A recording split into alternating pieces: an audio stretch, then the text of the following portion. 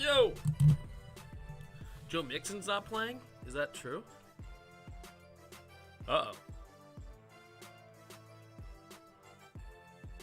Where's the injury? There it is. He's not listed. You'd think that'd be important.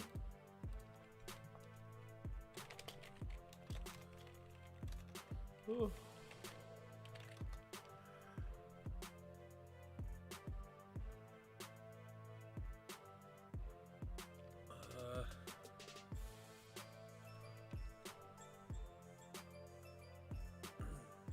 I don't see anything that says he's out.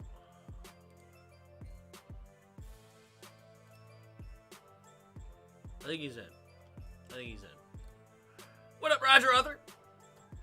What's up, everybody? All right, I'll be back, and we'll be going live shortly.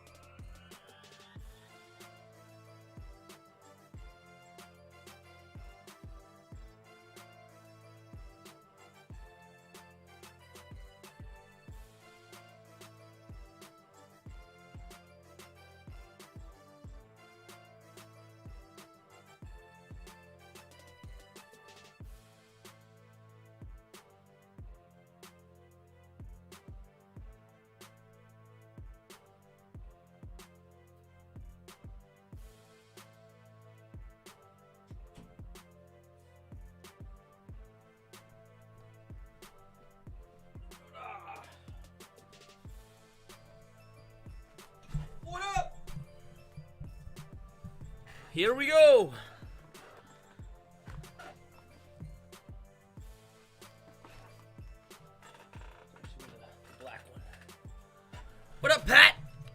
Maddie.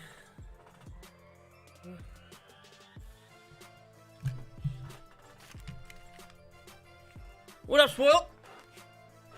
To me and the crew went over the anime analysis film. It was lit. Nice.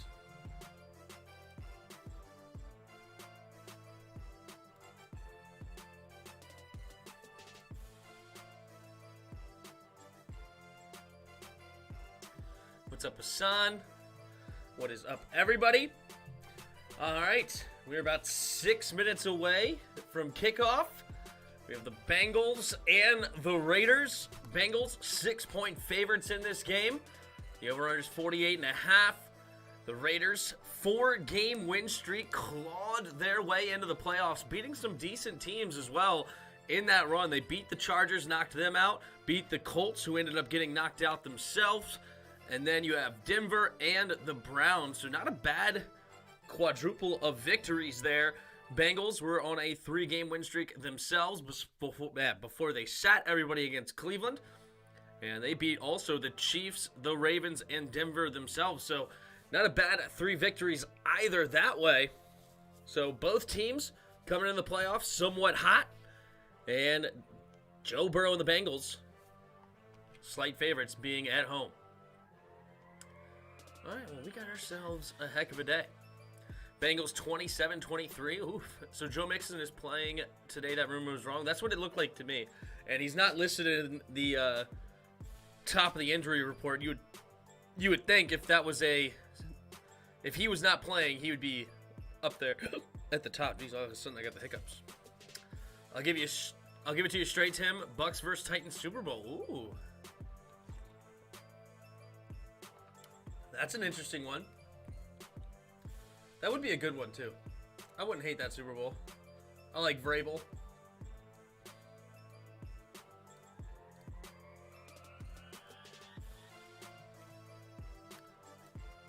Enemy fans stay. Why? I don't watch a lot of animes.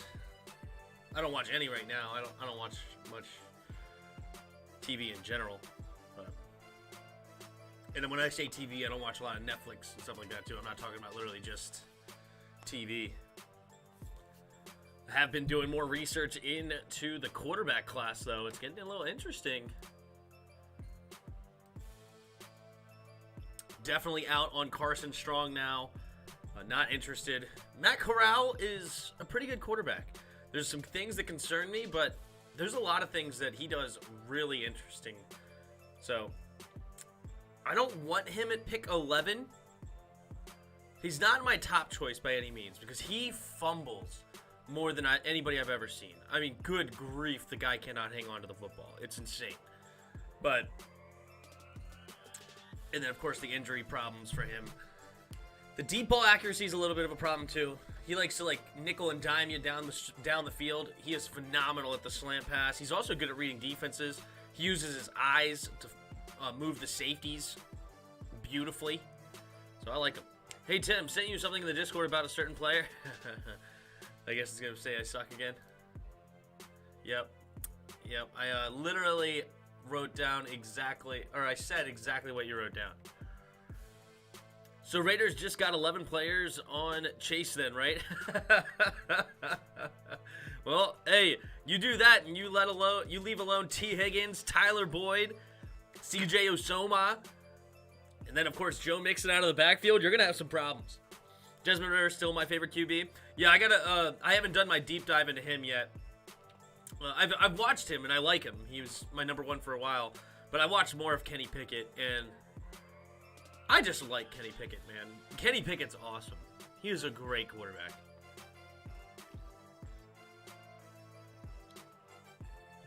Yeah, the Raiders should put all the players on Chase, yeah. No, couldn't get him today.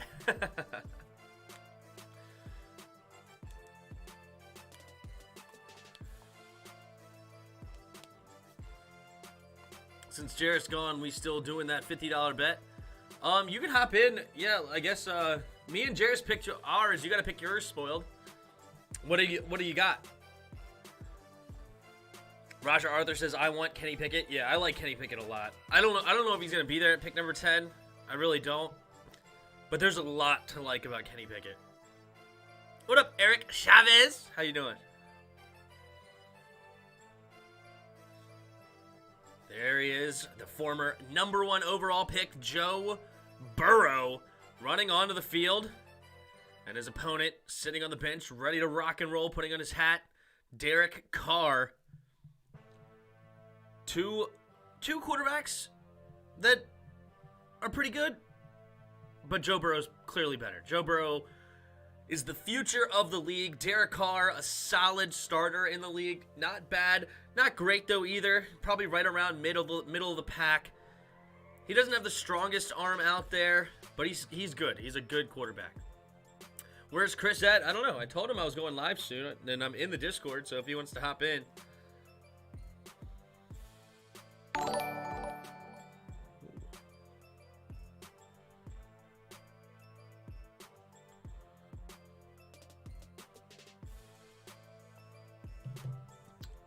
Got a notification. Still Phil subscribed to the channel. Thank you so much, Phil, for subscribing to the channel. Appreciate it, man. I'll be honest, I didn't expect either of these teams to make the playoffs. Yeah, I don't think I was a believer in the Bills yet either. I thought they were in the right direction, but I don't believe. I think I made a prediction video on them, and I did not have them in the playoffs, and I definitely did not have the Raiders. I think I actually had the Bengals going like 7-10, 8-9, somewhere in there. I thought they still needed pieces on their defense, which I still do, but Trey Hendrickson has been a phenomenal pickup for them. He had like 15 sacks this season or something like that. And the defense has done just enough, and the offense has been obviously on fire with Jamar Chase, the #5 overall pick, just exploding onto the scene. What did he end up with? 1,500 yards or something like that on the year. It's been unbelievable. Jamar Chase, 1,455 yards and 13 touchdowns in his rookie year. He would have easily hit 1,500, but I believe he sat the final game of the year. So, yeah, 13 touchdowns and 1,455 yards, 81 catches is absolutely incredible. What's the average on that? Because at one point he was like 21 yards a catch. No, sorry, calculator. So if you got 1,455 yards divided by 81 catches, it's at almost nearly 18 yards a catch, 17.96. Yeah, I think at one point it was like 21, 22 yards a catch. I was like, that's going to come down. But still, 18 yards a catch is through the roof for 81 catches. That's awesome. Got to appreciate the young player. Chris not even in the Discord anymore? Oh, that's true. I forgot he left the Discord. So I don't know how he's going to join the Discord then, I guess, if he's not in the Discord. I don't know. Chris is angry. It is what it is.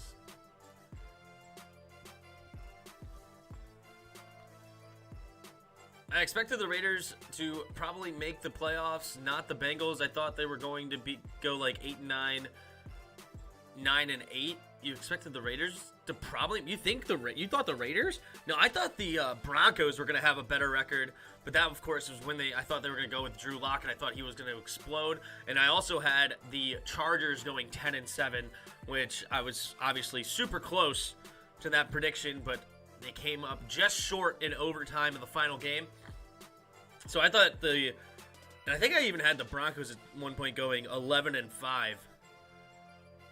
Considering at the time they still had Von Miller coming back. I thought Drew Lock was going to explode. They still had Gordon. They still had, and then they had the rookie Javonte Williams coming in. Jerry Jeudy, Cortland Sutton was coming back from injury. So I thought they had a ton of weapons and were poised to really step up. But then, of course, Vic Fangio went with the game manager, Teddy Bridgewater, and that was their downfall the rest of the year. Don't know. I'm completely put what Tim and Jarris talk about, so I couldn't even try to tell you. Out of what? I don't know. Wait, what happened with Jarris? Jarris is just, he's very passionate about his draft evaluations, and he's decided that he is tired of fans with coming up with the wrong evaluations, and he doesn't really want to hear it, and he's not interested in it. And I think he's really in love with Desmond Ridder and wants them to draft it, and is very upset that a lot of other fans are not interested in it, and he doesn't want to hear it. But soon I'm going to have to leave the Sports Talk team. Oh, you're going to leave the Sports Talk team.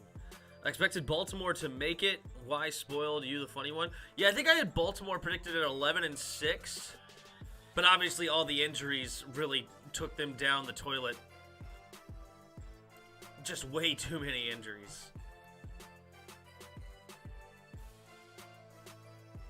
There's Zach Taylor, the first postseason game as an NFL head coach for the Bengals. Let's see if he can do what Marvin Lewis could never do in Cincinnati. Marvin Lewis, I believe, went to the playoffs like 7 times and did not have a single playoff win. There's a meme going around. No one has ever truthfully texted the sentence, "The Cincinnati Bengals won a playoff game."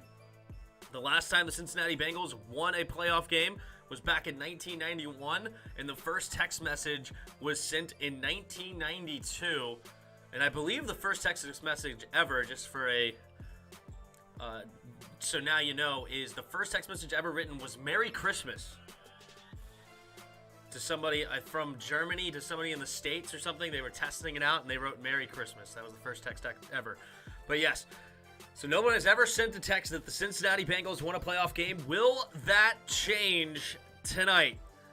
And we're about to get kickoff. Cincinnati's going to kick it off to the Raiders, so Derek Carr will get the ball first. There is Evan McPherson, the rookie kicker out of Florida. He has a cannon for a leg, and there's the kick. And we will get a touchback to start this game. So the 25-yard line is where Derek Carr will start. The Raiders, it's an absolute miracle they have gotten to this point, and it's really a big positive for their head coach, well, interim head coach Garcia.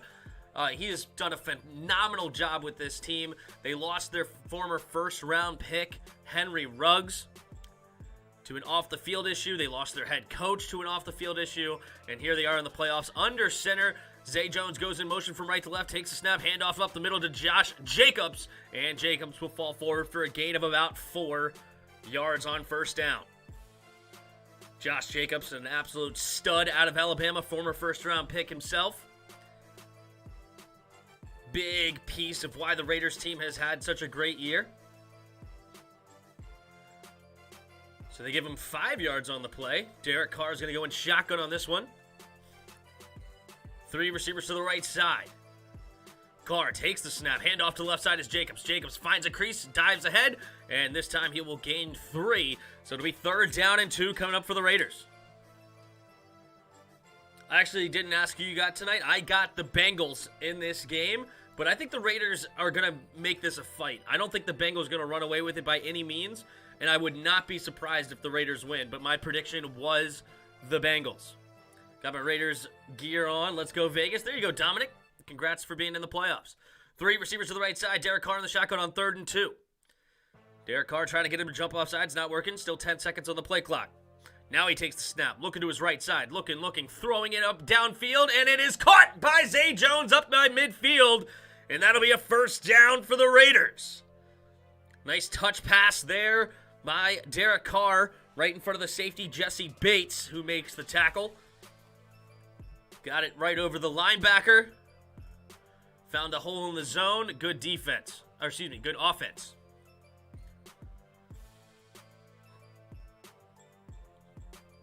First and 10 at midfield. Carr in the shotgun again. Takes the snap. Drops back. 4-man rush. Quick throw to the left side. Caught by Hunter Renfrow. And he's going to get a 6-yard gain running out of bounds. Glenn Youngkin was sworn in today, so that's some great news. Glenn Youngkin. Okay. Oh, is that the running back that they were just talking about back in the late 80s, early 90s? By leaving, I would not mean voice chatting and competitive sports talks. I'll see what I do. I see you. 2nd and 4. Carr under center, 2 receivers each side. Now the tight end goes in motion from left to right. Takes a snap, handoff up the middle for Jacobs. Jacobs runs into a wall, and he will find a way to get 2 yards before he gets knocked backwards. So another 3rd and short coming up here for the Raiders. Josh Jacobs will go to the sideline. Darren Waller back in uniform after several weeks being banged up. One of Derek Carr's favorite targets, honestly, behind Hunter Renfrow. He loves those 2 guys. Renfrow, a great Wes Welker type receiver, gets open underneath in many ways. 3 receivers to the right now. Derek Carr, 8 seconds on the play clock. He is changing his protection. 4 seconds now on the play clock. Gets reset. Hunter Renfrow in motion. Takes the snap with 1 second left. Takes this, looking, throwing to the left side. Has a man wide open. It's bobbled by Waller, but he makes the grab, and it's another 1st down, gain of about 7-8 yards. Raiders have a beautiful opening drive here, just marching right down the field. Patrick says, yo, these Raiders are good. Yeah, they're solid offense, even without their 1st-round pick, Henry Ruggs. They definitely have some weapons. The big problem with the Raiders is penalties. Will they shoot themselves in the foot or not? We have a 3 tight end set, 1 receiver out wide to the right, and Jacobs the single back. Takes the snap, play action, looking to pass, and finds Jacob immediately underneath, and Jacobs will get a nice gain of about 9 yards, 2nd down and 1.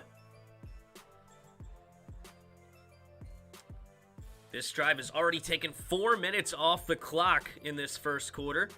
They are well inside Cincinnati territory. Raiders offensive coordinator, the oldest offensive coordinator in the NFL at 58 years old. That's actually not even that old. That's interesting. All right, 2nd and 1. Up to the 25-yard line are the Raiders. Moreau goes in motion, takes a snap, handoff up the middle. Uh-oh. See, this is what I'm talking about. The Raiders got another false start penalty moving backwards. Who was it? Number 83, Darren Waller gets called for the false start. So now instead of a 2nd and 1, they're looking at a 2nd and 6. Want some real stuff? I don't care what my team fan base says. Most are ignorant anyway. That's funny. Yep, Waller got a little excited on that one. All right, so 2nd and 6 now for the Raiders. Renfrow in motion. 3 receivers to the right now. Carr under center. Carr takes the snap. Handoff to the left side. Cuts it back up the middle is Josh Jacobs, and Jacobs will get a gain of about 2 yards. 3rd and 4 now for the Raiders.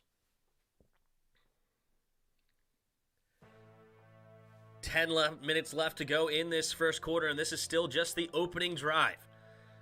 Raiders well inside field goal range for Daniel Carlson. See if Cincinnati can't get off the field here and hold them to that field goal, or will this Raiders team keep this drive alive? It's another 3rd and short. They give him all the way up to that. Wow. Good spot there for the Raiders. 3 receivers to the right. Carr changing the protection. Telling Ricard, the running back, what to do.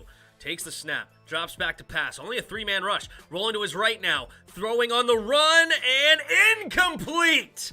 Nice defense there by the Bengals. It was number 21 making the play.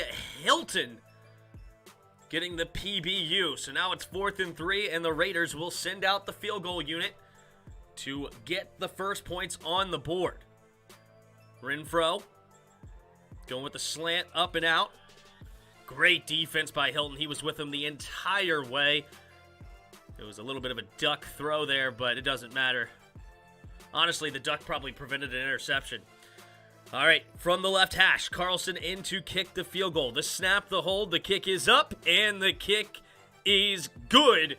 Hugs the left side of the uprights. It was a 47-yard attempt. And the Raiders take the first lead of the playoffs. 3-0. They took over 5.5 minutes off the clock to start this game. And we'll see how Joe Burrow and the Bengals respond. Leon says, looking forward to Washington in the playoffs next year. Hey, I'm looking forward to it too. Let's hope that happens.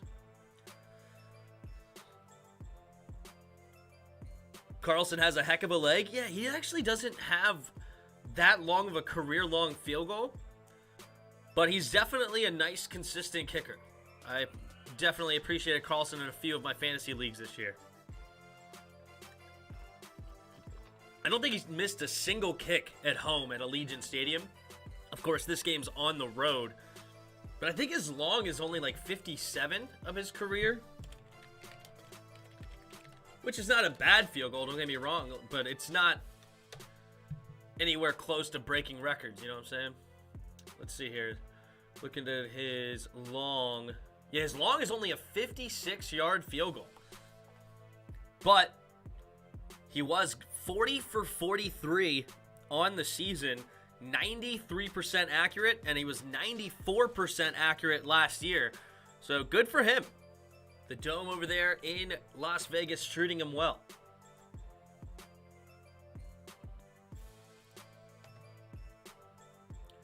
Mitchell Trubisky to WFT anyone, or Carson Wentz? I want neither. No, thank you. If we win for Carson Wentz, then he better be super cheap for a bridge. I'm not spending $15 million on a bridge. I didn't want to spend $10 on a bridge from Fitzpatrick. I thought that was silly. But we got to get a nice young quarterback, or we got to go all in for a great kicker. I mean, a kicker. I was looking at Carlson, a great quarterback.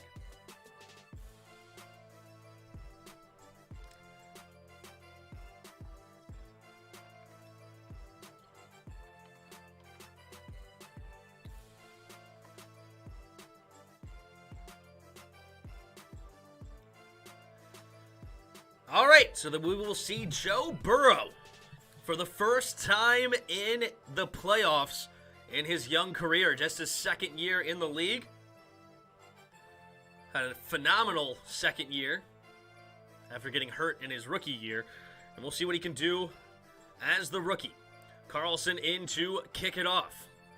There's the kick, and we're going to get a return, only caught at the 10-yard line. But it's great coverage because he gets tackled at the 24-yard line. So a 14-yard gain after the catch and run from the kick returner. And that is where Joe Burrow and the offense will come onto the field. They have some weapons over here in Cincinnati. Joe Mixon, Jamar Chase, T. Higgins, Tyler Boyd. Honestly, it doesn't get much better than that when you look at a group like a quadruple of weapons. It's absolutely phenomenal. Starting offensive line, Jonah Williams, Quentin Spain, Trey Hopkins. Solid players there. Empty backfield set. Joe Burrow in the shotgun. Three receivers to his left side. Joe Burrow takes the snap. Four-man rush. Quick throw to the left side. And it is going to be dropped by Jamar Chase, the rookie. Jamar Chase and Joe Burrow, former college teammates 2 years ago. Jamar Chase opted out of the 2020 season of his college career. Still ended up being the number 5 pick overall and had that great season. 9:14 to go in the first quarter after the incomplete pass. 2nd and 10 for Joe Burrow at their own 25-yard line. Another empty backfield set. Takes the snap, drops back. Burrow rolling to his right side, throws on the run, and it will be caught this time by Jamar Chase for a gain of 11. How is Carson Wentz interesting? He is injury prone, in my opinion. Carson Wentz is interesting. It says a sign. I was like, did I say he was interesting? I thought I said I didn't want him. But he is an interesting case because he should be so good. I mean, he had that MVP year back in 2017. Well, he didn't end up being the MVP, but an MVP caliber year before he got hurt. But here we go. Joe Burrow under center after the gain. Handed off up the middle for Joe Mixon. And he will get a gain of 3. 2nd and 7 coming up for the Bengals. But yeah, I mean, it's Carson Wentz. There's so much potential in there. Like, can somebody get it out of him? But yes, he is definitely extremely injury prone. And he really, how much faith can you put into him when you go into the year? Told you, put all guys on Chase, but they don't listen. Yeah, 2 throws immediately start to Chase. 2nd and 7. Burrow under center. Boyd goes in motion from right to left. Takes a snap. Burrow, play action. Throwing it to the right side, and it will be caught on the deep out route. Gain of about 15 for Jamar Chase. That is 3 targets already, 2 catches, 28 yards. They're going to give him 17 yards on the game.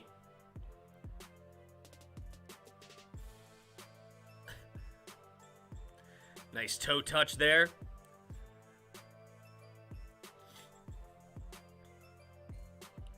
And first down Bengals again. Joe Burrow under center here at the 45-yard line of the Raiders. Tight end becomes a fullback I formation now. Burrow changes the play, now takes the snap. Pitch play to the left side. Joe Mixon gets the edge, and he cuts it back up the middle here, and he will get a gain of about 5 up to the 40-yard line. Both the offenses starting out on all cylinders here. I told him, let me coach the Raiders. Fats Red Wings, what did Red Wings say? Wentz physical abilities have also been sapped by injuries. Yeah, that's true too. He's a weird case. I was rooting for him too. His rookie year, I always thought that he was going to take over the league, but he just can't stay healthy. Burrow in the shotgun, 2 receivers to each side. Burrow takes the snap, drops back, looking, throwing it to the left side, and another catch by Jamar Chase. That is the only guy he's targeting in this game. That is 4 throws, 4 targets for Chase, and it turns into 3 catches, 37 yards, and yet another first down for the Bengals. Faxon on the coverage, but yeah, you're not staying with Burrow. Yeah, one-on-one, that's why they're going to him. They're putting a one-on-one player out there. That's not going to work. But as I said, the Bengals have so much talent elsewhere, you really can't focus too much on Chase. T. Higgins, there's the other one, in motion right now. Burrow takes the snap, play action, setting up the pass, now setting up the screen, caught by Joe Mixon, has blockers in front, makes the first guy miss, and he's off to the races! And he's up and tackled at the 10-yard line by the rookie Trayvon Merrick, second-round pick out of TCU, I believe it was.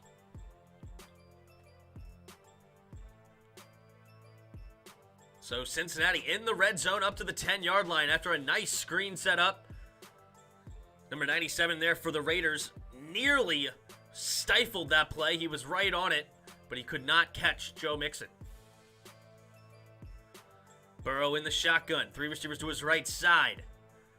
Takes the snap, drops back, 4-man rush, steps up, going to the end zone, and it's going to be dropped by T. Higgins. Higgins thinking about too much of where he was on the field, trying to score on the same play, because if he would have caught it and just went out of bounds, that would have been at the 1-yard line. Amon Brown hidden. Why are you hiding him? Unhidden by Patrick. There you go. Good job, Pat. I don't know what Armand said, but geez. Second and goal from the 10-yard line for the Bengals. 2 receivers to each side. Mixon the single back. Burrow puts the tight end motion from left to right, takes a snap, pitch play to the right side. Mixon cuts it up the middle, and will get a gain of about 3.5. So it'll be 3rd and goal from about the 6.5-yard line. Will the Bengals get in the end zone, or will the Raiders hold them to a field goal themselves? Good block there on Max Crosby. Using Max Crosby's aggressiveness against him. Max Crosby, one of the better defensive ends in the league. Bit of a sleeper coming out of the draft. I believe it was a 4th-round pick, but nobody thinks that anymore. 3rd and goal. Burrow, 2 receivers to each side. Burrow takes the snap, 4-man rush, throws it to the right side, has a man, and caught! Touchdown, Bengals. It's C.J. Osoma. And the Bengals will get the first touchdown of the playoffs and look to take a 7-3 lead here in the first quarter of the game. You're doing the late game, Tim? Absolutely. We'll be here all weekend. Unfortunately, I cannot do the games next Saturday, but other than next Saturday, I'll be here all playoffs long. I didn't say anything. Oh, dang. Yeah, I know. Spoiled gets a little, He does it by accident, but he's not the only one. I know Roger Smith has done it, so I don't know. Maybe on the mobile it gets a little weird. All right, McPherson to kick the extra point. The snap, the hold, the kick is up, and the kick is good. Cincinnati up 7-3, and Joe Burrow on his first drive ever in a NFL playoff game turns into a touchdown. 5 for 7, 65 yards and a touchdown. Not a bad start for this young man.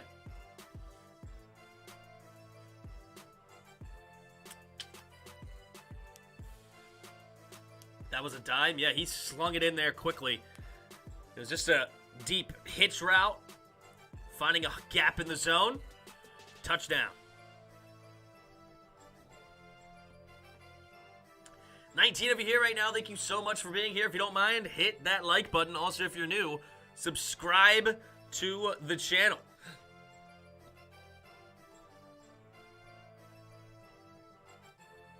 Hopefully you guys are enjoying the radio-style play-by-play. All right, looking here at the stats. Derek Carr on his first drive went 4 for 5, 40 yards. Josh Jacobs went 4 carries, 11 yards. Joe Mixon went 3 carries, 10 yards for the Bengals. And Joe Burrow went 5 for 7, 65 yards and a touchdown. Leading receiver for the Raiders, Zay Jones, 1 catch, 17 yards. And the leading receiver for the Bengals, Jamar Chase, 3 catches, 37 yards. Leading tacklers, Pratt, all over the place. Already has 5 tackles in just 1 drive. Good grief. Pratt on one right now. And then that was the leading tackler for the Bengals. The leading tackler for the Raiders is Denzel Perriman, a free agent signing for the Raiders. The Hawk TV, what up, Hawk? How you doing tonight? Charleston Smith, I also want to draft a QB, though. You don't want Derek Carr? Uh-oh. I believe we can win more than 7 games with Heineke and our squad fully healthy. Oh, okay. I thought you said earlier that you were wearing your Raiders gear, but I see. Yeah, I definitely want to draft a quarterback. I'm not a big fan of Heineke. We're witnessing the importance of having a franchise quarterback. You're not lying there, Hawk. You are not lying. Peace out, Spoiled. Thanks for stopping by.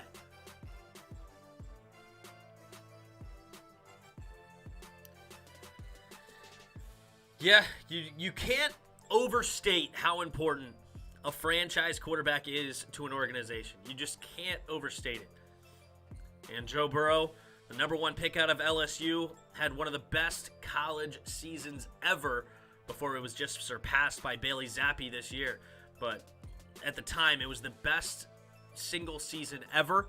I believe it was 60 touchdowns or something crazy like that with like 8 interceptions or 5 interceptions. So it was an absolute show week in and week out for him. But he had weapons, man.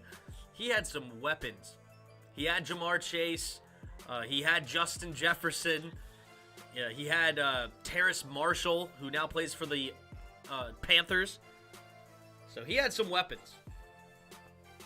I doubt it, Charleston. He's a great player off the bench, but when the teams have week-to-week basis, they force him to bad decisions. Yep. McPherson in to kick it away, and it will be another touchback. Nice big kick there from McPherson. So Carr comes back onto the field with a deficit now at his own 25-yard line with 4:31 to go in the first quarter. Can Derek Carr keep pace with the Cincinnati offense?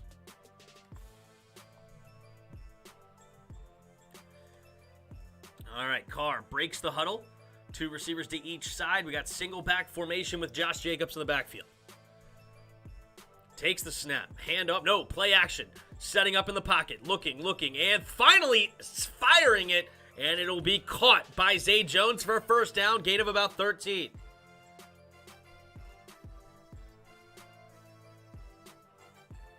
You want to wait one more year for next year? We'll see. For anyone who's interested in Premier League soccer, Rafa Benitez has just been sacked from the Everton job. I have no clue about that. All right, tight end in motion from right to left, 2 receivers to each side. Derek Carr in the shotgun at their own 38-yard line. Takes the snap, looking to pass, and he's just going to throw it away over Edwards' head. Good defense there by the Bengals. Not a very good play call. I'm not sure what that was. I mean, geez. You have no second option, just a quick 3-yard hitch, and if he's not open, you have to throw it away? That is a very odd play. My second observation, T. Higgins is showing the importance of a second wide receiver. He's a stud. Even though he dropped the only pass that he got thrown his way, I believe.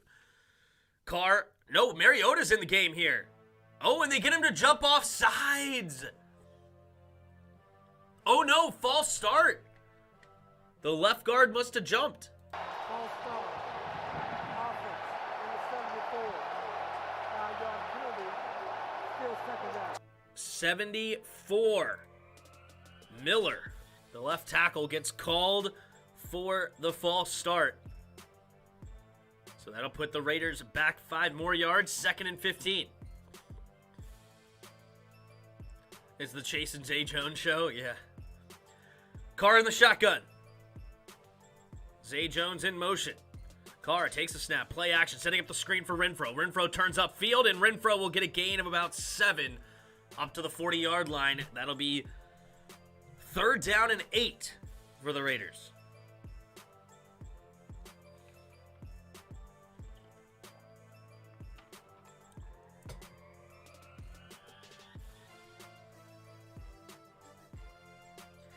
Yeah, with that Raiders false start, I believe they are the 2nd most penalized team in the league behind the Cowboys. They get a lot of penalties, especially on their O-line. 3 receivers to the right, takes the snap, drops back, looking, steps up into the pocket, and it's a sack fumble! And the Bengals scoop it up! And it's the Bengals ball at the 16 or 15-yard line, depending on the spot. Number 65 scoops up the fumble. Who got the sack? Was it Trey Hendrickson? Uh-oh. Ogunjobi getting it. It is Hendrickson on the tight end. Beats the tight end, and that is a clear fumble. And Hendrickson, free agent pickup from the Saints, who's been absolutely phenomenal this year, adds another sack to his 2021-2022 season. And this one is huge for the Bengals early in this game. Ogunjobi in the right place at the right time, sees a free ball on the ground, jumps right on it. Nobody else is near it. And Bengals get the ball at the Raiders 15. 3 receivers to the left side. Boyd goes in motion now to the right, takes the snap, handoff up the middle is Mixon, who cuts it back to the right, and we'll get a gain of about 4, maybe 5, depending on the spot.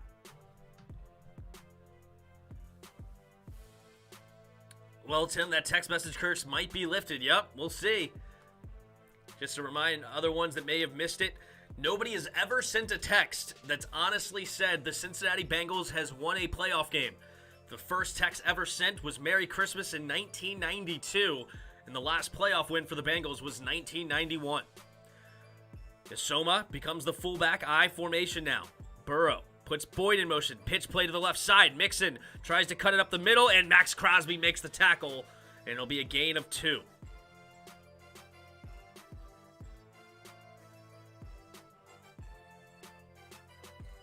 $75 fumbles since 2014. Jeez. The Raiders? That's a lot of fumbles. Or is that Derek Carr in general? Wow. All right, 3rd and 3. Can the Raiders hold them to 3 here? Burrow in the shotgun. Burrow, false start. The center, it's going to be one of those false start on everybody but the center. He already put a smile on his face. Offense, number 77. They say 77, but everybody jumped except for the center. To Adeniji, the center was still holding the ball at the end. The rest of the line moved. In any case, Adeniji gets called for it, but everybody jumped, including the receivers. Everybody but the center. The center's just sitting there. What? What am I doing? What's going on? All right, false start. That'll bring it to 3rd and 8 now. Burrow in the shotgun. 2 receivers to each side. Burrow takes the snap, drops back, 4-man rush, pumping, looking, now rolling to his right, has time, and now he has to get rid of it, and that'll bring out the field goal unit. Evan McPherson, the rookie, will come out to kick the field goal. If Bengals gets their O-line sorted out, then Burrow would be taking them to the Super Bowl. I know they drafted Carmen Jackson out of Clemson, and they had him as guard for a while. I don't know if he got benched or if he got hurt. I saw that he wasn't listed on the starting O-line today. But yeah, I wanted him to draft O-line at number 5, but obviously Jamar Chase has been an absolute stud, so they're not going to be crying about having him. McPherson from the left hash. The snap, the hold, the kick is up, and the kick is good. So the Bengals extend their lead to 7 after the sack fumble. And the Raiders will get the ball back, now down by 7.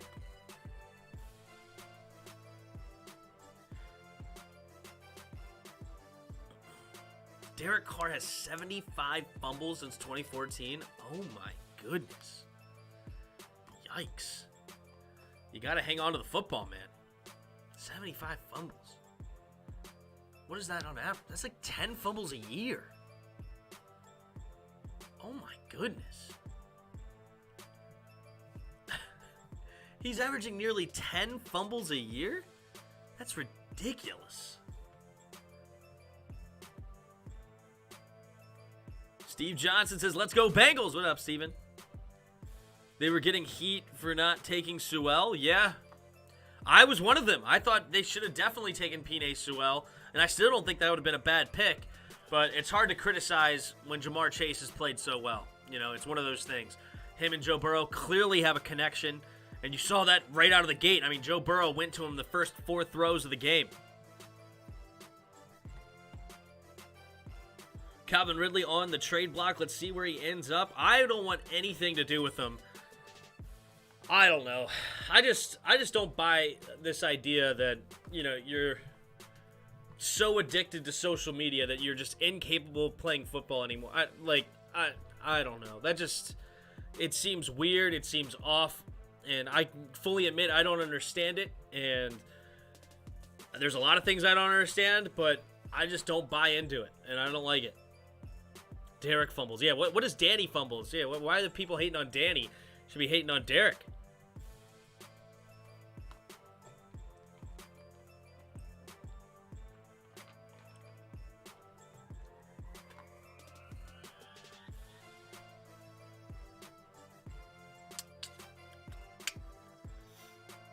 $19 of you watching right now. Thank you guys so much for being here. If you haven't hit that like button already, please hit the like button below, the thumbs up. Also, if you're new, subscribe to the channel. On the road to 3K. We're under 200 subscribers now from 3,000 subscribers. And we'll be here all playoffs long, including tonight's game and all the games tomorrow and Monday night. So stay tuned.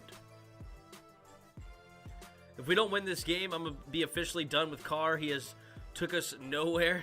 Yeah, I understand the frustration. I thought Calvin Ridley was off because of mental health reasons. That's interesting. What Ridley said what? Did I say Ridley say something? Uh-oh. Kick by Evan McPherson. Oh my gosh, the Raiders are so stupid. Peyton Barber picked the ball up before it went out of bounds, and instead of getting the ball at the 40-yard line, the Raiders are now going to get the ball at their own 3-yard line. Or it's going to be at the 2-yard line. Barber. Oh my gosh, what a mistake. What a mistake it was by the Raiders. Oh my goodness. That is a 37-yard mistake. So now Carr and the Raiders are backed up at their own end zone. Carr changing the play at the line. 10 seconds on the play clock. He is under center with 3 receivers bunched to the left side. Zay Jones goes in motion, takes the snap, handoff up the middle for Jacobs. Jacobs has to make a man miss, and he will get a gain of 2. Wow, what a huge mistake by the Raiders. Evan McPherson absolutely fooled them with that kick, which it shouldn't have been. He kicked it to the left side and had it bouncing up the sideline, nearly went out of bounds, and that would have given them a free penalty up to the 40-yard line. Unbelievable. 2nd and 8, Waller in motion. from right to left. 3 receivers to the left now. Carr under center. Takes the snap. Play action, and there is another flag. And it's, let's see what it is.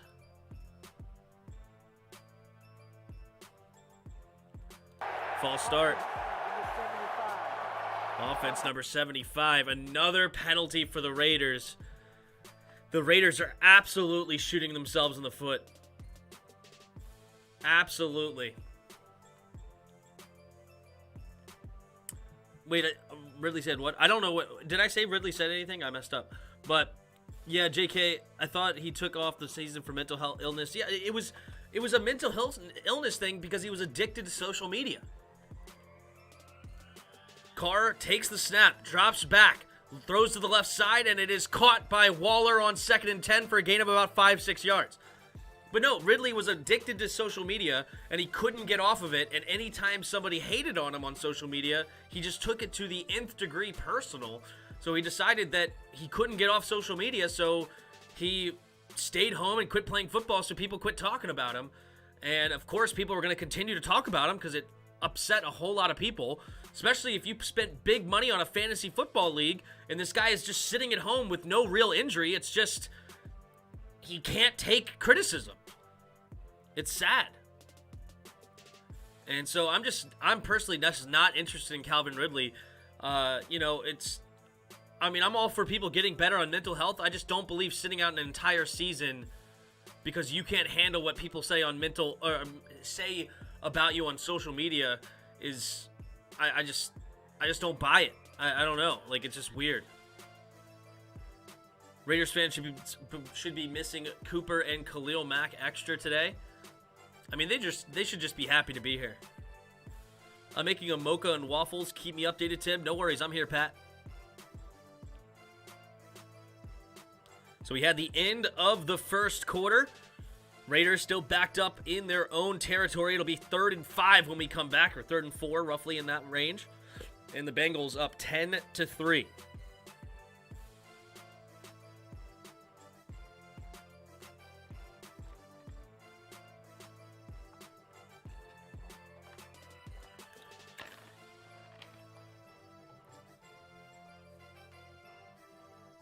Oh, that's wild. I don't know that was the underlying reason. I didn't know that was the underlying reason. He's a grown man. That's what I heard from a Falcons fan who followed into it. I guess maybe I shouldn't be spreading it without looking up exactly myself. But, I mean, he seemed like a reputable guy. And I've talked football with him for quite some time. I work with him and work with him every once in a while. I work in construction, so I go to different job sites all the time. But I've known this guy for a few years now, 4 or 5 years, and doesn't seem like a guy that would just make that up. And he's a guy that supports Calvin Ridley. You know, like he says, like he's all for supporting people that need mental help. So he's not like a hater. He wasn't trying to attack him or anything.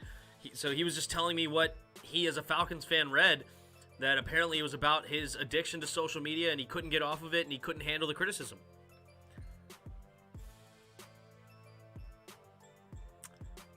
Yeah, you got to accept criticism. That's like an Antonio Brown situation. I didn't know that either.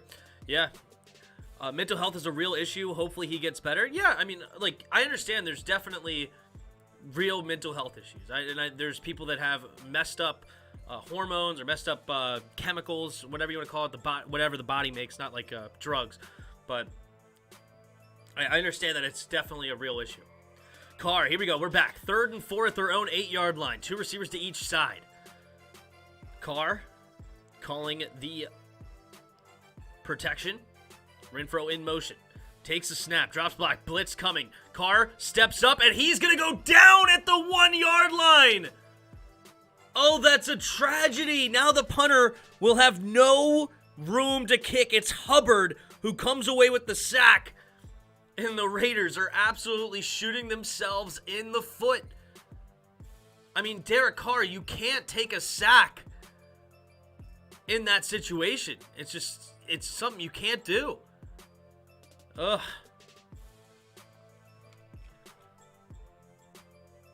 So we're going to get a punt here deep in their own territory. Takes the snap, and the punt is away harmlessly.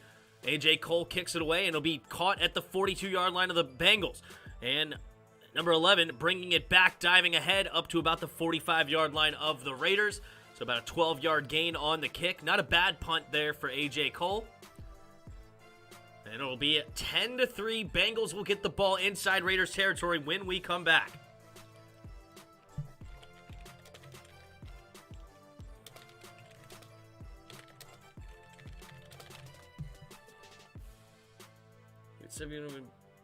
Team focus on mental health and well-being. Can I get rid of this advertisement? Like,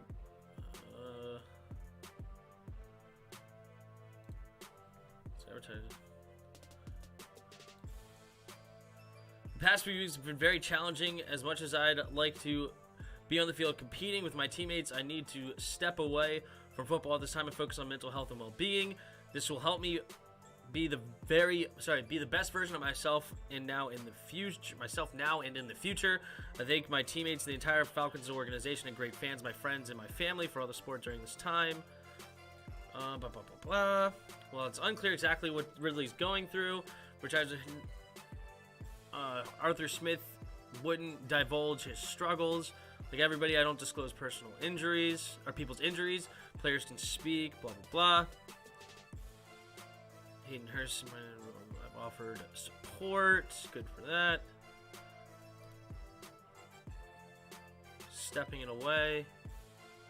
Commonly explains decision. Foreseeable future.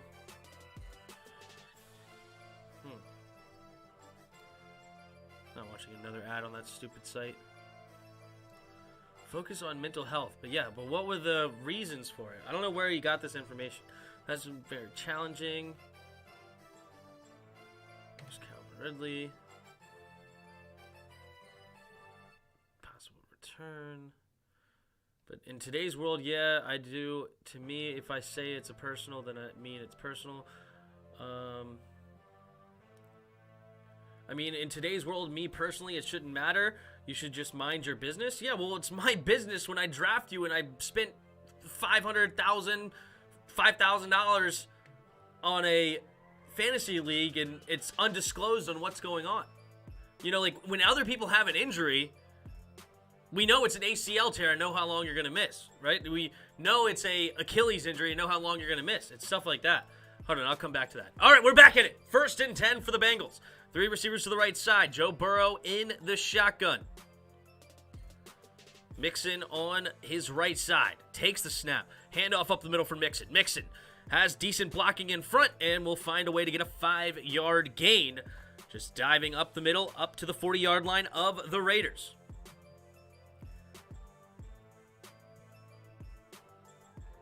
That's like a half return now. I don't know what that means.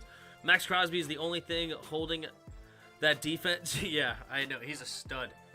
They have a couple of other pieces, but he's obviously massive.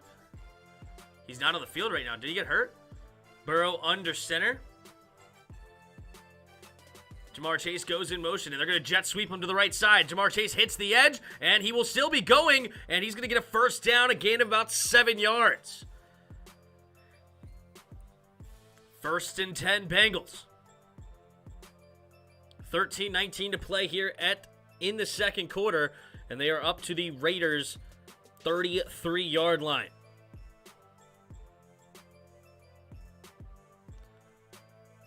First and 10. Rookie already. Jamar Chase has been elected to go to the Pro Bowl, rightfully so. Absolute stud this year. 2 receivers each side. Burrow in the shotgun. Burrow takes the snap. Play action. Drops back. Looking. Throwing it to the right side. And Mixon will not get back to the line of scrimmage and will lose at least a yard on the play. What are some prospects you like in the draft besides the QB position? Honestly, I don't have a strong opinion on that. I'm not going to lie to you. I still have a lot of work to do on those other players in the draft. Obviously, QB is the more important one for me, being a Washington fan, but I don't want to just make things up. I still have a lot of work to do on those things. Joe Mama. 3 receivers to the left, takes a snap, drops back. Burrow going deep and caught. Back shoulder throw from Jamar Chase. They wanted an offensive pass interference, the Raiders secondary, but they did not get one. And yet another catch for Jamar Chase. This one goes for 28 yards. So in this first half, he has 4 catches, 65 yards. Oh, yeah, no, that's a good no call. They just ran into each other. Number 10 lost his footing. Yeah, that is definitely worthy of a no call. I don't agree with calling that a pass interference at all. All right, Joe Burrow, 1st and 10 again, inside the 10. 1st and goal, takes the snap, looking, now rolling to his right, still looking to the end zone, fires it, and incomplete. Joe Mixon getting in the ref's face, wanting a flag. Luckily not drawing a flag of his own, so that'll be 2nd and goal from the 6-yard line. Just under 12 minutes play here in the second quarter.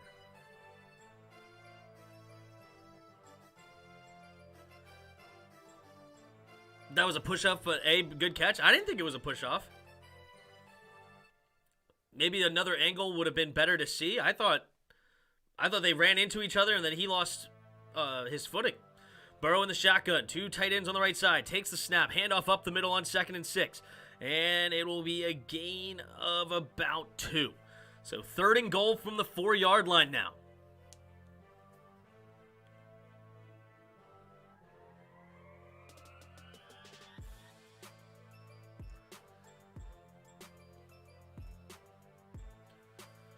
Third and goal. I like the O-line and D-tackle heavy in the draft. They're projected to go first through 3 rounds. Yeah, there's some interesting guys like Neal, the tackle. Here we go. Joe Burrow, 4-yard line. Takes a snap. Pump faking. Buying some time. Avoiding the rush and cannot escape, and he goes down.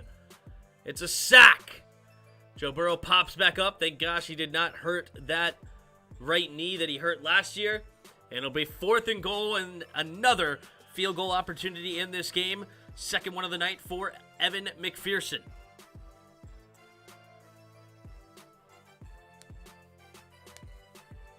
Mocha's good, though. Good. I burnt my waffles. Ouch. That sucks.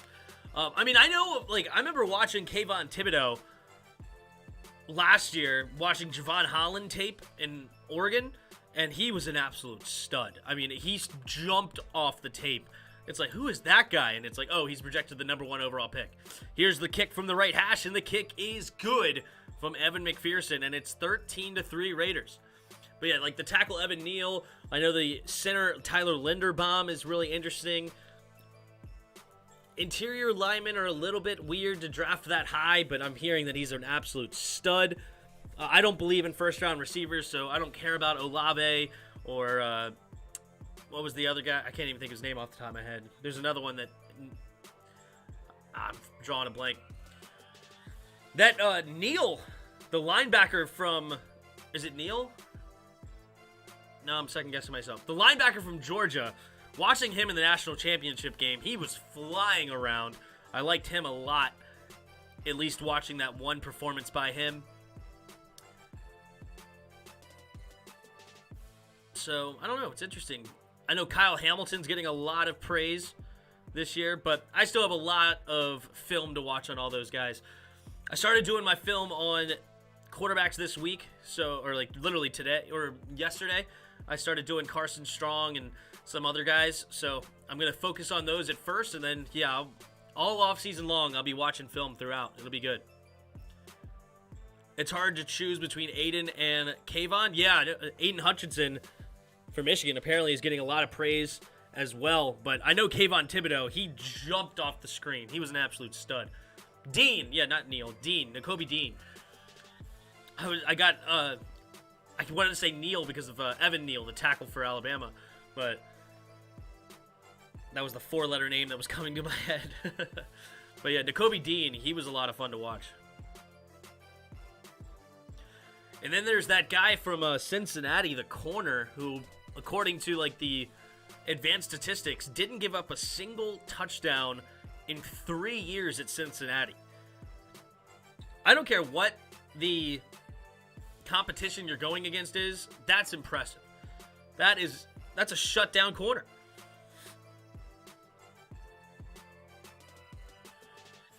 Especially considering receivers are so deep. Like, there's a lot of talented, fast receivers, even at the smaller schools. I mean, he didn't go to a small school. He went to Cincinnati. It's obviously not a Power 5 conference, but still a really good school. And plays against some tough competition. They went against Notre Dame this year and such. So, knowing that there's a lot of talented receivers at all levels, for you to not give up a single touchdown all year, 3 years, that's incredibly impressive. Field goals in the red zone always come back to bite you. Just ask WFT. Hey, points are points. You got to take the points when you can get them. Yeah, Ahmad Gardner. Yep. All right, we're going to get another return here. Caught at the 4-yard line for the Raiders. And here he off into the races. Screaming through the hole is Jackson. And he will get up to the 38-yard line. Nice return. Johnson, excuse me. 10-13 to go here in the second quarter. The Raiders have the ball down by 10. The Raiders did get the ball first, so the Bengals will get the ball coming out of halftime. What is your realistic offseason for Washington? I'm definitely going to make a video on the ideal offseason, probably right after the Super Bowl. I'm going to come up with an idea and come up with that. But I'll come back to it in a second. Here we go. Takes a snap. Hand off to the left side is Jacobs. Jacobs cuts up the middle, and he will dive ahead for a gain of about 14, 15 yards. Josh Jacobs crosses midfield. But that's a great question. I'll definitely answer that. William Jackson was good in college, just not as good under Jack Del Rio. Yeah. And he was good. He was decent for the Bengals, too. But he's a little bit too aggressive is his main problem. He gets beat on the double moves. What up, Redskins Man 10? Carr under center. Hunter Renfrow in motion. 3 receivers bunched on the right side. Jacobs the single back. 7 seconds on the play clock. Renfrow now in motion to the left side. Takes the snap. Hand off to the right side is Jacobs. Jacobs finds a crease, slips a tackle, and he's into the secondary. Can he get to the end zone? No, he gets tackled from behind. Hilton showing some real speed. He came flying. He wasn't even on the screen and just came absolutely flying to tackle Jacobs from behind, but not until after a gain of 35 yards, and the Raiders are in the red zone.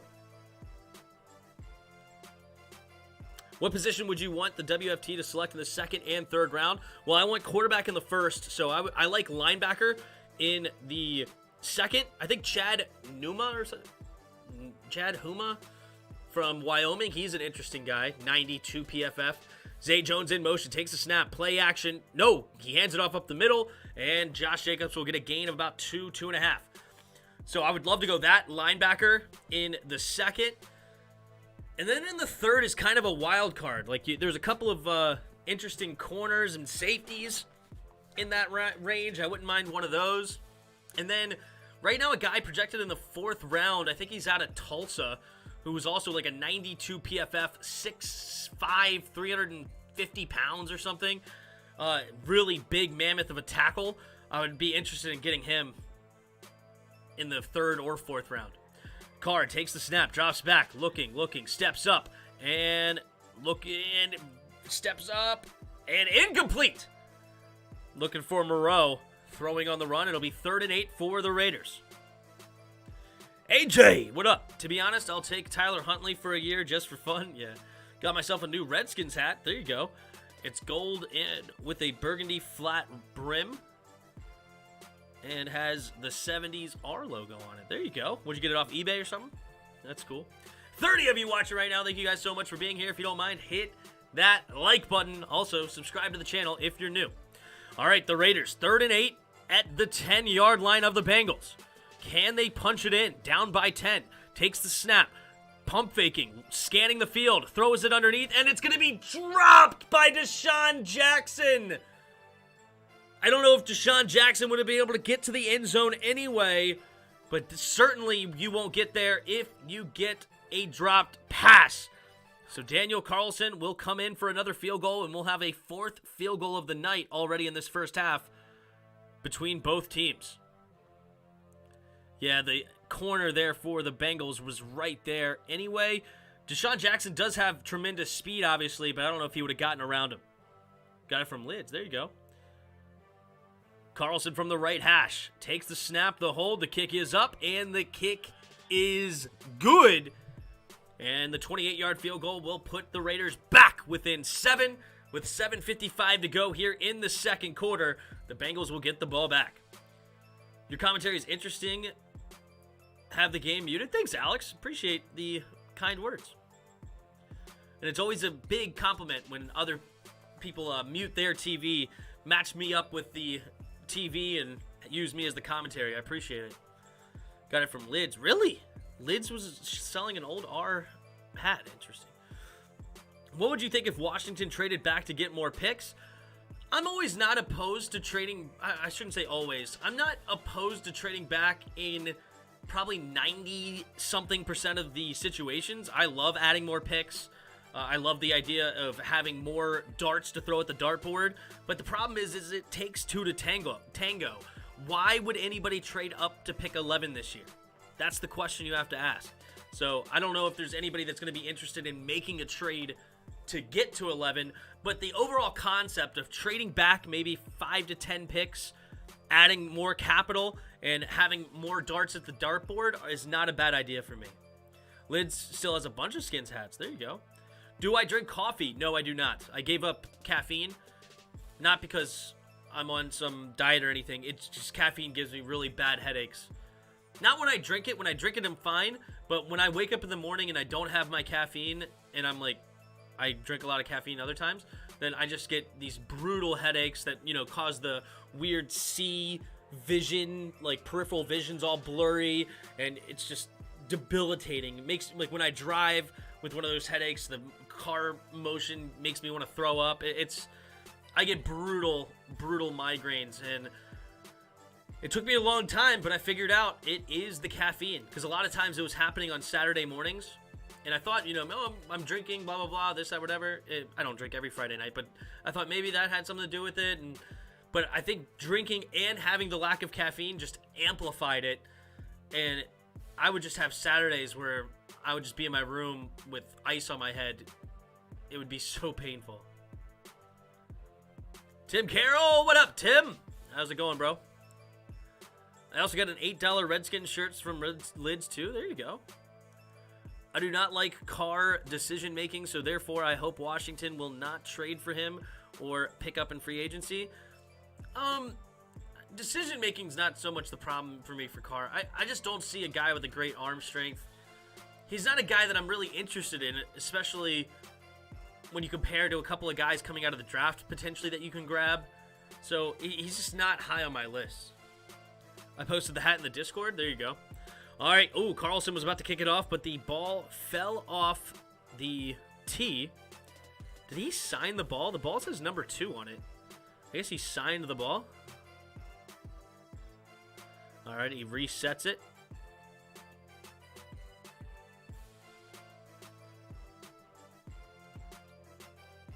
Oh, yeah. The fancy R. Nice. I like that. I'm sure I have something like that somewhere.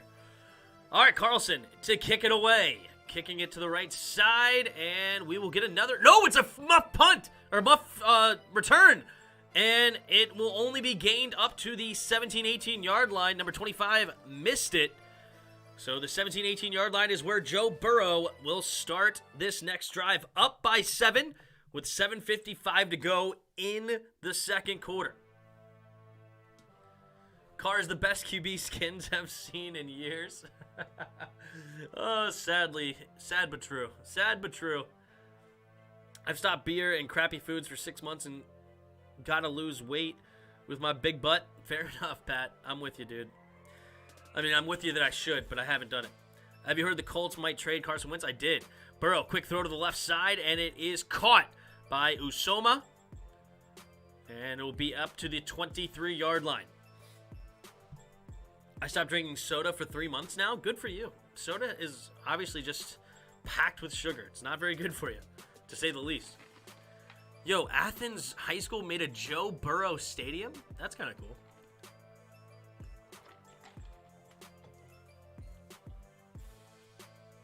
All right, 2nd and 5. Burrow under center. Jamar Chase goes in motion. Takes the snap. Handoff to the right side is Mixon. Mixon barely could not get through that crease, but he does get a gain of about 4 or 5 yards. Hobbs makes the tackle. I thought he was about to be off to the races.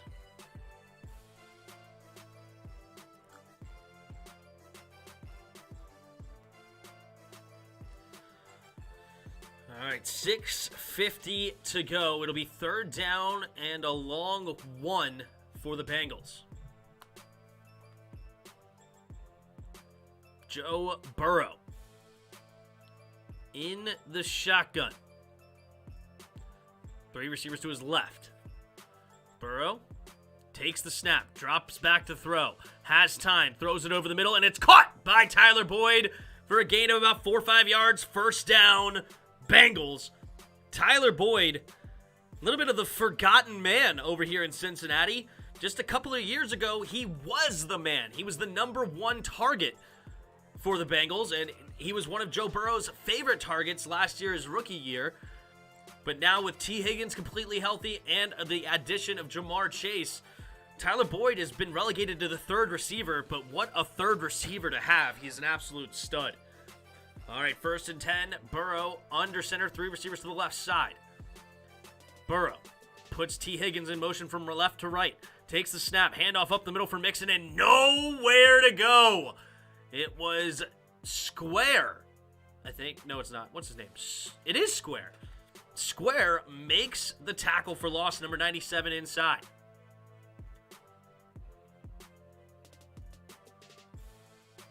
Good job, Tim. Got to finish my golf clash tourneys. There you go. Hope it was good. Wait, Burrow's 25? Yeah, he's only a 2nd-year player. Burrow in the shotgun. 2 receivers to each side. Burrow takes the snap. 4-man rush. Burrow steps up, has plenty of time, and he slices it inside. The seam route to C.J. Osama right over the linebacker's noggin. Went right past his earlobe and into C.J.'s hands, where C.J. had no choice but to catch it. I mean, it's just as if God just placed it in the breadbasket. Oh my goodness. Literally just right past the ears. Whoom! Right in the breadbasket. What a throw. I would say what a catch, but he had no choice but to catch it. I mean, that's just too good. All right, empty backfield set up to the 40-yard line for the Raiders. Burrow drops back to pass, has time again, going deep. And good defense there by Casey Hayward Jr. on Jamar Chase. Casey Hayward, the addition from the Chargers for the Raiders this offseason, making a nice defensive play, saying, no, rookie. No. You've had a great season, but I'm a vet, and you ain't catching a deep post on me. I am all over it. He actually deflected it with the back of his helmet. That's how much he was on that one. Chase is finally covered, yeah. Yeah, I don't know why they don't have Casey Hayward Jr. on him all game instead of Faxon or whatever his name was. 2nd and 10, 3 receivers to the left side. Burrow in the shotgun. Takes the snap. Handoff up the middle for the backup running back, number 25, who will dive ahead for a gain of about 8-9 yards. It's Evans on the carry. And nice run. 3rd down and short coming up for the Bengals. I love the Bengals helmets. So simple, but so clever. Yeah, with the stripes. Thought he was 27 or something. Nah, he's just a 2nd-year player. When was the last time Carr took the Raiders to the playoffs? I'll wait on that question. It was 2016 was the last time the Raiders went to the playoffs. And before that, they didn't go to the playoffs since 2002. Incredible stretch. 3rd and 1. Burrow in the shotgun. Takes the snap, looking to throw. Quick throw to the left side, and great defense there by Hobbs on Tyler Boyd. And he knocks it away on the slant. And now the Bengals have a decision to make. Will they go for it here on 4th and 1? It looks like they will. Burrow trying to silence the crowd, saying, whoa. Come on, chill out. I'm about to go to work. 3:30 to go. They are on the 31-yard line, so it'll be a 49-yard attempt if they wanted it. But Cincinnati and Zach Taylor want to go for it more. They were 9 for 10 on the year. Burrow under center. Chase now in the running back spot. Now they pitch it to him to the right side, and Chase will get it in more. Up to the 20, past the 20, and it'll be up to about the 17, 18-yard line. Nice play. Gains about 14 yards on the run. They pitched it to the right for Jamar Chase, and that'll move them up to 10 out of 11 on the year on 4th and 1. So that'll put him in the red zone.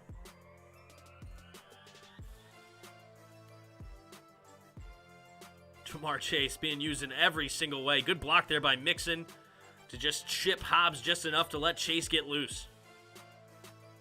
Current drive, 9 plays, 66 yards, 5 minutes off the clock for the Bengals. CJ Osuma goes in motion from left to right, takes the snap, drops back. Oh, has a little happy feet, quickly throws it to the flat, and Joe Mixon will catch it for a gain of about 4. It looks like they may give him somewhere between 4 and 5, in between the 11 and 12-yard line, second down, in between 5 and 6. 2002, that was the Bucs versus Raiders Super Bowl. Yes, where the Bucs beat Rich Gannon and the Raiders and John Gruden.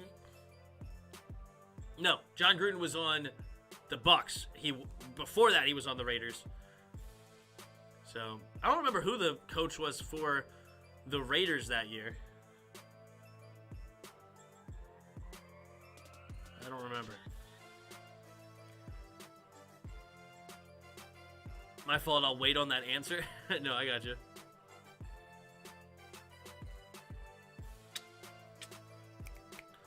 And to think people were joking on the Bengals for drafting Jamar Chase.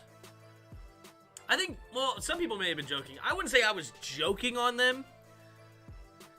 I just thought it was risky, because you guys know how I feel about first-round receivers. But he's been awesome so far. He's got 2 carries, 22 yards, 4 catches, 65 yards. And in the first half of his first playoff game, he's already got 87 yards of total offense. I mean, stud. The John Gruden Bowl was the nickname, I think? Yeah.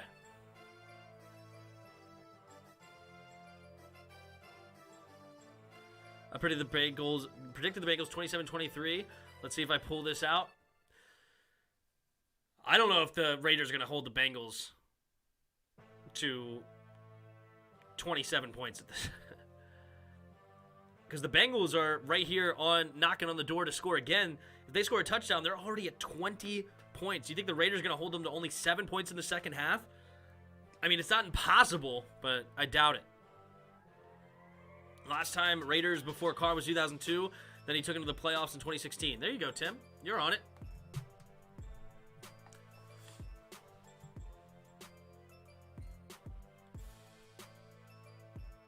You shouldn't be too far off, Hassan. Both teams will break 20-plus points. Yeah.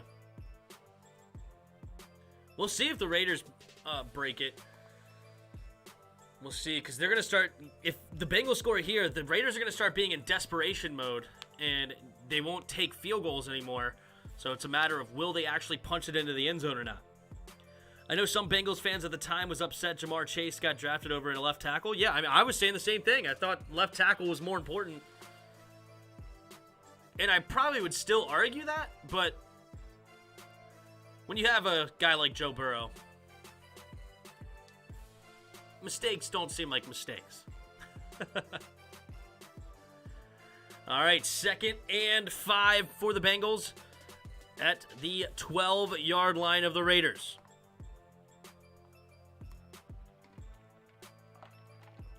Joe Burrow goes under center. Joe Burrow puts the tight end in motion from left to right. Pitch play to the right side for Mixon. Mixon tries to cut it back, and he's only going to get maybe a yard up to the 11. So 3rd and 5 coming up for the Bengals. Bills vs. Pats. Who does everybody have? I got the Bills.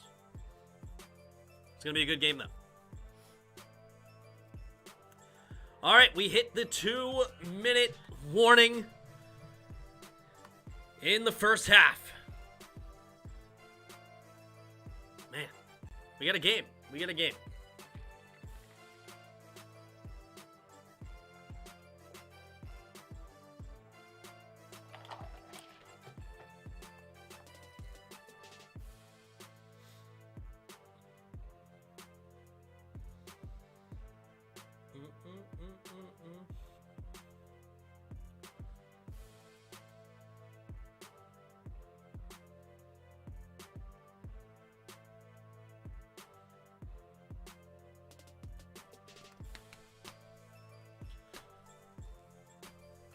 January 6th, 26th, 1992. Rippin'. You guys know. Yep. Mark Rippin. The last Super Bowl, and I was born in 93. 1 year later, I was born. 1 year and a month. I was born March 4th, 1993. So I have never seen the Redskins good. And now, because they're changing their name, I will never, ever see the Redskins as a good team. Never see them. That's sad. Pats 23-16. I say winner of that game is going to the Super Bowl. Maybe if we get a franchise quarterback, our fortunes can change like the Bengals. You never know. You never know. But franchise quarterback is definitely a key.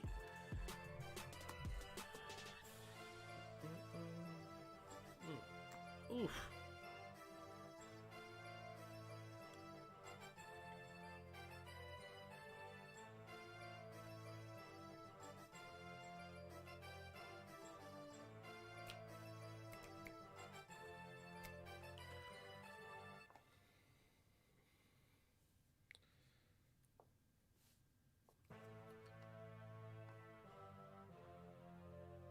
Really? No Chiefs or Titans?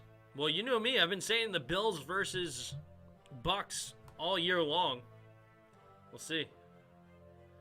I was 16 in January 92. I was in high school when that Super Bowl. Nice. There's Jimmy Burrow, Joe Burrow's father in the crowd.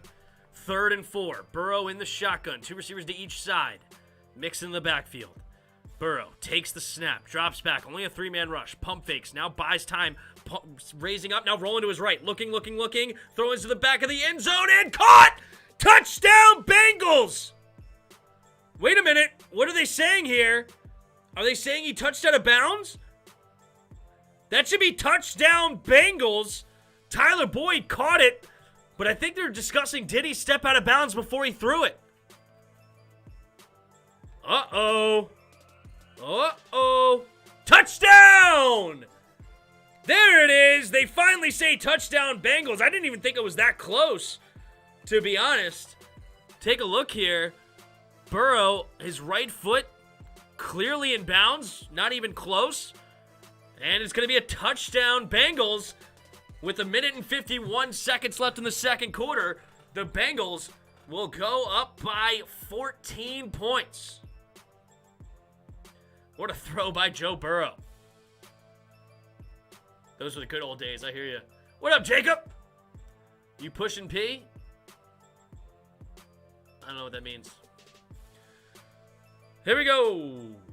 The snap, the hold, the kick is up, and the kick is right down the middle. So it's 20-6. Cincinnati on top. Can the Raiders get back into this game? Raiders need some points on the board, because the Bengals will get the ball back coming out of halftime. Joe Burrow's a beast. Yeah, he's a stud. What up, Jairus?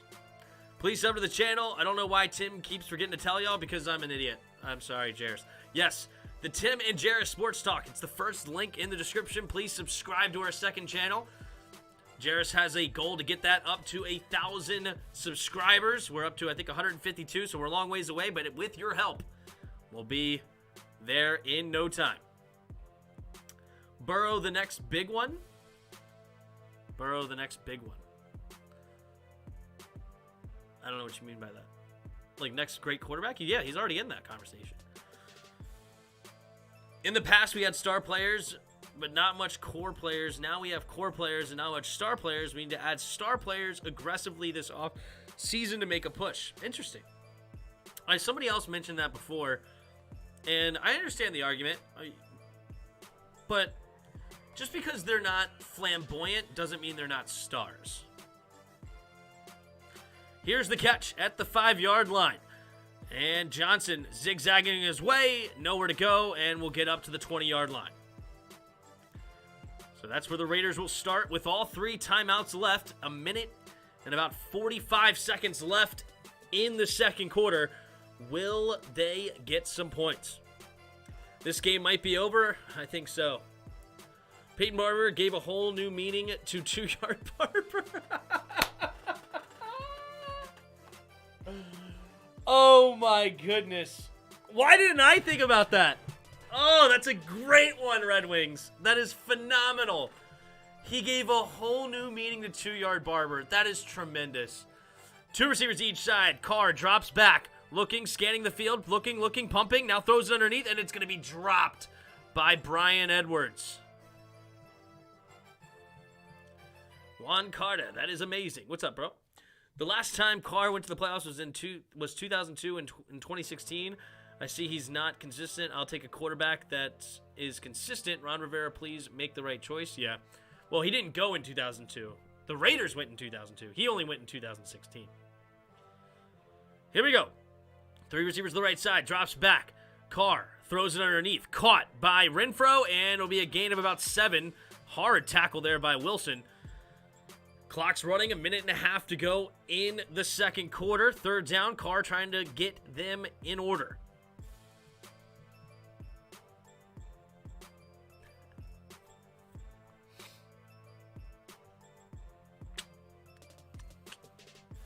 All right, Carr in the shotgun.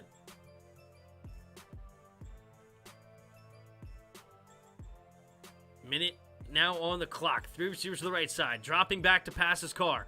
Carr throwing it underneath. Has a man wide open. Edwards. Edwards will get out of bounds. No, he won't. He stays in bounds. Or do they say he went out? They stopped the clock. Wow. 55 seconds, and they may have just given the Raiders a break, saving them a timeout. I don't think he went out of bounds. Good find by Carr, having a man wide open. It was man-to-man defense. They got bottled up. Oh, okay, his butt did go out of bounds, so fortunately for the Raiders. All right, up to the 46-yard line of the Raiders. Carr takes the snap, throwing over the middle of the field, and incomplete. Looking for Zay Jones. Good defense there by number 22. Tim, it means players like the Cowboys have. Screw you, Tim. Screw you. Tim, do you think we'll ever see a QB like Brady again? Probably not, because people are too selfish and want to break the team for as much money as they possibly can. Nobody ever will take pay cuts like Tom Brady did. 2 receivers to each side. Carr in the shotgun. Takes the snap. Dropping back. Scanning the field. Rolling to his right side. And incomplete. Also, there's not another guy, like, it's hard to get, like, an underdog story like Tom Brady was. And how much motivation he had to become the best. Like,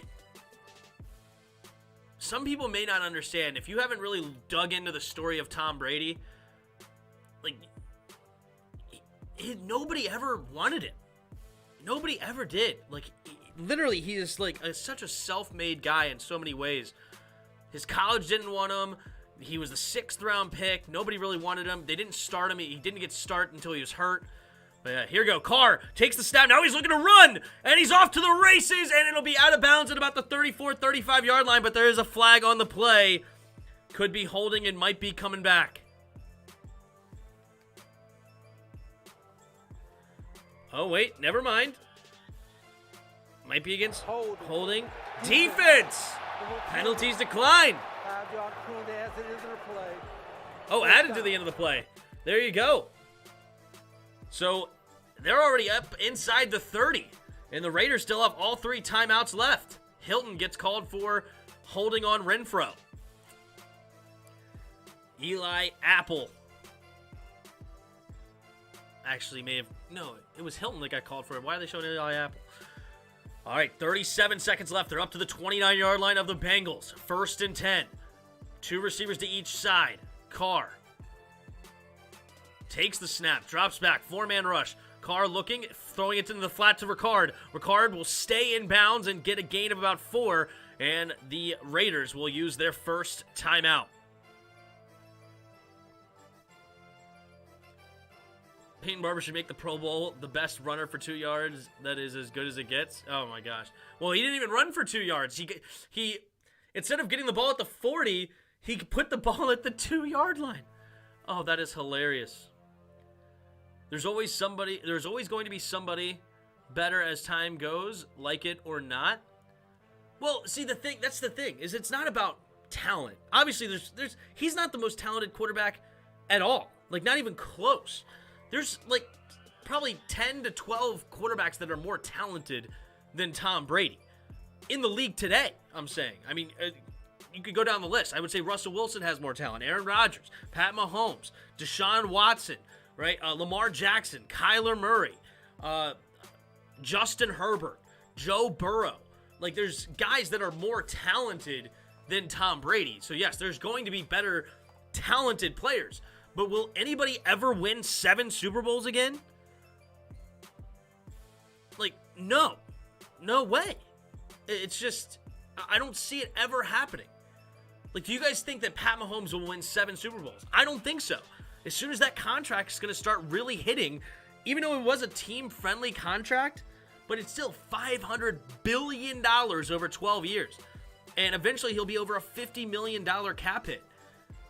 Will they have enough at that point? I mean, it all depends if other people start taking pay cuts, but Tom Brady has won 7 Super Bowls, and I don't think he's ever been the highest paid quarterback in the league.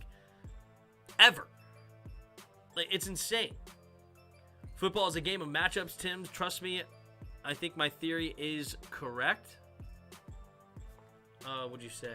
What was your theory? The past we had star plays. Oh, I see. Yeah, the star player thing, it's fine. And I understand what you're saying. But also, I don't know. It's hard to say. It's fine. I understand what I know what you're saying. I get it. Oh, Peyton Barber got 4 yards on that play.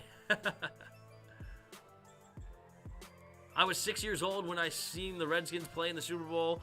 That was 1992. I haven't seen anything since, and it hurts. I hear you, Juan. All right, Burrow. Wait a minute. This was the touchdown pass. I was about to say, what? The Raiders should have the ball right now. They're showing a highlight. All right, here we go. 2nd and 6. Raiders up to the 25-yard line.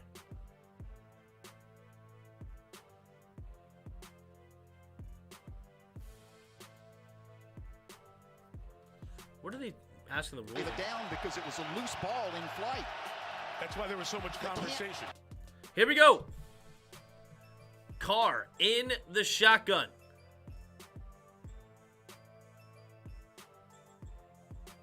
What are they doing? I don't care about this analyst. Here we go. 16 seconds on the play clock. Carr. 2 receivers to each side. At the 25-yard line, Ricard goes in motion from left to right. Takes the snap. Blitz is coming. He has to get rid of it quickly. And looking for Waller. Waller did not get his head around in time, and it's incomplete. Leonard Fournette's out for the rest of the playoffs? Is that true? Or are you messing with me again, Maddie, just like the Joe Mixon thing?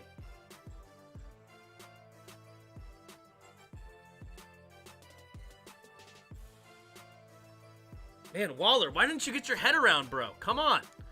Blitz was coming. All right, 3rd and 6 now with 27 seconds. 3 receivers to the right side. Carr. Changing the protection. 5 seconds on the play clock. Now changing the play. 3, 2, 1. Does get the play off. Batted up in the air and incomplete. Oh, man. Ran out of time on the play clock. So now it's going to be 4th and 6. 24 seconds left. No, the Raiders called timeout before the play was snapped. Good for him.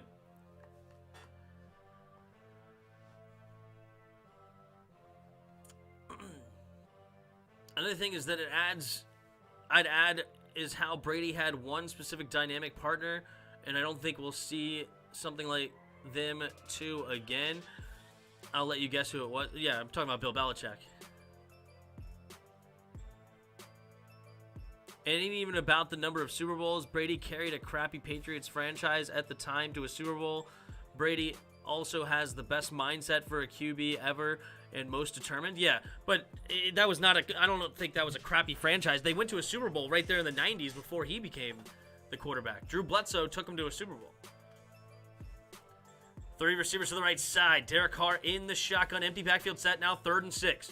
takes the snap, drops back, 4-man rush, quick throw to the left side, caught by Waller, first down, Raiders.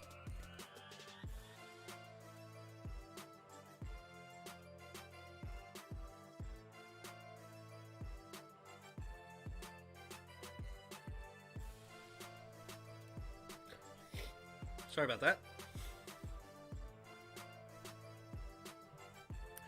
All right, out of bounds, so that saves a timeout.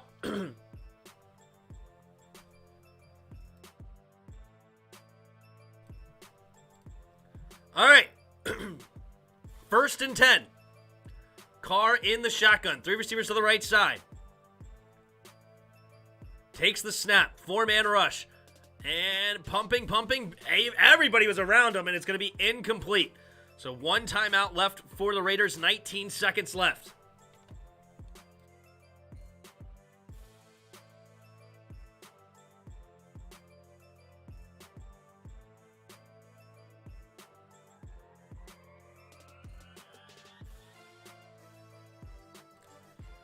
All right, here we go. 2nd and 10. 3 receivers to the right side. Carr in the shotgun. Takes the snap. 14-yard line. Drops back. Goes into the end zone. And it is a touchdown, Zay Jones. Eli Apple on the coverage. But Zay Jones goes over top of him. And it's a touchdown, Raiders. And they keep themselves in this football game. 13 seconds left in the second quarter. The Bengals will get the ball first coming out of halftime, and the Bengals will keep their 7-point lead.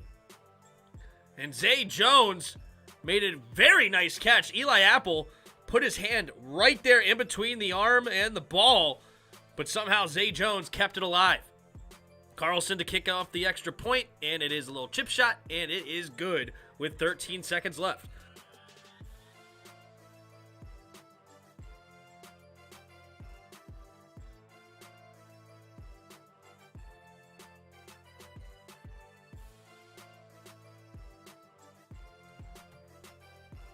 Hell of a catch. Yep, game on, says Pat.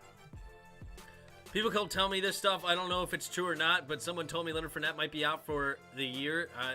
Hopefully it's not. I'm 99% sure Lenny is back for the divisional round. I said that last week, Tim. That's what I thought. I thought he was coming back.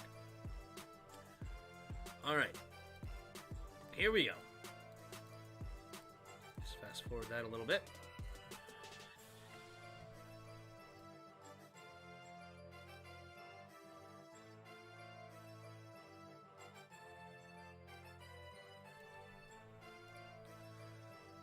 All right, Carlson in to kick it off after the touchdown.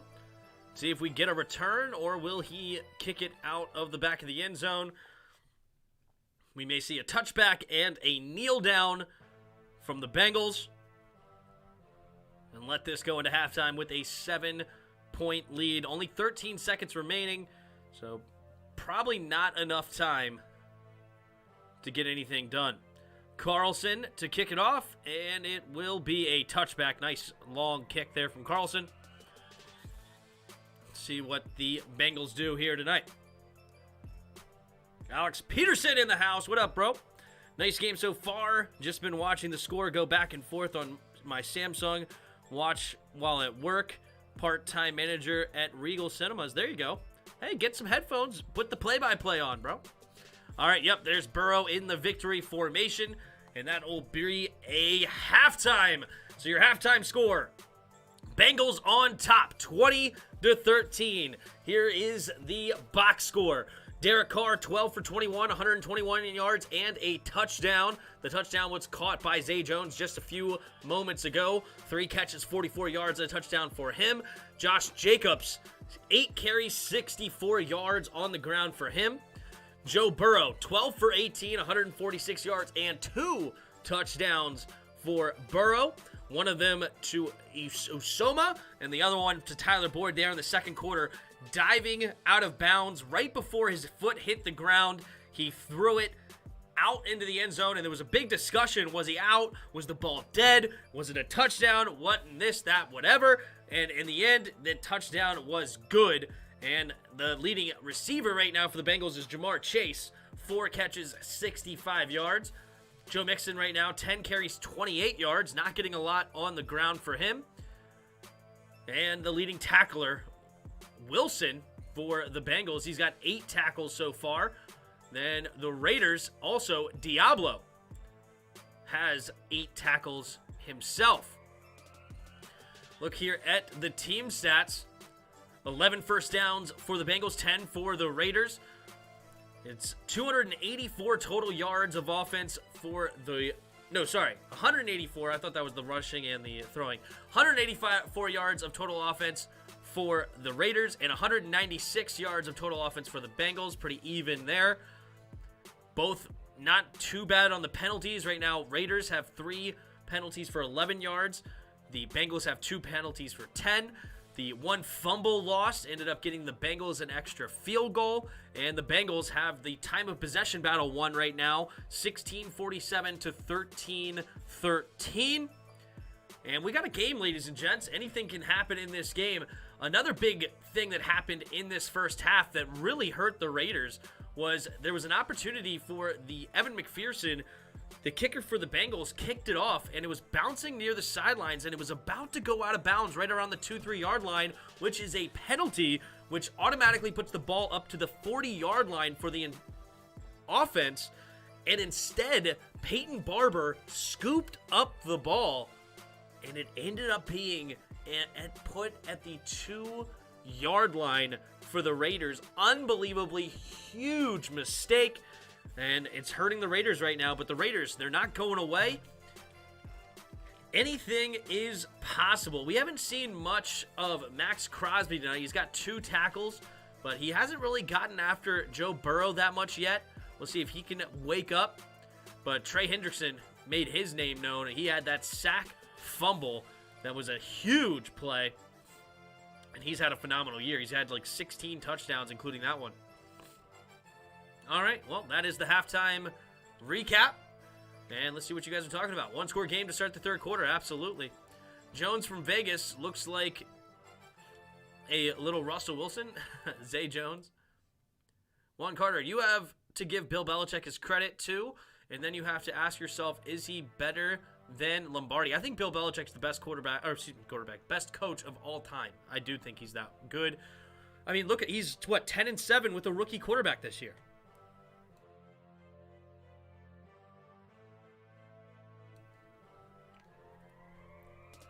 Bill is definitely top 3 coaches of all. I think he's number 1. I mean, he's been to 9 Super Bowls? Even without Tom Brady, when Tom Brady was there, he was a 14-6 record. So, yeah.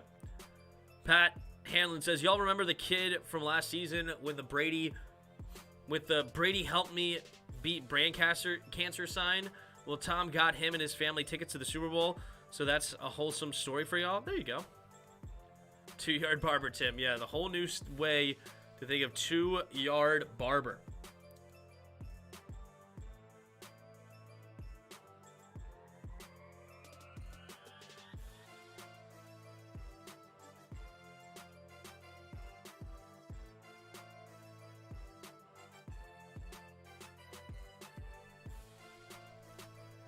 Burrow has been incredible tonight. He's been incredible all year. What was his stat line this year?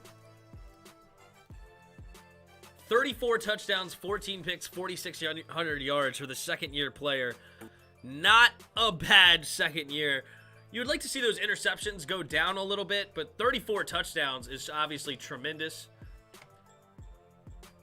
Yep, first overall pick in 2020 out of LSU.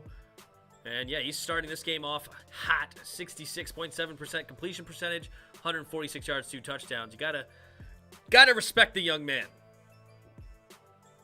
Especially because he just beat the Chiefs just a couple weeks ago.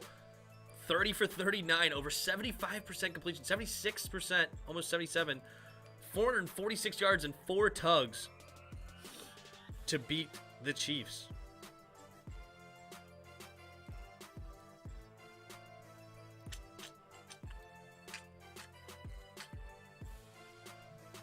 Brady and Gronk became more human and open since they left New England.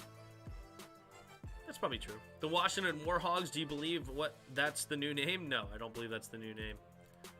But I don't care at this point. Bengals right side of the O-line doing a good job against Crosby. Yeah, whoever the right tackle is right now. Who's the right tackle for the Bengals tonight? Let's take a look here at their depth chart. Isaiah Prince. He's doing a really good job. Ooh, Jackson Carman. Looks like he got benched. Wow. At one point, he was the starting guard for this team, but now he's a backup. What's Isaiah Prince's, Isaiah Prince PFF? I'm curious.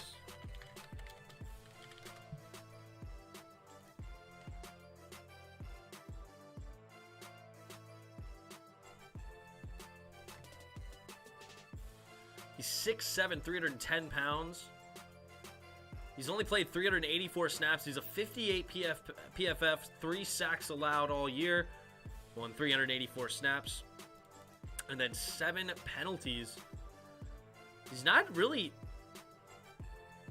that good, honestly, but he's stepping up. He's a young guy, 24 and a half years old, 6th round pick a few years ago in 2019 for the Dolphins, and now he finds his way as the starting right tackle for the Bengals. Interesting.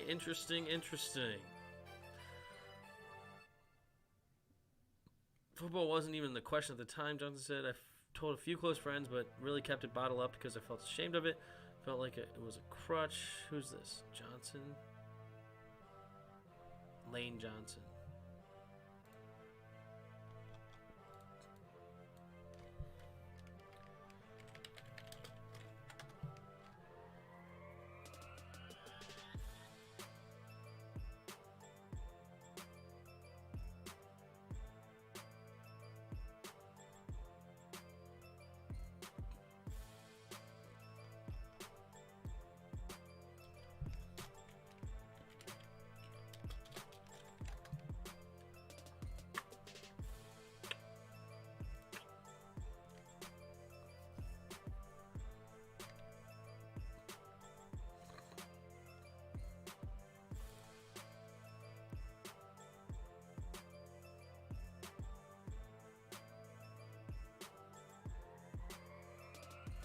I don't know where this guy heard it. I don't know if he listened to, like, local Falcons radios and maybe that was the rumors that were going around.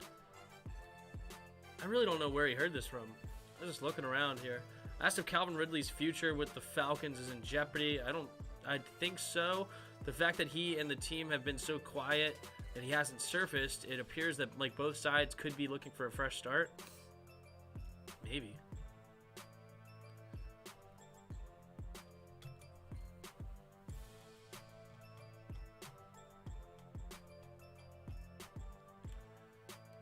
I don't know. I'd be curious. I don't feel like this guy would have made that up.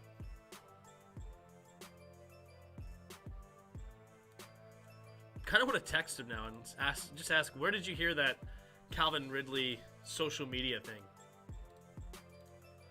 Dude, in the middle of that one play call for Waller, something happened to, like, my throat, and it was like a weird thing. It made me want to cough. I muted my mic and coughed, and it's still just like messing with me. It's annoying.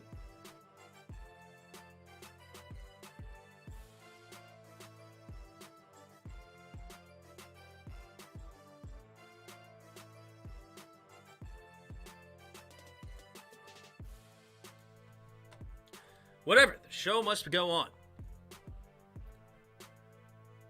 Bengals right to the line? No. Joe Burrow could have been our franchise guy? No. We were the number 2 pick, man. We couldn't get Joe Burrow.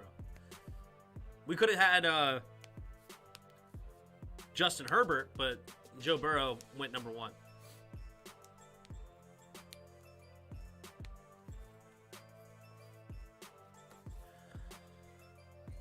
That's another reason I wish we never, ever drafted Dwayne Haskins. I mean, that's put us back so long. Drafting Dwayne Haskins was a horrible mistake. And that sucks. Because if we wouldn't have drafted Dwayne Haskins that year and just went with the stopgap, we would have had Justin Herbert on our team right now. Get you a cough drop, Tim? I don't have any cough drops in this house. Do you think that would be something that I would get? But what are you going to do? What are you going to do? Hopefully it goes away. It was right in the middle of that play call, too. It was like something like flicked. It was weird. I don't know if it was just phlegm or something. Not to be gross, but just like what in the world was that?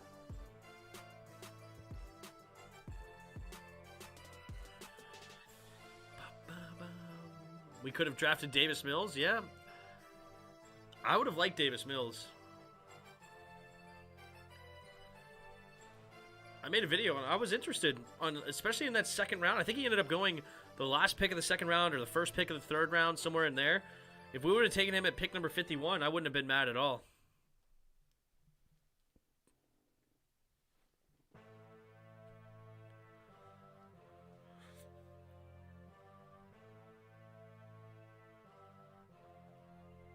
Laugh my head off and Washington ends up in the red tail. Screw you, Pat. Screw you. Who invited Pat Hanlon anyway? Who told Pat to show up?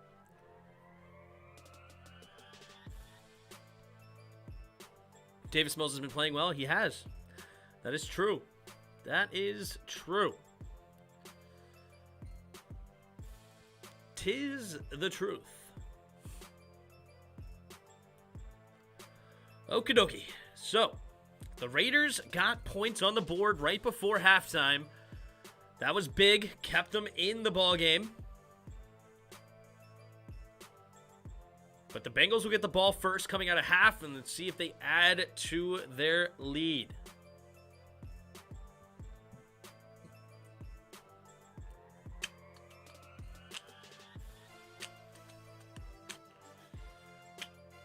Tim and Jerry's Sports Talks. Please go subscribe to our second channel if you haven't already. 30 of you in here. Also subscribe to this channel if you haven't. But subscribe to our second channel. Link is in the description. What coaching fire shocked you the most? Brian Flores by a mile. The next one after that, probably, honestly, David Culley, because it was after just one season. But if they end up with Brian Flores, then that makes sense. Not surprised by Nagy, other than, like, I can't believe they finally did it. They should have done it a while ago. And then maybe, I don't know, like, Zimmer has had a while. It's not been very good for him, so I don't know. I'm not surprised by Joe Judge at all. Pat told himself to show up. Share us out on your socials. To your family, please. Try to hit 1,000 by the end of the year. Like, end of the playoffs? Jeez. It's going to either be Commanders or something nobody saw coming. Yeah, maybe. I'm hoping Red Wolves comes out of nowhere. Even though they said it can't be the Red Wolves, I hope that's not true. What game is on? It's the Bengals and the Raiders, and we're about to get the second half kickoff on our way right now. Carlson, the ball ended up going off the tee again. That's the second time tonight for him. See if he gets it figured out. What's up, Booba Dobas? What's up, Booba Dobas?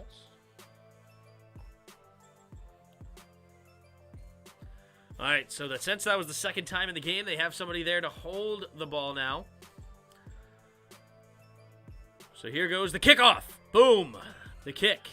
And we're going to get a return. It's caught at the 8-yard line. And Evans, running to his left side, gets past the 20, out past the 30, still going, and will get tackled up at about the 35, 36-yard line. Nice return. And we've seen a lot of those tonight. I don't know if the wind is just the factor or if they're trying to be fancy. I don't know. But I don't like it. I prefer touchbacks. Just give me the touchback every time. Skin them alive in the house. What's up, bro? Yo, this is just hate on Pat Day? Yeah, well, you coming in here laughing at me. Do you guys think the Bengals beat us on the rebuild stage? What do you think, 07? Yeah, I think so. No one survived that Mr. Clown got fired yet. Me either. Joe Burrow under center.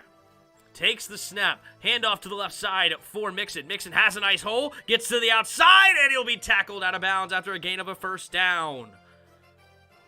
1st and 10, Bengals.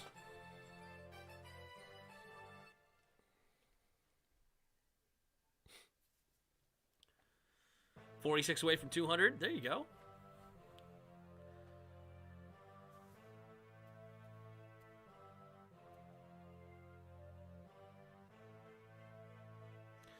Pretty good win at the stadium since he will have to run the ball. Maybe that's what's going on. Well, the ball is getting knocked off the tee. 3 receivers to the right side. Burrow shakes the snap. Throws it over the middle, and it'll be caught by Jamar Chase for a gain of about 4. 2nd and 6 coming up for the Bengals.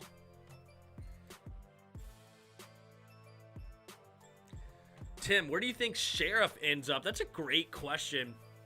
I can see him ending up in a place like the Jets, honestly. Want to protect their young quarterback. The Jags, both of them have a lot of cap space to pay. Maybe Houston? I don't know. It's interesting. Burrow under center. Takes the snap. Play action. Burrow steps up. Throws underneath. And caught by Usoma. And spins around for a first down. Bengals up to the 41-yard line of the Raiders. 13.5 to go here in the third quarter. Cincinnati already up by 7, looking to add to their lead.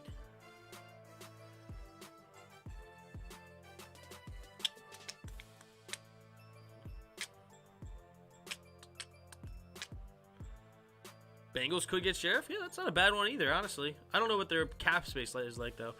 Quick pitch out here for Joe Mixon. Joe Mixon cuts it up, and Joe Mixon will dive ahead on first down, gains about 5 yards. Joe Mixon's sock got pulled down. I thought he got hurt for a second. He was grabbing at the leg, but just pulling up his sock. I'm thinking the Chargers. Well, the Chargers already have a pretty good offensive line. They spent a bunch of money on their interior offensive line, especially this offseason, I believe. I can see Sheriff in New Orleans. They have no money to pay him. Burrow in the shotgun, takes the snap, drops back to pass, looking to throw to the left, and slant pass is caught by Jamar Chase.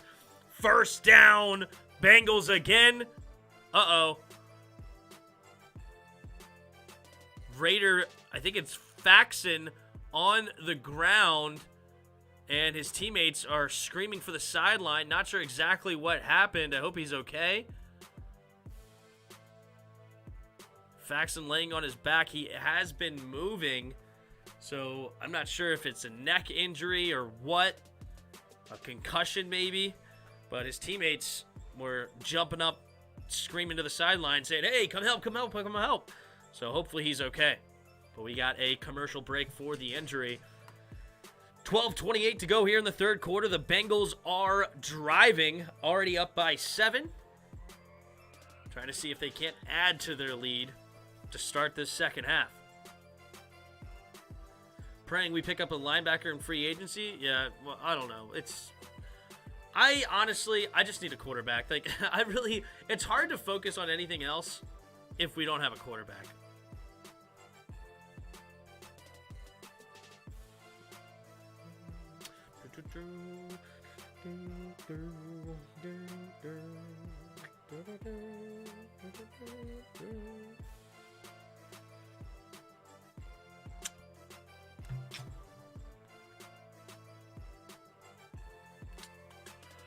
Bengals just look like they're having fun. Yeah.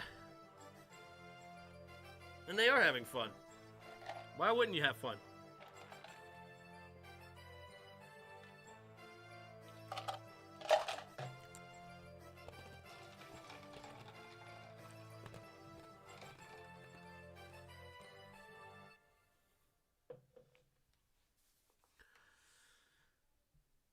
The Saints are a salary cap hell, yeah.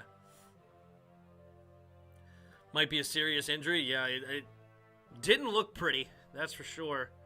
I didn't exactly see the replay, but judging how his teammates were acting and how out of it he looked, I'm guessing either a neck injury or a concussion, one of the two. Probably cart him off the field, try to keep that neck stabilized.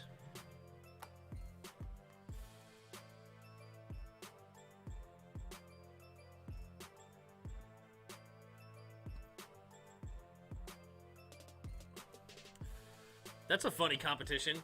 Who can hold on longer to, like, a pole? If you put a pole... Ooh, Littleton hit his own man. Helmet to helmet. Yeah, Divine Diablo will go to the bench, go under the tent with a concussion. He is out of the game. Burrow puts T. Higgins in motion from right to left. Takes the snap. Handoff to the left side is Mixon. And Mixon will dive ahead for a gain of 4. Mixon looked like his head just dove right into the dirt. He's a little slow to get up. Hopefully he's okay. Oh, and on top of that, it's going to be a false start. So Joe Mixon got hurt. Being on the line of scrimmage. Oh, illegal formation. Penalty, replay, first down. Illegal formation for the Bengals. And Joe Mixon, a little slow on that one. He may end up with a concussion. I mean, it looked like his head just dove right into the dirt.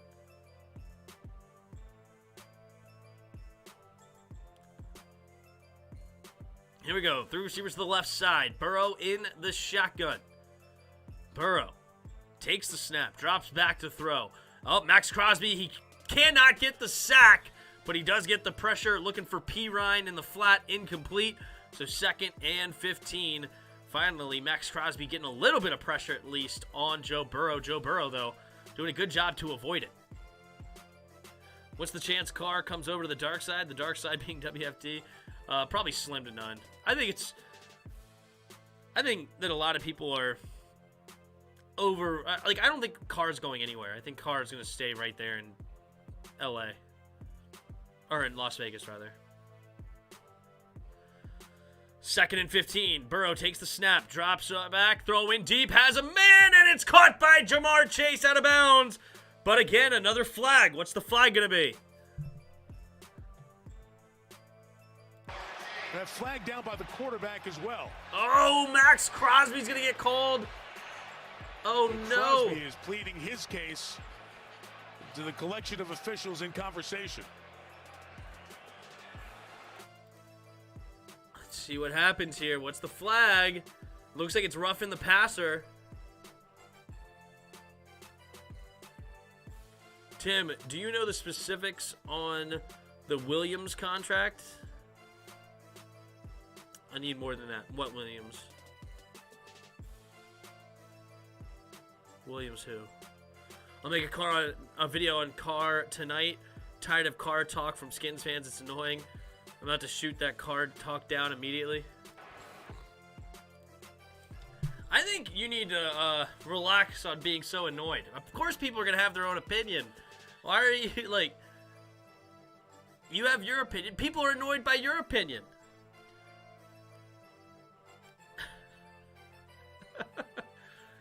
Where it's your way or the highway. There's no other way to do it. Like, people are going to have their opinions. It's all right to have other opinions. And I know you're strong in your opinion, which is fine.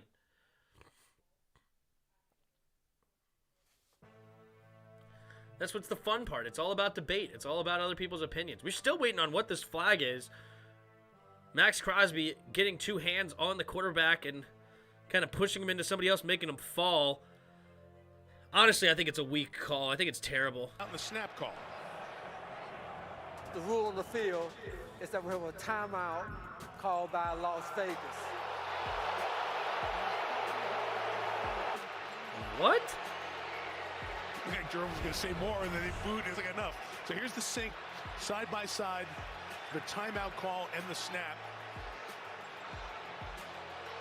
As that player at the top there was running off the field as well. So, wow. So it was going to be too many men on the field, but it's a timeout called by the Raiders. So the play is going to be negated, which was a big play for the Bengals. So that is all negated, and it'll still be 1st down and 10 for the Bengals. No, sorry, 2nd down and 15 for the Bengals after a gain of about 25, 30 yards. So there was 12 men on the field, and Casey Hayward called timeout right beforehand. Or did he? Ooh, that's an interesting... Zach Taylor can't believe it. Honestly, I agree. I mean, I don't know how in the world they gave that timeout credit. That's unbelievable to me. Zach Taylor just said that's such BS, but we'll see what happens here. Wow. There's Diablo walking off the sideline. Wow. Okay. Go Raiders beat Bengals University. What? Sports is literally built on opinion and disagreement. Yep. Here we go. 3 receivers to the right side. Burrow in the shotgun. Takes the snap. Drops back. Going deep. And just overthrown of the outstretched arm of T. Higgins. So 3rd and 15 now coming up for the Bengals.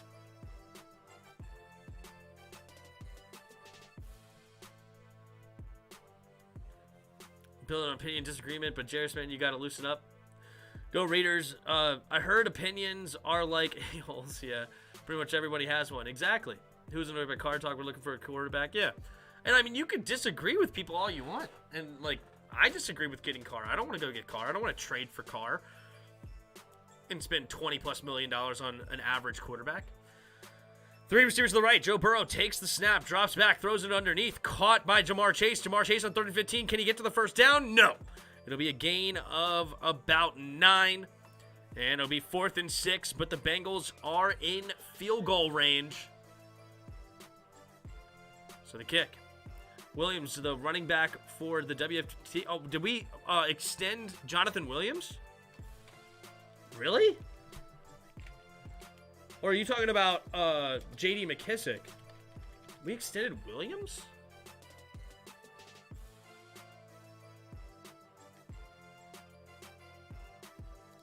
Or maybe you're talking about J.D. McKissick. Did we extend him yet? I didn't think we extended him yet.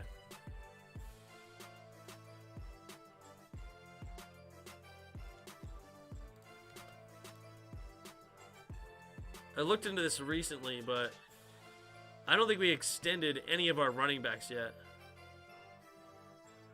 Yeah, it proved that he needs to be re-signed, but he hasn't been re-signed yet.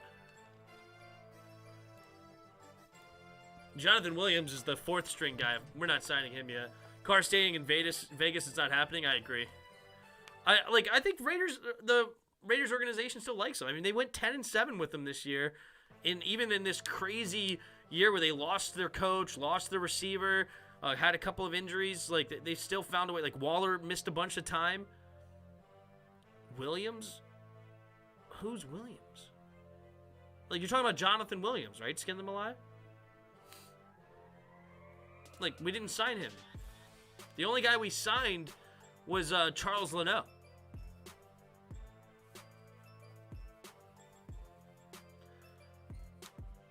All right, I need a first name then, Skin them alive. Are you talking about Jonathan Williams? I just Googled it, and it's not there. Jonathan Williams.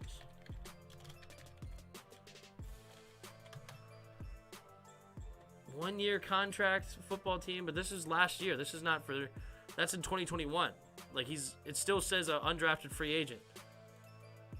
But anyway, I mean, if this is who you're talking about, agrees to contract, 4 days ago. There it is. Well, slap me silly. I misread it, I guess. But no, it's not out yet. This is interesting. Running back will remain on the team through 2022 season. Williams appeared in 5 games, 17 carries, 79 rushing yards, and will score also reeling in 4 catches, 28 yards. Why did we re-sign this guy? I don't know. Like, it's a weird one to re-sign, but Corn Elder as well. All right. Well, to answer your question, no, I did not. I do not know the details of the contract, and clearly, I didn't even know we re-signed him.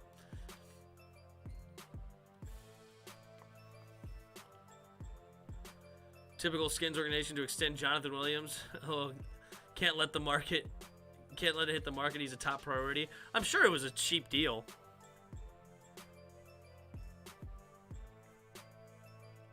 I'm sure it wasn't a lot of money, so it probably wasn't that hard to get it done. Slap me silly then. That's right. Did I say that? I probably did.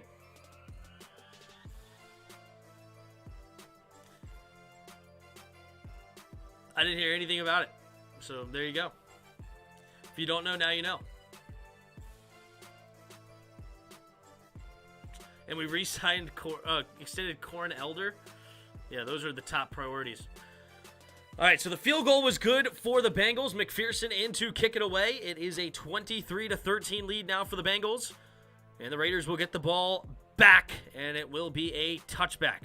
So Derek Carr will get the ball at their own 25-yard line here in Ohio. Wait, we re-signed Corn Elder? Apparently. But I'm sure these contracts are vet minimums. I don't think it's a big deal. I personally don't think it's a bad move. I mean, it depends on the contract. I mean, if we paid them vet minimums, then yeah, it's not a bad thing at all. They may not even make the team. Waller goes in motion from right to left. Carr under center. Takes the snap. Handoff to the left side is Jacobs. And Jacobs will get tackled immediately by Pratt. And loses a yard on the play.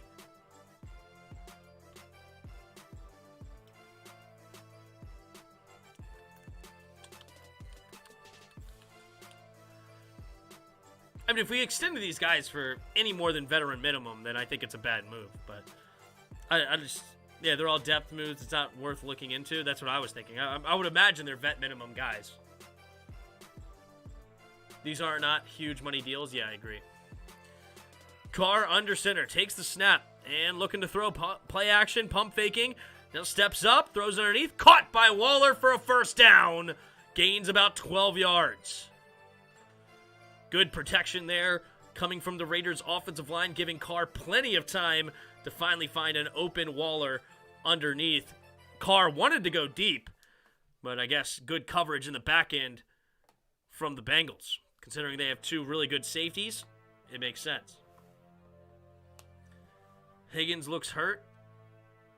Like T. Higgins or this guy number 65? Is his last name Higgins?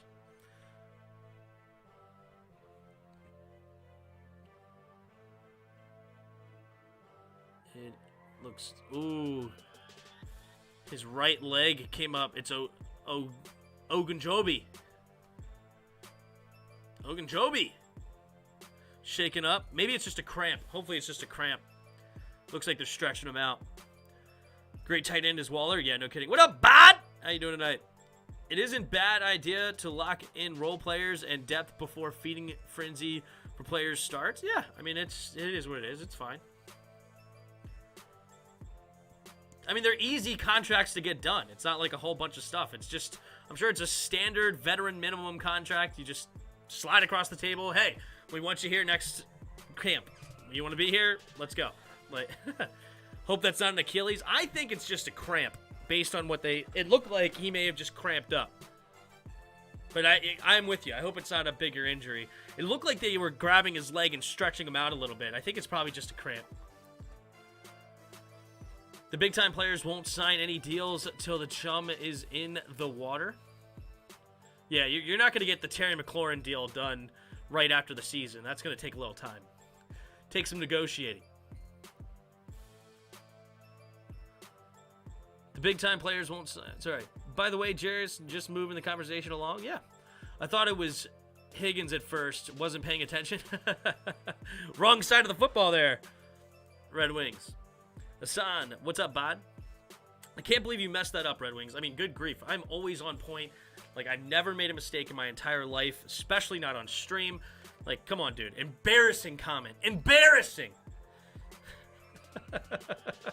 I say the wrong names all the time.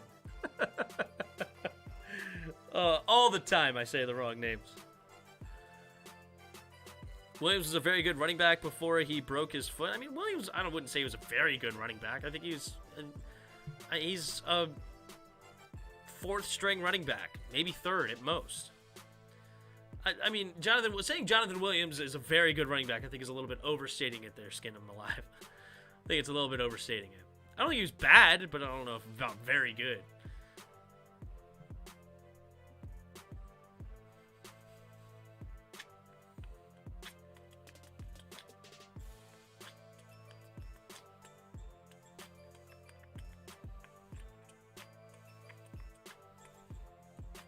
All right, here we go. 1st and 10. Raiders at their own 31-yard line. Derek Carr under center.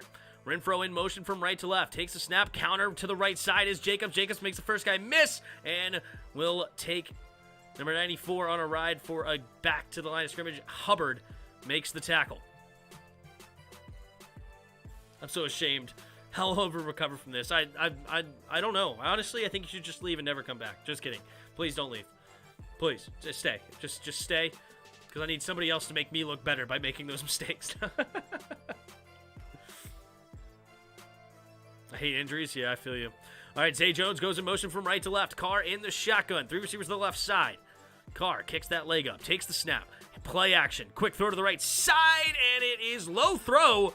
But was it caught by Edwards? No. They say incomplete. Edwards says, yo, replay that. I thought he had it. Let's take a look here at the replay. He definitely has 2 hands on it. Hands underneath. A little bit of a bobble, but I don't think that ball hit the ground. I think that's clearly a catch. So if Garcia ends up deciding to catch or challenge this, I believe he should win. Looks like a clean catch to me. His hands under the football. The football never touches the ground. And it's a grab. Oh, was it at the very end? Did the ball come out? Let's see. There's the catch. Ball's bobbling a little bit. On the other side of the roll. Oh! The ball popped out on the very end. Ah, okay. Fair enough. So incomplete 3rd and 4. Or do they say, oh, they come back and say it was a catch? Oh, okay, so they say it was a catch now. Okay, 1 second of the play clock. Takes the snap. Carr drops back, looking to throw. Floating it to the left side. Has Renfro. Nice! No, it's incomplete! What phenomenal defense by Jesse Bates to knock that ball out. Perfect hands. Wait a minute. Raiders are acting like they caught it. Wow, they're saying it's a catch and fumble out of bounds? Hold the phone. What is going on right now? We don't know what's a catch and what's not a catch here. The ball definitely went bouncing around. Zach Taylor, the head coach for the Bengals, shaking his head. What is going on here? 1, 2. Oh, I think that's an incomplete pass. He punched that out at the perfect time, did Bates. 1. Yeah, that ball got punched out before the second foot hit the ground. That should be an incomplete pass, 4th down for the Raiders. Skin Them Live says that was a catch. I don't think so. Oh, unless you're counting that back foot. There's 2.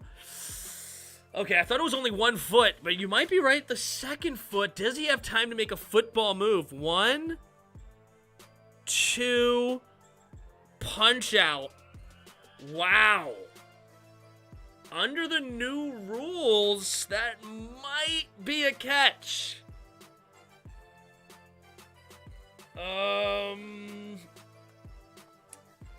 True 50 might as well call the team baboon butt.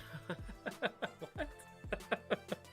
Yeah, that was funny in our the skins in the game conversation. That was funny. Any name but Red Tails? Yeah, I'm with you, 70 Chip. I'm with you, 70 Chip. I'm with you. 100%. This is hard. This is one of those things. Did he make a football move? Because it was 2 feet down for sure. This might be a catch fumble, honestly. Under the new rules, I think it is going to be a catch fumble.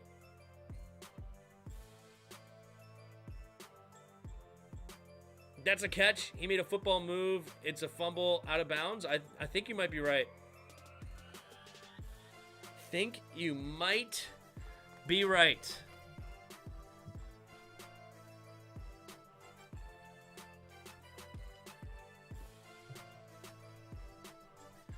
So the second game tonight starts at 8:15.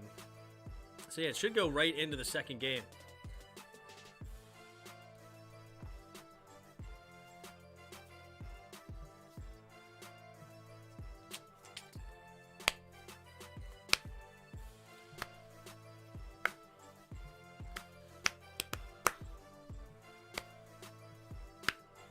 team name Warpath. Braves on the Warpath. What up, David Paget? How you doing tonight? Ah, now you're thinking. Aww.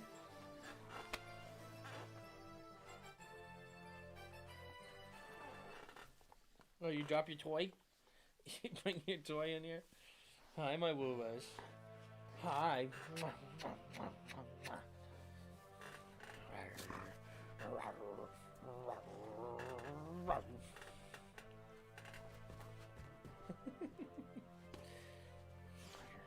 Drop it. Oh, incomplete! They say it's incomplete. At the 42-yard line. Please reset the game clock. So he says they did not make a football move. Incomplete pass to Hunter Renfrow. So 4th and 4 will bring out the punting unit. A.J. Cole to punt it away. And it will be caught at the 18 and returned past the 20 to 25. Zigzagging his way. And we'll get close to the 30-yard line. And that is where the Bengals will start this next drive with 8:21 to go in the third quarter, up by 10 points.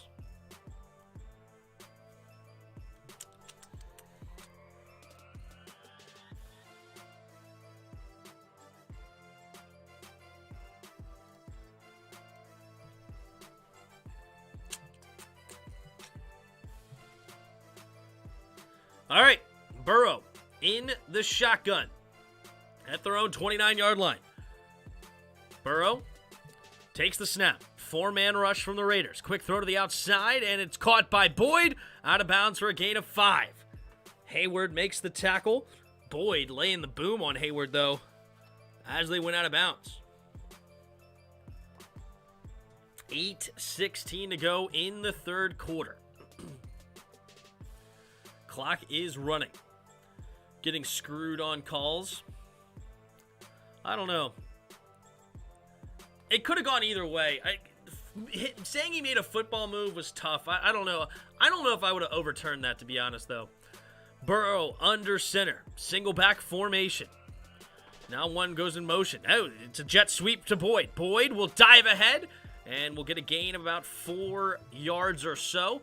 3rd and 1 coming up, but there is a flag on the play.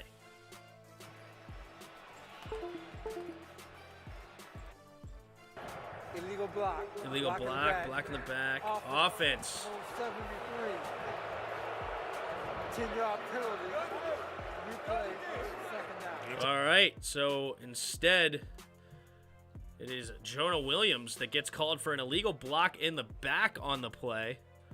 So instead of being a 3rd and short, it'll be 2nd and long. Oh, yep, there it is. Yep, he clearly pushed Littleton in the back. Good call. All right, Burrow in the shotgun at their own 27-yard line. 3 receivers to the right side. Takes the snap, drops back. Looking to the right side, throwing deep, and it's incomplete for Higgins. Another dropped pass from T. Higgins. He's had 2 dropped passes, and he's 0 for 3 when been targeted. Wow. This officiating crew is the worst NFL referees, just destroying this game. Any team you'd like to see in the Super Bowl? Me personally, I'd like to see the Bengals win it all, coming from a Panthers fan. I would love to see the Bucs versus Patriots. I think that would be the most fun. Can the defense get off the field? We'll see. 3rd and 12 for Burrow and the Bengals. Burrow in the shotgun, takes the snap, drops back, looking to throw, and down goes Burrow. Max Crosby finally getting home for a sack. And that'll bring up 4th down and super long, and the punting unit will come out for sure. Joe Burrow, 2nd sack of the game. Nice stunt inside, beautifully set up. And Max Crosby comes in untouched, basically. Where's your mother? Where's your mother? I know she hears me say that. Here we go. The punt from the Bengals. Renfrow. Oh, bobbles the punt. And he jumps back on it down at the 27-yard line.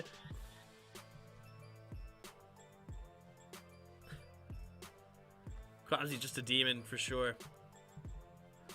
Terry probably going to get 20 to 21 a year. That's wishful thinking. I think he's going to get more like 24, 25 a year. If we offer him 20, 21 a year, then we're missing the mark. I mean, that's just not where the contracts are for receivers right now. Especially for one like Terry.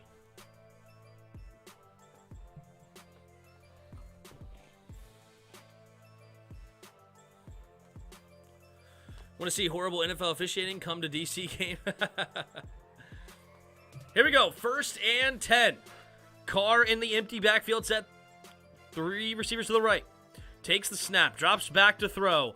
Looking. Has time in the pocket. Steps up now. Rolling to his right. Throwing on the run. Has a man wide open as Deshaun Jackson. And he's going down the sideline out of bounds. But another flag on the play. Uh-oh. Holding offense. Alex Leatherwood, the first-round pick, gets called for another holding penalty. He has been flagged. I mean, he's got to be up there near the top of the list for individuals that get called for penalties. Let's take a look here. Was it a good call? Oh, he got his hands around. It's an awkward block. Oh, I don't like that call. I mean, yeah, his hands were in an awkward spot, but he was in a good spot the whole time. Holding call. I think that holding call was a weak one. Even his hands were wild, though, and that's what happens when your hands get out of place. Even though you really blocked him with your head. It was weird. Carr on 1st and 20. Drops back to throw. Quick throw to the left side. Caught by Renfro. And tries to get some of those penalty yards back. The Pats just might get in. It'll all depend on the Bills decide to play today or not. They are a real yo-yo team. World beaters one day and mad the next. Yeah, especially defensively. You never know what defense is going to show up. I mean, they can provide a shutout or they can give up 40. Go lay down, Rubas. No. 2nd and 11.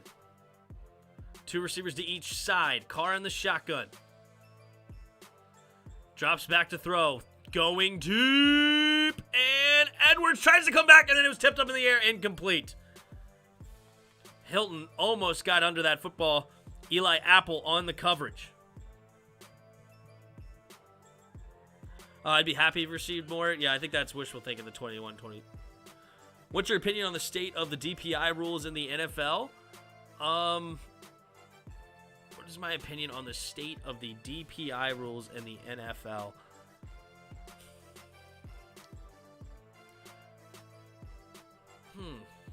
It's a tough one. I don't know. I don't know if I have a strong opinion one way or the other. I mean, it's kind of a tough call. Carr in the shotgun. 3 receivers to the right. Takes the snap. Drops back. 3-man rush. Throws it over the middle. Wide opens Hunter Renfro, and Renfro will get the first down on 3rd and 11. Up past the 40. And the Raiders trying to get back into this game. Down by 10 with 5.5 to go in 3rd quarter. Plenty of time left. They're not dead yet. But as far as the state of the DPI rules, I read something. I think it should be... I think they should change the rules to not be a spot foul. I think they should make it like a 5 to 10 yard penalty or something.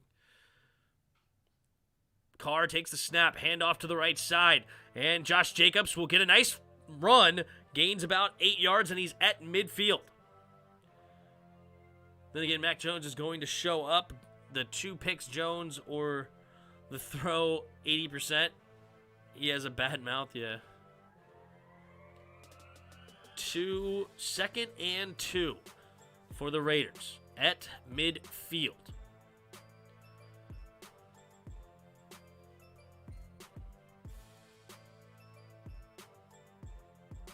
Zay Jones goes in motion from right to left, takes the snap, handoff up the middle for Jacobs. Jacobs cuts back to the right side, and it'll be a first down. Up past the 45-yard line, up to about the 43-yard line of the Bengals. And the Raiders trying to hang with this Cincinnati offense. What's crazy, Asan, you might get the score right, but you may have the wrong team. What if the Raiders score 2 touchdowns unanswered and win this game 27-23? Carr under center, Jacobs the single back. Renfro goes in motion to the right now. Now he comes back to the left. 3 receivers bunched to the left side. Edwards out wide to the right. Now Renfro goes in motion to the right side, and handoff to the left side is Josh Jacobs, and it'll be a gain of about 4 or 5 yards. Jacobs jumping up and down. Knew he had a big gaping hole. If he could just not get tripped up there. A little frustrated with the situation. 2nd and 5 coming up for the Raiders. Josh Jacobs right now, 13 carries, 83 yards. He is an absolutely phenomenal talent at the running back spot. 2nd and 5. Carr. 2 receivers to each side, bunch formation. Takes the snap. Handoff to the left side is Jacobs. Jacobs cuts up the middle, and he's going to get close to the first down marker. Uh-oh, another flag on the play. What's the flag? Oh, my goodness. Oh, my goodness. Holding. Offense. And 68. I mean, I think all of the offensive linemen have gotten called for a flag at some point today. I mean, now it's James. I mean, they have all gotten something, I feel like. The center gets called this time for holding and negates the play altogether.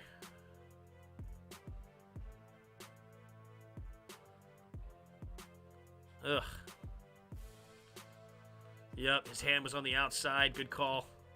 Good call. Got to get those hands on the inside. All right, 2nd and 15 now for the Raiders. Drops back and play action. Quickly throws it underneath, caught by Jacobs. Jacobs will get some yards back, and he'll get up to the 41-yard line.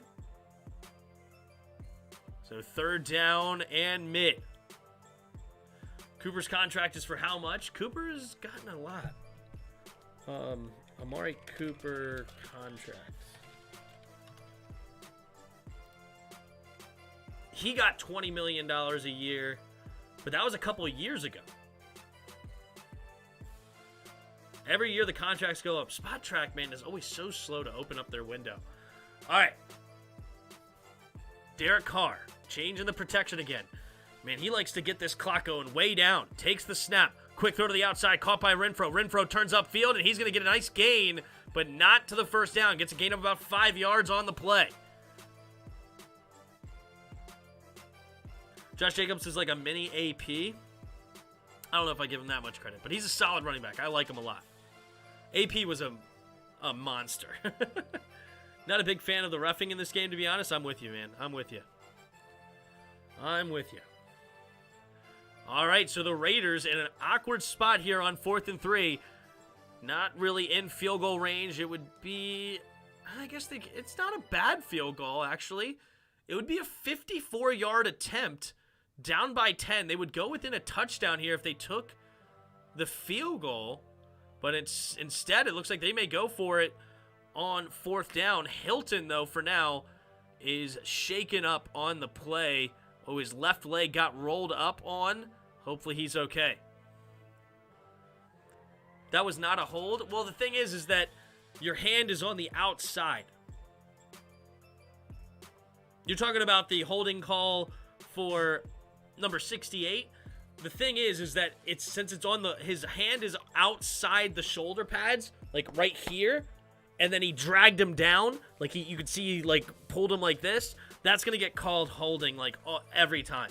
The thing is you got to get it right here. You got to get it right here in the shoulder pad, right? If you can see it, right here. If your hand's out here, you're gonna get called for holding. If your hand's in here, I don't think it should be called for holding because this is where your hand should be. But out here, you're gonna get called for it all the time.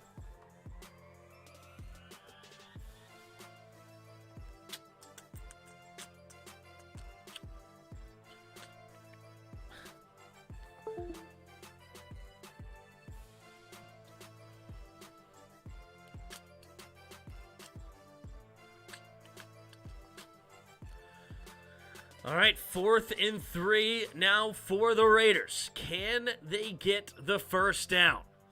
Minute and a half to go here in the 3rd quarter.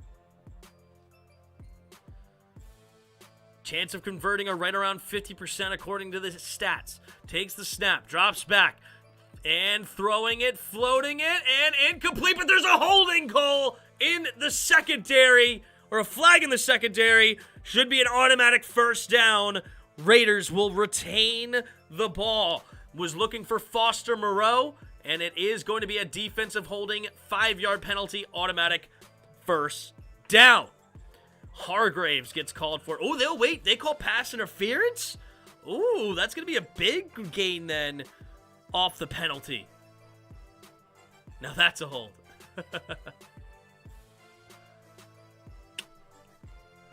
Maybe you're behind me skinning them alive. I don't know what play you're referring to now. Here we go. 1st and 10.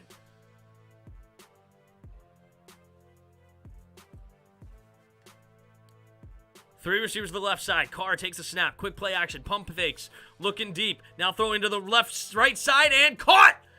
And it'll be a first down inside the 10. Bates did a good job making the tackle and not getting a flag called for targeting. So it'll be 1st and goal up to about the 8-yard line for the Raiders. Maybe 9-yard line. Somewhere in there. Good tackle there by Bates to not get a penalty. Those are the most dangerous plays for a corner where it's so hard to not get a penalty. 1st and 10. Carr in the shotgun. Takes the snap. Drops back. Now rolling to his right side. Floats it to the end zone and just gets it out of bounds. 2nd and goal now after the incomplete pass. 32 seconds left in the third quarter. DRG fell asleep after work. Just now watching the game. Well, thanks for joining us, DRG. I wish our football team was in the playoffs. Yeah, I feel you, bro. There's that hold on defense. Yep, definitely held the receiver on that one. All right, 2nd and goal. 32 seconds left in the third quarter. Down by 10 are the Raiders trying to answer. Zay Jones goes in motion from right to left. Now back to the right. Carter takes the snap. Handoff up the middle is Jacobs. Jacobs zigzags his way. Nice jump step. And he will get up to the 1-yard line. Another flag on the play. What is this one going to be? Holding offense. Number 76. The left tackle with another one. No, sorry, this one's the left guard. And now, for sure, if every offensive lineman didn't get called, now they all definitely have. Simpson. Again, you see, getting your hand on the outside there, you're going to get called all the time. And honestly, he didn't need to do that. He didn't need to do that. Just keep your hands inside, bro. You don't need to grab them like that. Carr, empty backfield. 2nd and goal now from the 19 after the holding call. 3 receivers to the right. And takes the snap. Carr looking, scanning the field, and throws it to the left side. It's going to be dropped by Waller. Wouldn't have been a very nice gain anyway. Maybe 4 or 5 yards. So it's still going to be a long shot into the third quarter now. The Raiders are now looking at 3rd and goal from the 19-yard line.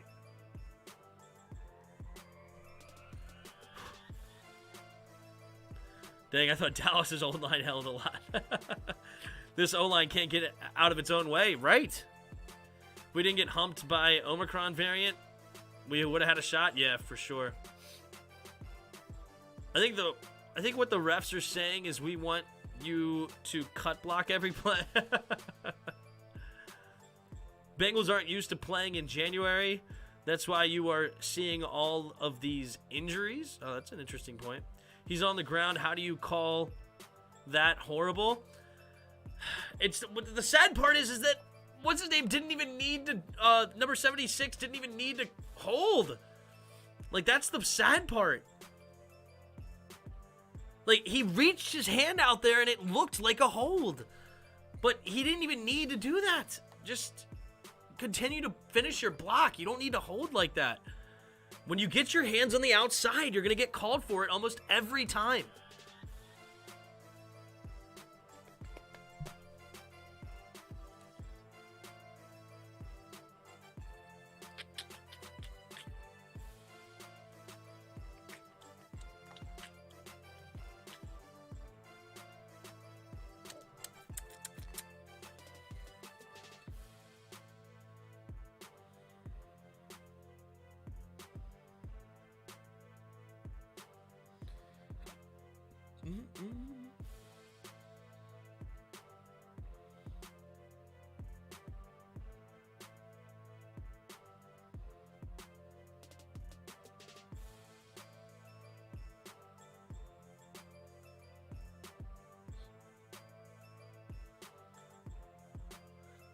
He's away from the play. Yep.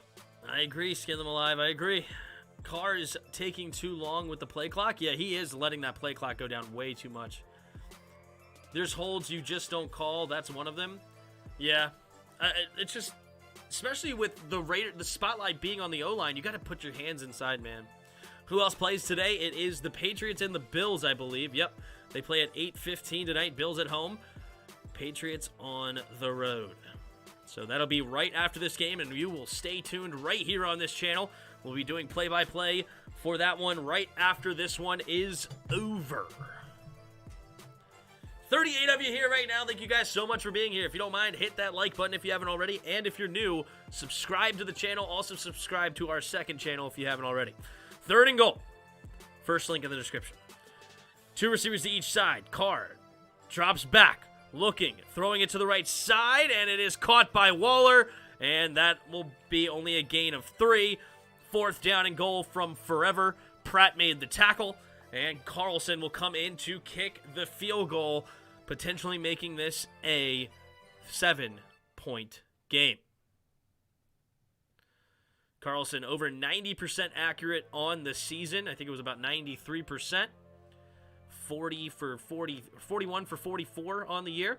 He's made 2 field goals today from 47 and 28. This one will be from 34. From the right hash, the snap, the hold, the kick is up, and the kick is good. And it's Cincinnati 23, Raiders 16. But the Bengals will get the ball back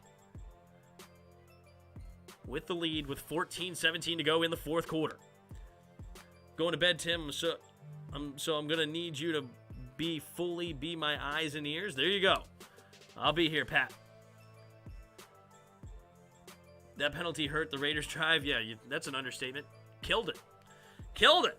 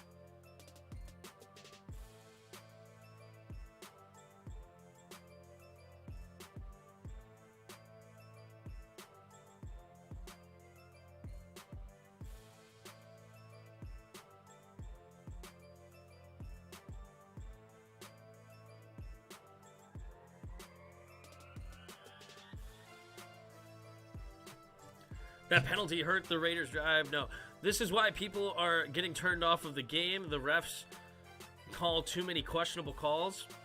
I mean, I don't think that's new. I mean, there's been questionable calls forever,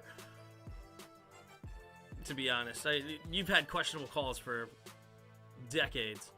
That's what I love about this channel. Whenever I feel tired because of the sucky time zones, I know you got me, Tim. I'm here, Pat. I'm here. I'm here. Here we go. All right.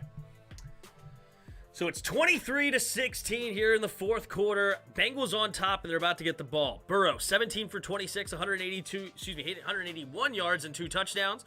Joe Mixon, 12 carries, 43 yards. Leading receiver is Jamar Chase, 7 catches, 86 yards for the rookie. For the Raiders, Derek Carr, 20 for 33, 195 yards and a touchdown. Josh Jacobs, 13 carries, 83 yards. And the leading receiver for the Raiders is Hunter Renfrow, 6 catches, 40 yards for him. Derek Carr does have a fumbled loss, though. The sack fumble coming from Trey Hendrickson. And yeah, we got ourselves a ball game. Plenty of time left for both teams. Now let's see what happens. We're going to get a return here from the 3-yard line for Evans. Evans gets past the 20 and will get tackled right at the 25-yard line, so no harm, no foul. Here we go. There's Rich Gannon. The last time the Raiders won a playoff game was back in 2002, the AFC Championship. And the last time the Bengals won was in the AFC wildcard round in 1990, 41-14 over the Houston Oilers. Here we go. Burrow in the shotgun. 2 receivers to each side. Mixon in the backfield with him. Takes the snap. And delayed handoff up the middle for Mixon. And Mixon will get tackled by Square for only a gain of 2. I'm here 99% of the time anyway. That's right, Pat. Thank you. I really appreciate it. Seriously. It's really... You guys that are always here are awesome. And then you guys are just stopping by. I appreciate you guys too. Especially the ones that leave a like. Spoiled back in the house. Yo, Tim, you doing a Knights game? Yes, I am here. 2 receivers to each side. Sorry, 3 receivers to the left. Burrow takes the snap. Drops back. Quick throw over the middle. Caught by Osoma. And it'll be a gain of 7. So 3rd and 1 coming up for the Bengals at their own 34-yard line. 13.5 to go and counting here in the 4th quarter. 3rd and inches. Wow, they put that thing really close to the 35-yard line for the Bengals. They literally do need about 6 inches to get the first down. Let's see if they can do it. Burrow under center. Tight end in motion. 2 receivers to each side now. Burrow takes the snap. Drops back. Hands off over the middle. And it is a first down. Mixon, who gets barely enough to move the chains. So the clock continues to run. The Raiders just need to get a stop, though. There's plenty of time in the game. But more points here for the Bengals will really hurt the Raiders' chances. Still, it works, spoiled. Fair enough. Fair enough. Good hard running there by Joe Mixon. Nassib and Tart nearly got it, but did not stop him.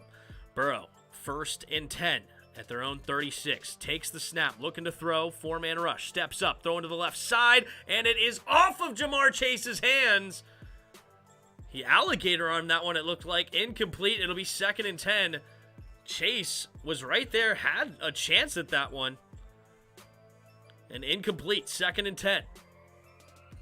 Maybe slightly high, but definitely should have been caught there by Jamar Chase. Went right through his hands. Can't believe there's no more firing up the band till September. I know, right? I'm here. I'm hip. 3 receivers to the left. Burrow in the shotgun. Takes the snap. Drops back. Oh, a free rusher. They get it to Joe Mixon in the flat, and Joe Mixon will dive ahead for a gain of about 3 yards. 3rd down and 7 coming up for the Bengals. Joe Mixon slow to get up. Is he all right? He does get up, and he's going to limp to the sideline on his own accord. Hopefully he's okay. Joe Mixon grimacing in pain. Samaje Perine, the former 4th-round pick for the Washington Redskins, in the game. 3rd and 7. Burrow, empty backfield set. 3 receivers bunched to the left. Perine motions back into the backfield. Change the protection at the line. 5 seconds on the play clock. Burrow takes the snap. Drops back. Here comes a blitz. Quick throw to the right side. And Chase back shoulder will get the grab. First down, Bengals.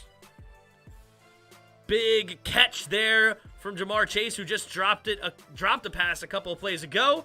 And that will put him over 100 yards in his first playoff game ever. 8 catches for 105 yards. Can we get a rookie a touchdown tonight? Not bad coverage, but great placement of the football for the back shoulder. And Jamar Chase made a nice grab. 1st down and 10. Burrow, 20 for 30, 210 yards and 2 touchdowns in his first playoff game. 2 receivers to each side.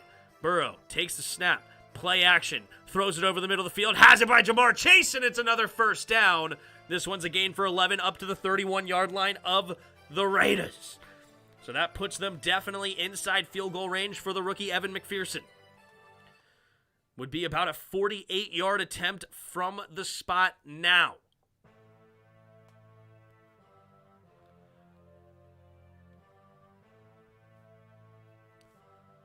Here we go. 1st and 10. Can the Raiders get a turnover or something to keep this game alive? T. Higgins goes in motion from left to right, takes the snap, handoff up the middle for Samaje Perine, and Perine will get pushed forward for a gain of about 2, maybe 3, depending on the spot. Samaje Perine came from Oklahoma, and he did have a game in college where he ran for over 400 yards in a single game, but in the NFL it has not quite translated to such a great player.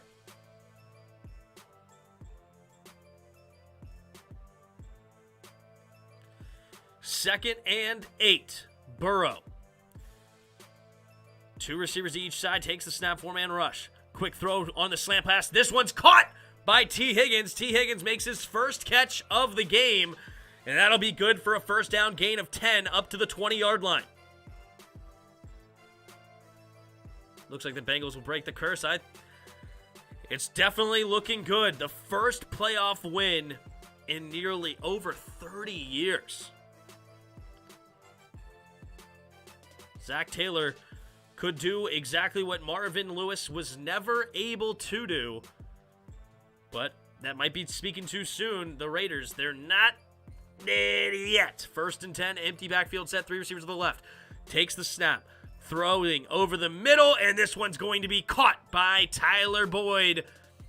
And that'll be a gain of about 7-8 yards. So Burrow really slicing and dicing this Raiders defense. What are you guys talking about? What you guys talking about? Do you think Chase Young can have a bounce back season? Absolutely he can. Now it's a matter of will he, but he absolutely could. He's talented enough. I'll be honest, as hard as this might be here to Washington, we're probably better off missing out this year, because imagine if y'all made it, it prepared over the cracks of how crappy Taylor is. That might be true.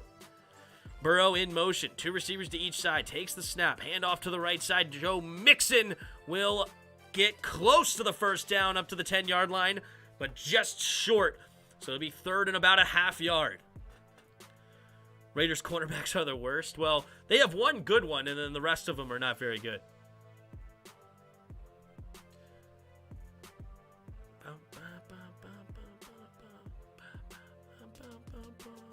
My heart wants the Bengals to win the Super Bowl. Such a likable team.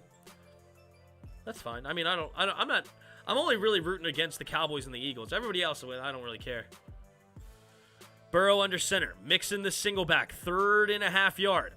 Tight end motions into the fullback. Now one goes in motion. Pitch play to the left side is Mixon. Mixon cuts it up, and I think he's just short. Great play there by big boy number 90, tackling him just short of the first down. Now the Bengals, do you just take the field goal here to go up by 10? Or do you force the issue? Because a touchdown would put a lot of pressure on the Raiders. A field goal will do it too. But a touchdown obviously will do a whole lot more.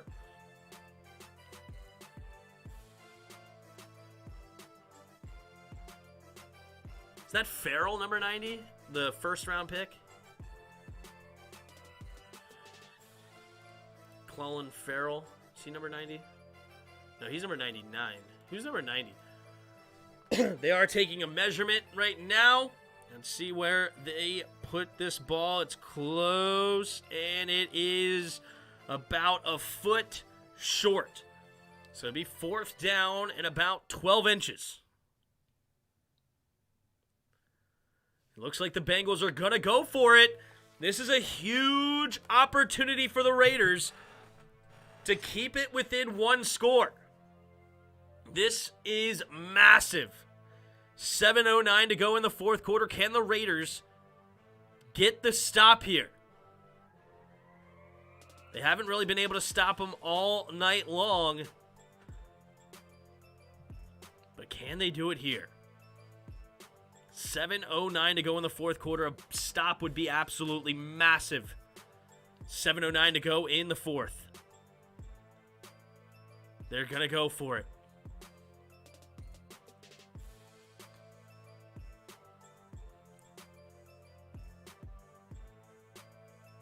All right, Burrow talking to his team in the huddle. See if he tries to get him to jump off sides. 4th and inches. Clock starts to go. About to cross the 7-minute mark. Burrow under center. Mixing the single back. 2 receivers to the left side stacked on top of each other. Burrow trying to get him to... Ooh, Raiders trying to get him to false start. Doesn't work. Burrow will call timeout with 8 seconds on the play clock. Burrow shook his head saying, yup, I could not get them to jump off sides. So now it's the time of... Now it's, put up or shut up. Are you going for it? Or are you taking the points? What will they do? Because now they cannot use a second timeout. And they will take the points to extend their lead. Smart decision here for a first-time head coach, Zach Taylor. Or first-time playoff appearance. Knows, hey, if I take these points, I'm going to go up by 10. And that's going to put a lot of pressure on the Raiders to try to make the comeback here with under 7 minutes to go. From the left hash, we have the snap, the hold, the kick is up, and the kick is good right down the middle. So the Bengals, 26, the Raiders, 16. Can Derek Carr bring this team back?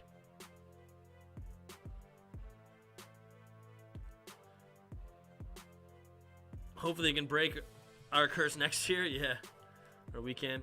Quarterbacks have killed this game for the Raiders. Take the points. Yes, skin them alive. They did take the points. Outlaw says smart move as well. Yeah, this is a close game. It's not super close, but it's close. Like, if the Raiders score, they have plenty of time. The Raiders still have 2 timeouts and a 2-minute warning.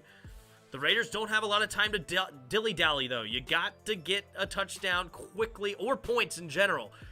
Take a field goal here if you have it. You got to get points, though, within, I would say, about 2.5 minutes of football.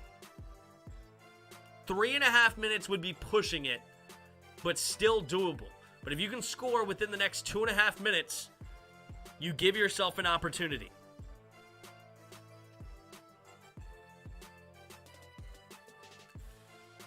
And the opportunity is all I ask for.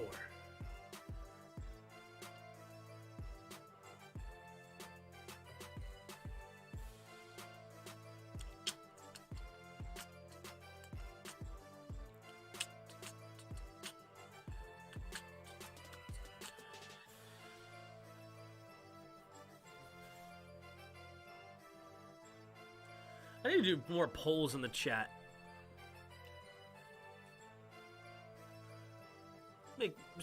For some chat engagement. That'll be fun.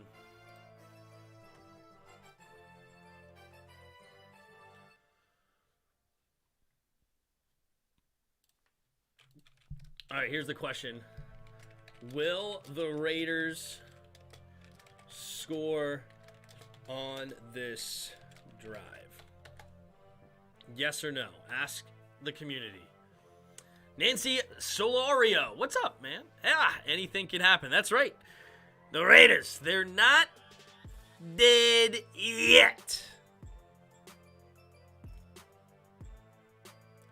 The Raiders are missing Henry Ruggs right now. Yeah, that would definitely help for sure. Definitely help.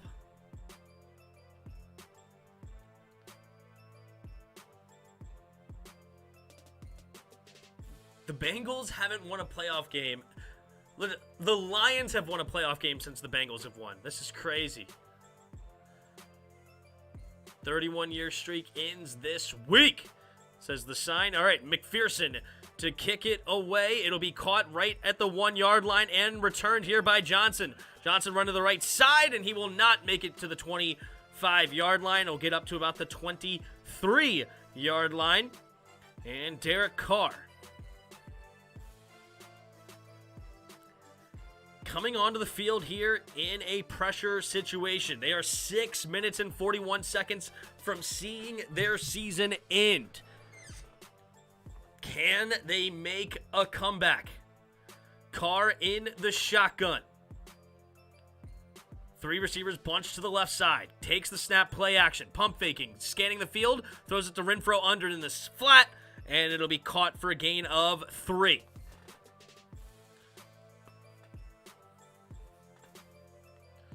gain of 3. All right, early votes on the poll is yes. 60% say yes, the Raiders will score. 2nd and 7.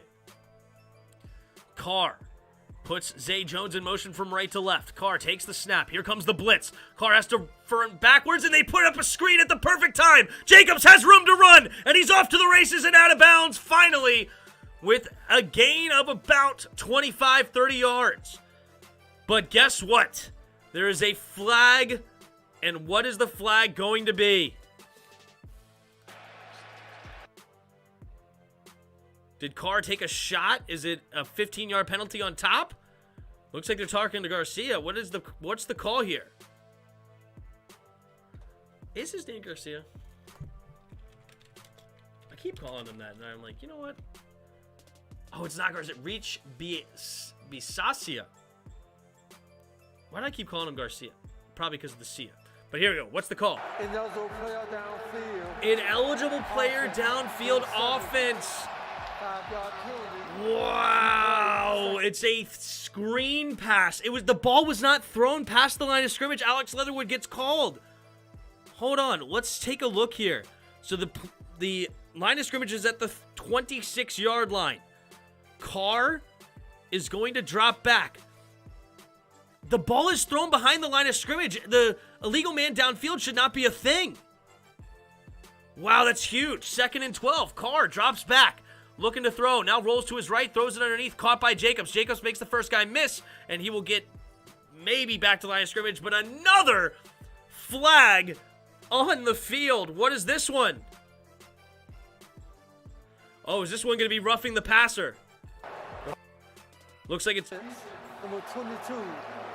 5-yard penalty. holding. Defensive holding. Automatic first down. It's Awuzie. Guarding Zay Jones.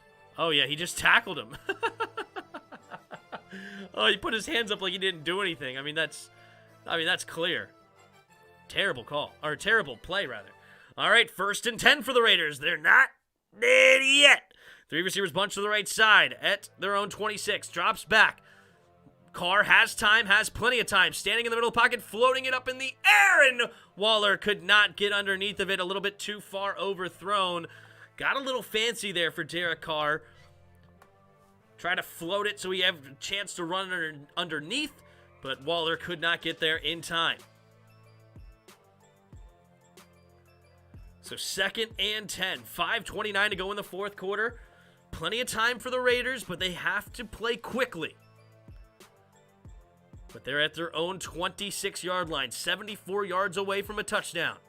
3 receivers to the right. Carr drops back, looking to pass, has good protection, throws it over the middle, and it'll be caught. First down for a gain of about 13 yards up to the 39-yard line. Waller makes the grab. Clock is running. Raiders don't have a whole lot of time to dawdle, but they will. No, okay, he breaks. They were going to huddle up, but no. Carr sends them to the line.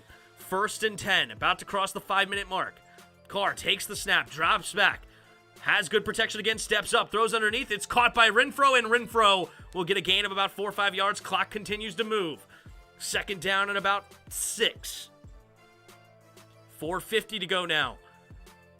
Still on their side of the field. Raiders have quite a ways to go.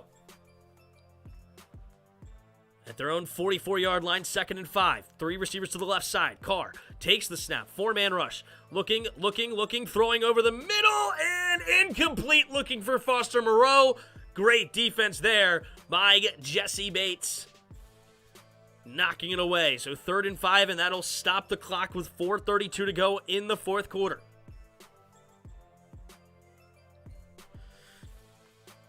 They are definitely using a lot of clock here. They're not dead yet, but the life support is starting to kill them. Here we go. 3rd and 5, 4:32. Takes the snap, dropping back.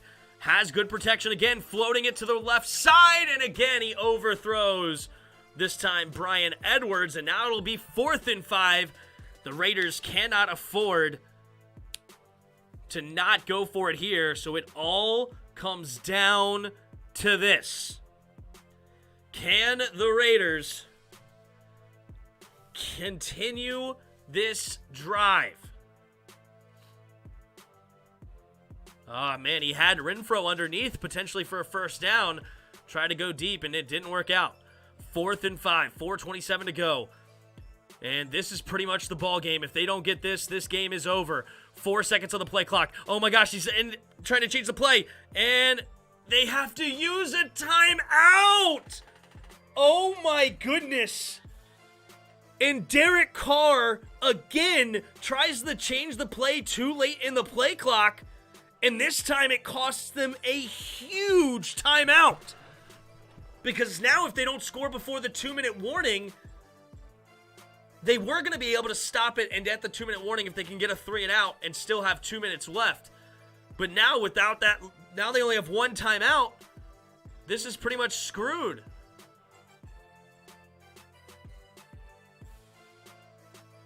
Wow. They have to score so fast here.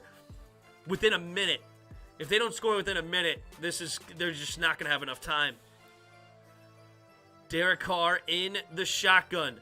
2 receivers to each side, 4th and 5. Can they get this done? Carr takes the snap. Carr has time, steps up, throws it over the middle, and it's caught by Deshaun Jackson out of bounds. So the game continues. And it's caught for a first down. Raiders. 4:19 to go.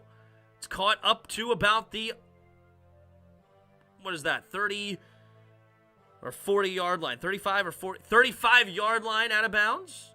Nope, 30 yard line. There you go. So he goes out of bounds right around the 30 yard line. Ooh, a little bit of a push off. No call on against Eli Apple. 3 receivers on the right side. Carr takes the snap, drops back, pump fakes, throws it underneath, caught by Jacobs. Jacobs will get the first down and a few more, and it'll be a gain of about 13, but that keeps the clock going. 4 minutes and 10 seconds. That was a big play on that 4th and 5. They're up inside the red zone now, up to the 17-yard line. Bisaccia, I don't know how you say his name, Rich, I'm just going to call him Rich, the head coach for the Raiders, trying to get his team to hurry up. Carr in the shotgun. Carr takes the snap, looking to his right side, and it'll be caught by Zay Jones for a gain of about 8 out of bounds, stopping the clock with 3:47 to go. The Raiders, they're not dead yet. 2nd and 3. Got to get in the end zone here. Getting in the end zone would be absolutely massive. 3 receivers to the left side. Carr in the shotgun. Drops back. Looking, scanning the field. Has time. Now has to just get rid of it. Throwing it away. Good coverage on the back end there by Cincinnati. 3rd and 3. 3:42 remaining in the 4th quarter.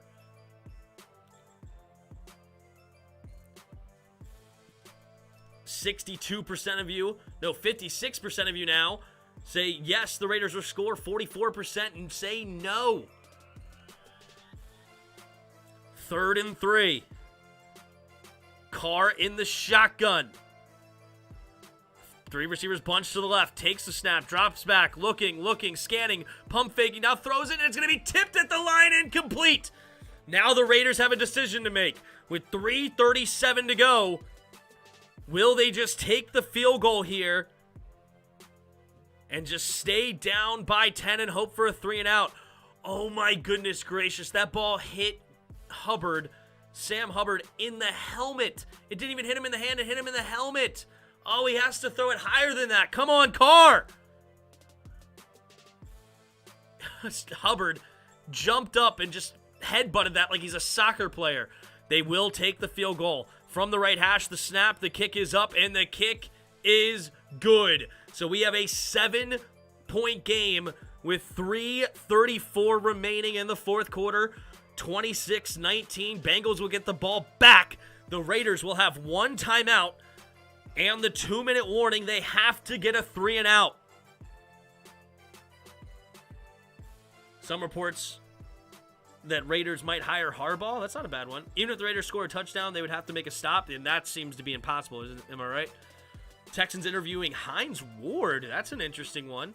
Has Hines Ward been a coach? Like, is he coaching anywhere? What is Hines Ward doing lately?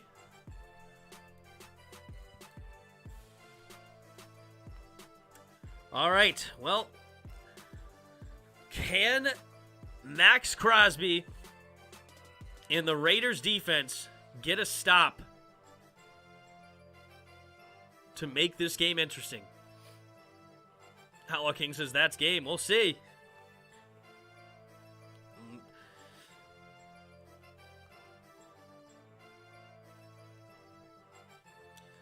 I wouldn't count the Raiders out. They do have some playmakers on that defensive side, mainly being Max Crosby, but they also have Carl Nassib, who's made some big plays this year. Think about against the Ravens game, where he was the one that got the sack fumble on Lamar.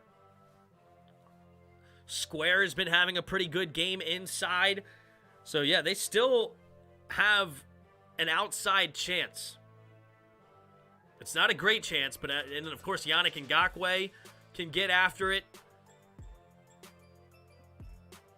I think it's Jefferson. He's in alignment, right? Yeah, defensive tackle, Quentin Jefferson. We'll see. We will see. Will you be streaming the Pats-Bills game? Yes, sir. We'll be here all night long. And then we'll be also here all day tomorrow. So be here or be square. Instead of be there, be square. Be here, be square.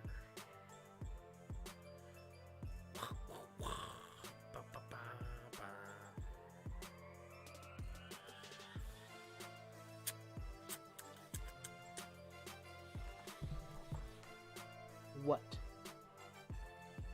What?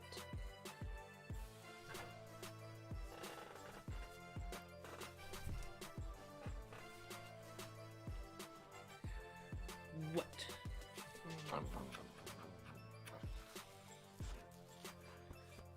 3.5 minutes left in this game, Rubadubas. Here we go. Carlson in to kick it away. And the kick. And it will be returned. Caught at the 1-yard line. Here comes Evans. Evans gets across the 20 and will be tackled at the 26-yard line by Littleton. All right. Can the Raiders get the stop here?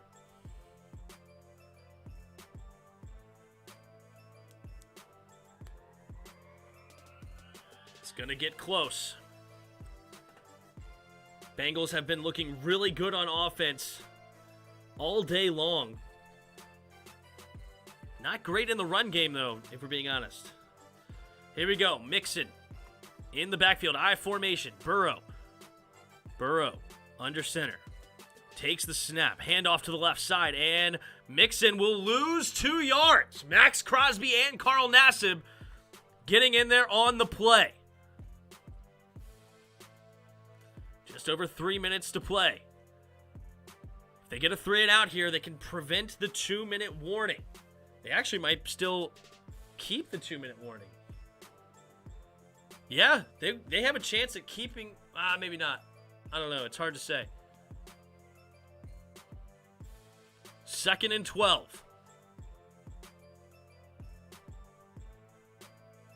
Burrow, empty backfield set here. Interesting. And he takes this, and then he switches it.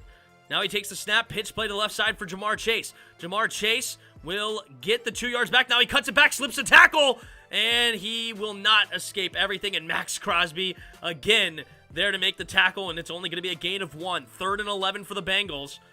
And the Raiders will use their final timeout with 2:35 to go. Now, this is massive. This is massive here. Because now... with a 3rd and 11, will the Bengals run the football to get it down to the 2-minute warning? Or will they try to throw it and risk an incomplete pass and giving the Raiders more time?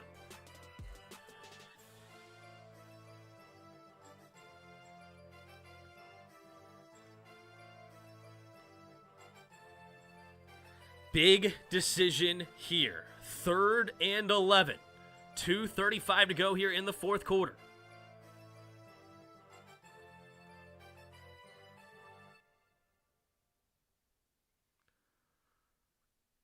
Okay, big decision.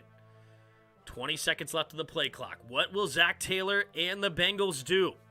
3 receivers to the left side. Joe Burrow pointing deep. Will he go deep? 3 receivers to the left side. Usomo on the right. Burrow. 5 seconds on the play clock. And they will use a timeout. They wanted to see what defense the Raiders would line up in. Come up with the best offensive play. Because otherwise they may not even ever use their timeout. So I don't hate this decision at all.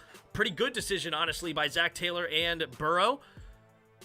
Seeing how the Raiders line up and see what play they should call.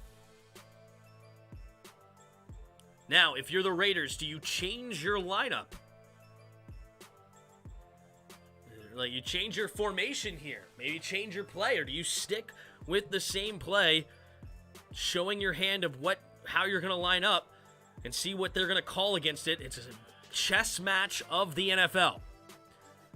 Burrow in the shotgun. So they changed their formation. They have 3 receivers to the left, but now Jamar Chase out wide to the right. Samaje Perine motions into the tight end spot. Empty backfield set now. Takes the snap. They chip Max, throwing it underneath. Usoma has room to run, and it will be not enough for the first down. It'll be 4th and 5 coming up. So that will bring us to the 2-minute warning. And then the Bengals will have to punt it away, and Derek Carr will have one more opportunity with about 1:50 seconds left. With no timeouts, we'll see where they start.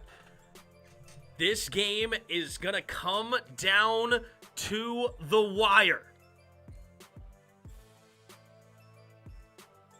It's 26-19. Down by 7. They can tie it up with a touchdown. So, new poll. Well, in this poll, 60 of you said yes, and 60% of you were correct. Here's a new poll. Can I do a new poll? Okay. Maybe I can't do a new poll. There it is. Here we go. New poll. New poll says, if the Raiders score a TD, do you go for 2-point conversion? Yes or no?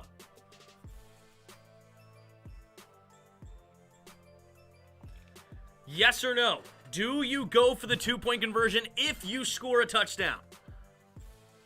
'Tis the question that must be answered by the chat. One thing I will say is Carr, he's got that clutch gene. He does have, he has quite a few 4th quarter comebacks. Derek Carr, 4th quarter comebacks. How many does he have in his career? 29th game winning drive.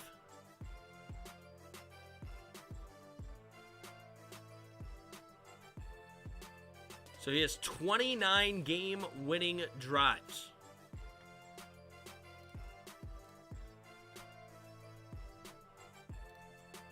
So early vote says no, you don't go for 2, but somebody did say yes. Still a long shot. Yep, it's not over yet.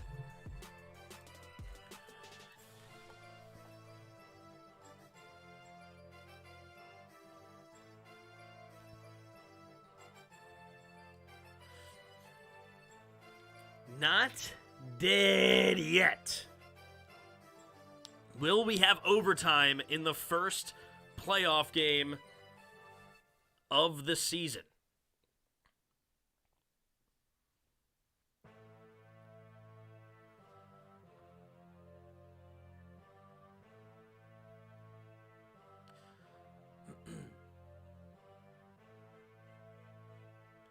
Oh, snap. The Raiders went all the way up to the 5th seed. So this is the 4-5 matchup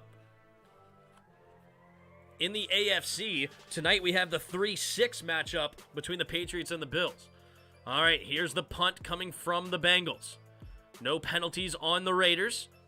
And we will, it's not a great punt. It's going to be bounced at the 35-yard line and get caught by the Bengals. So about the 35, 34-yard line is where Derek Carr will start with 1:51 left. Not bad field position. and plenty of time, even with no timeouts. Here we go. What does Derek Carr have in the tank? He is 7 for 13 on drives when trailing and needs a TD to tie or take the lead. So over 50% for Derek Carr in these exact situations. Highest among active QBs with a minimum of 6 chances. 3 receivers to the right. Carr in the shotgun, takes the snap, drops back, and avoids the sack and throws it underneath for Josh Jacobs in the flat. And he will get a first down up to the 50-yard line. But another flag on the field. But hold up, is this against the Bengals? Who's it against? Let's see. Personal foul. Oh, boy. Roughing the passer. Defense. Number 90. 15-yard penalty after the end of the play. First down. Kareem gets called for the roughing the passer at the end of the play. He hit him high in the face, or at least Carr sold it. Ooh, Carr selling it. I don't know if he actually hit him in the head or not, but Carr kicked his head back and sold it, and then immediately pointed at his head. So now all of a sudden they're at the Bengals 35-yard line with 1:44. Carr takes the snap, throwing it over the middle, and incomplete, looking for Waller, 2nd and 10. But wow, this is immediately very, very doable for the Raiders. 1:39 to just go 35 yards into the end zone. So really, if we're being honest, time is not a factor. Unlucky call there for the Bengals. Carr selling it, and it's big time here for the Raiders. In the shotgun, takes the snap. Here comes the blitz, and Derek Carr is going to go down! Big sack! And now they're going to hurry up. It's going to be 3rd and long now. He lost about 8-9 yards on the play. All right, Carr in the shotgun. 3 receivers to the right. It's 3rd and 17. He lost 7 on it. Takes the snap. Carr drops back, throwing it over the middle. What a throw and catch to Waller on the seam route. An absolute dot over the middle of the field, and that's going to be a first down. Gains about 20 yards, and they're back into the red zone. Carr hurrying up to the line. They cross the minute mark. 3 receivers to the right. Takes the snap. 4-man rush. Carr has time, throws it underneath, and it's going to be incomplete. Number 55 knocking it away from Josh Jacobs. 50 seconds left. It'll be 2nd and 10. What an absolute mammoth of a throw there on 3rd and 17.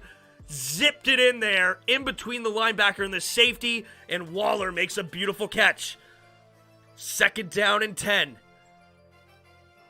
50 seconds remaining in the 4th quarter. The Raiders have been trailing all game long, since the 1st quarter, and it's 3 receivers to the right. Carr drops back to pass, has time, throwing it to the right side, overthrows Foster Moreau. He almost caught it anyway, but incomplete. Now the Raiders are 3rd and 10.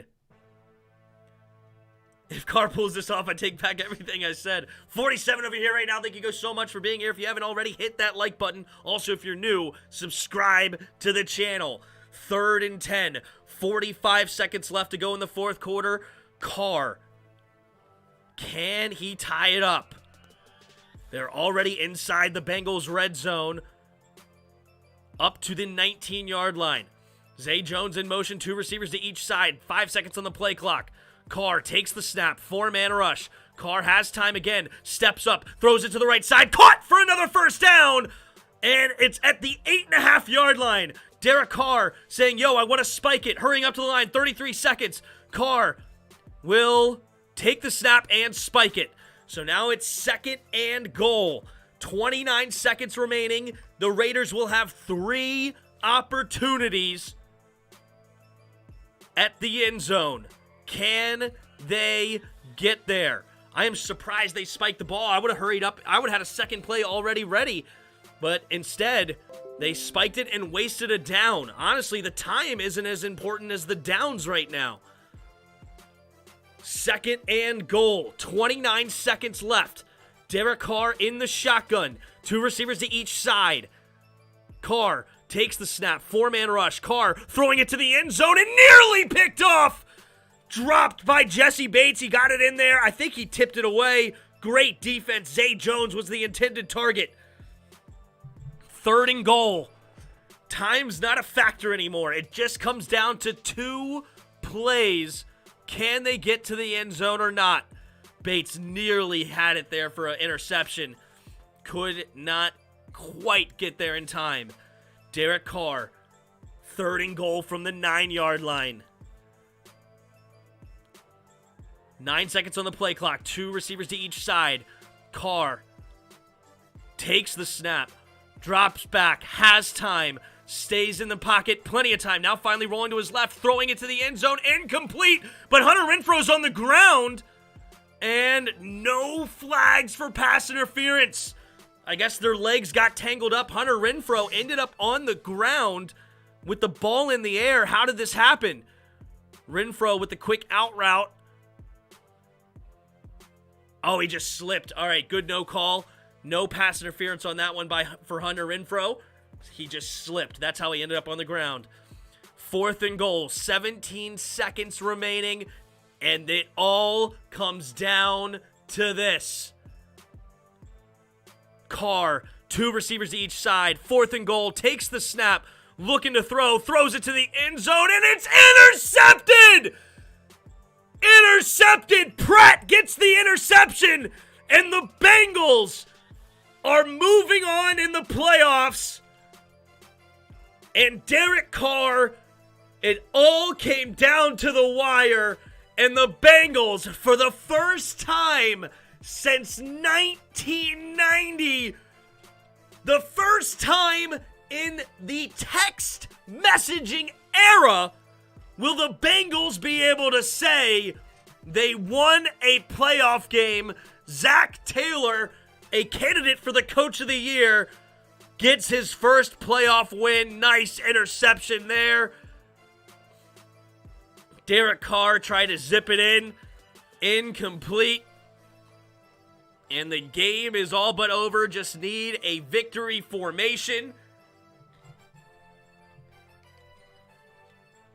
What a game it was. And there it is. Joe Burrow, second-year quarterback out of LSU, wins his first ever playoff game. Joe Burrow, let's take a look here at the stats. Joe Burrow, 24 for 34, 244 yards, 2 touchdowns on the day. Joe Mixon, 17 carries, 48 yards. Jamar Chase, 9 catches, 116 yards for the rookie in his first playoff game ever. He also had 3 carries for 23 yards. Wow, what a game. Derek Carr, 29 for 54, 310 yards, a touchdown, and he did throw a pick right at the end of the game. Josh Jacobs, 13 carries, 83 yards. You would like to see him get the ball more, but unfortunately the Raiders were down most of the game. Wow, wow, wow. Eric Chavez, $10 super chat. Thanks you so much. Great call, he says. Absolutely. What a game. What a performance from both teams. They went down to the wire. That's what you love to see for these playoff games. And we're about to turn this thing around here in just 20 minutes. We have the Patriots versus the Bills. Thank you all for being here. Hopefully you guys stick around for the second game. And this is going to be an interesting one. This is going to be an interesting one. Patriots versus Bills. They split in the regular season. Is JPG the smaller one? So the Patriots and Bills, they split earlier this year. Patriots won in a very weird game. But I don't know. Should I continue to break down this game a little bit? Yeah, let's think about this game a little bit more before we hop into the new game. All right? This game was wild. Thank you, everybody who participated in the poll. Also, by the way, 19 of you voted. 63% of you said yes, go for the 2-point conversion. So there you go. Most of you decided yes. So thank you for supporting in that poll. We're going to start a new poll here. Do you got the Bills or the Patriots? All right. Take a look here at the team stats. Raiders 23 first downs to Bengals 18 first downs. Raiders 8 for 18 on third down, 1 for 2 on fourth. Bengals 5 for 12 on third down, 1 for 1 on fourth. 385 total yards of offense for the Raiders, 308 total yards for the Bengals. 7 penalties for each team. Bengals won the time of possession 32 minutes to 28. It was a fair game all the way to the end. Either team could have came on top, but the Bengals did have the lead the entire game, and they get the interception at the end. I mean, there was a couple of key plays in this game. You think about the huge sack fumble from Trey Hendrickson on Derek Carr that allowed an extra field goal earlier in the game. And then you also had the weird nonsense from Peyton Barber, who Evan McPherson, the rookie kicker, kicked the kickoff that was going to bounce out of bounds. It was bouncing down the sideline just in bounds. And right before it went out of bounds, Peyton Barber picks the ball up. And instead of being first down and 10 from the 40-yard line, it turns into first down and 10 from their own 2.5-yard line, giving him a whole new reason to call him 2-yard Barber. All right, Pat, do you have Patriots or the Bills?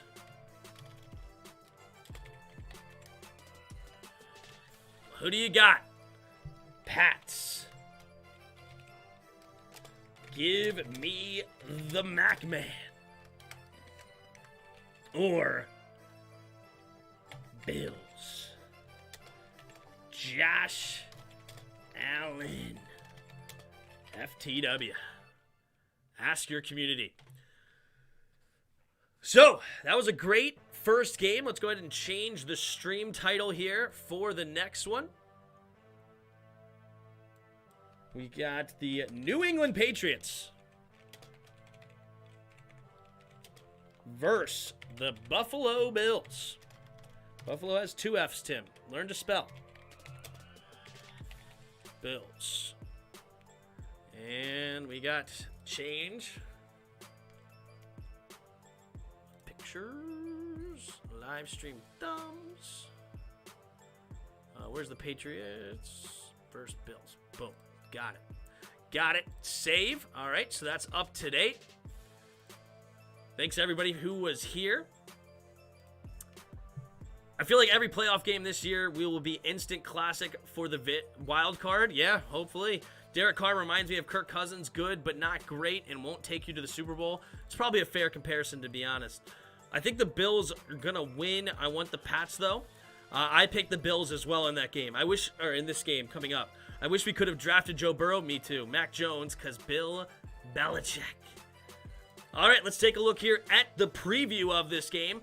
They're giving Buffalo, according to ESPN Matchup Predictor, a 61% chance, so about a 60-40 Buffalo winning this game. And the Bills are 4.5-point favorites now, according to ESPN's Pick Center, and it's an over-under of 43 yards. They are in... Let me get this here. They are in Buffalo, so Buffalo had the better season. Buffalo also did win the last matchup. The matchup that the Patriots won was that weird, cold, windy night on Monday night where Patriots ran the ball the entire game. The entire game, they ran the football. Literally, I think Mac Jones had 3 pass attempts the entire football game. Even if it was 3rd and 10, they ran the football. Man, this is crazy. This is crazy. What's the weather right now in Buffalo? Does it give us that? The weather in Buffalo is 6 degrees. Game time weather at the stadium, 6 degrees. Real feel is 0 degrees. Oh my goodness. Not a lot of wind though. 6-mile-an-hour winds from the northeast. Wind gusts up to 8. So not a lot of wind, but very, very cold up there in Buffalo. So Josh Allen and the Bills, who have not a very good rush defense, are going to be in trouble there. We'll see how it ends up. What's everybody up in the chat? I think the Bills are going to win, but I want the Pats. Mac Jones because of Bill Belichick. Tim, do you have a PC? Yes, I have a PC. Let's go Bills. That Pats win was a fluke because of the running. Yep. If I hadn't treated Cousins like dirt, if we hadn't treated Cousins like dirt, we would have been to the playoffs several times in the past few years. You got to get in the playoffs to have a chance. Yeah, I mean, he didn't want to be here. And free. And free. And free. What is this? What is that? I don't need that ad. But anyway, he didn't want to be here. He wanted way too much money. I would never have paid him $28 million fully guaranteed for 3 years. $84 million fully guaranteed. You know right now Kirk Cousins is going to be a $45 million cap hit next year. That is outrageous. Feel sorry for the Pats in this game. It's cold. Yeah, it's good. Well, Patriots are used to the cold. It's cold up there in New England. No wonder the tickets are selling so cheap. Yeah, it's a cheap. I'm sure it's not very expensive for the tickets. Like, how many people want to go there? Party like it's 1991. That's a good one. That's a good one. All right, I'm going to go fill up my water. So far, the early votes on the Patriots versus Bills. Bills are favorite according to the chat, 62% to 38%. Pretty much exactly what the matchup predictor said, 61.7 to 38.3. So you guys are right on the money with what ESPN thinks as well. But we shall see. And I will be right back. Gonna go fill up my water, and we'll be getting ready for this second game. Thanks for everybody who's here. 29 of you here right now. 32 likes. Appreciate you all. What up, Rufus? What up, Rufus? Sleeping?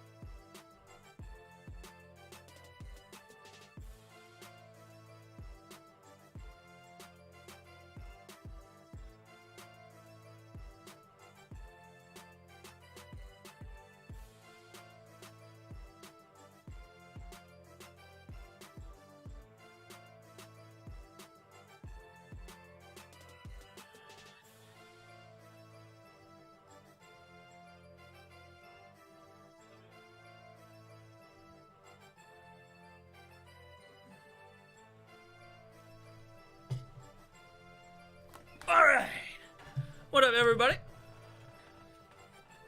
All right.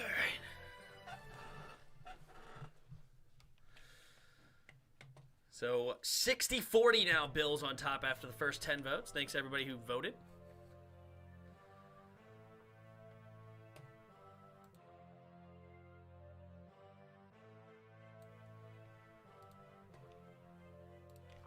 Hold up.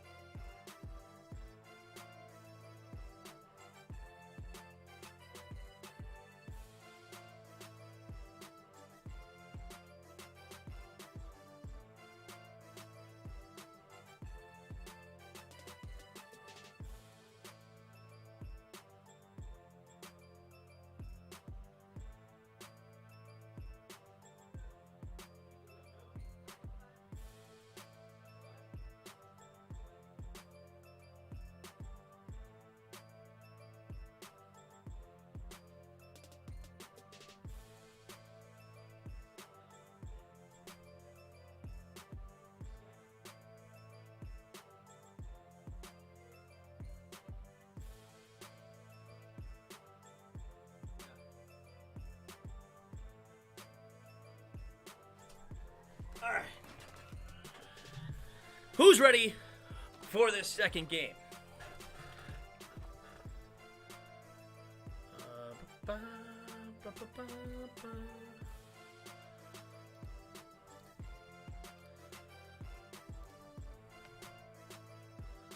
There we go. Make sure we're up to date. The Bills running on to the field.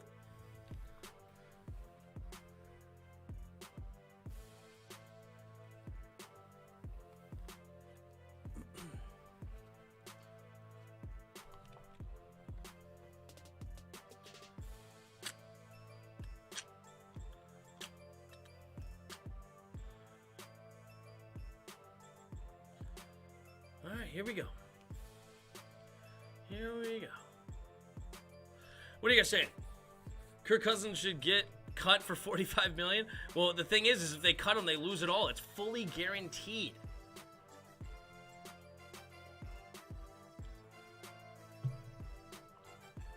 We were paying him 3 years in a row, huge money. Anyhow, not $45 million. We paid him 19.7. Then we paid 24. And if we did one more, I think it would have been 28. So we only paid him, we didn't pay him $45 million in 2 years. The Vikings are paying him $45 million in 1 season.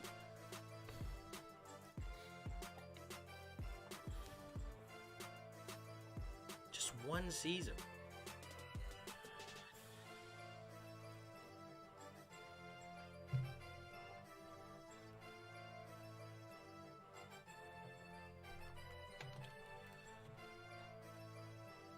So I got the Bills in this game, but I will say this. Whichever team wins, I have going to the Super Bowl out of the AFC. Whichever team wins, I got it going out of the Super Bowl.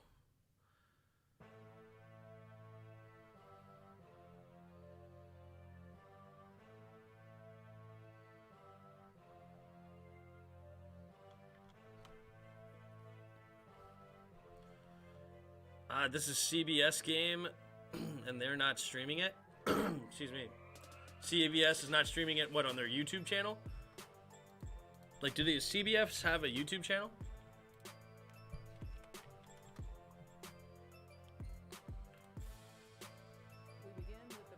Are they streaming anything? CBS Sports.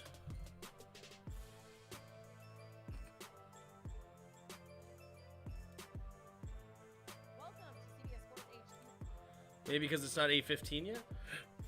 I don't know. Excuse me. Excuse me.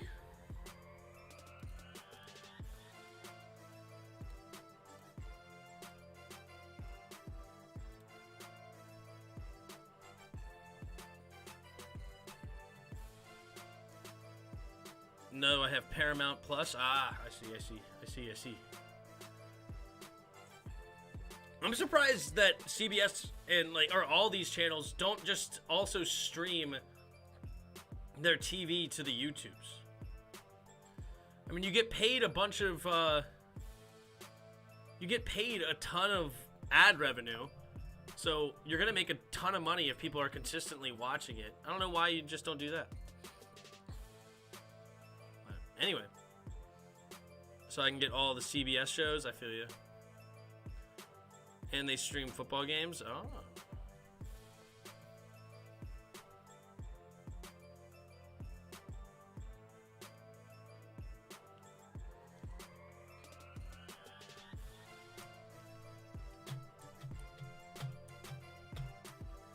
Man, they look cold.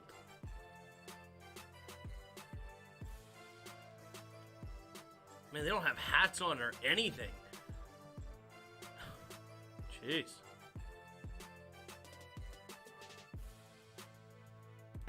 They certainly are 4-0 down the stretch. And of course. All right.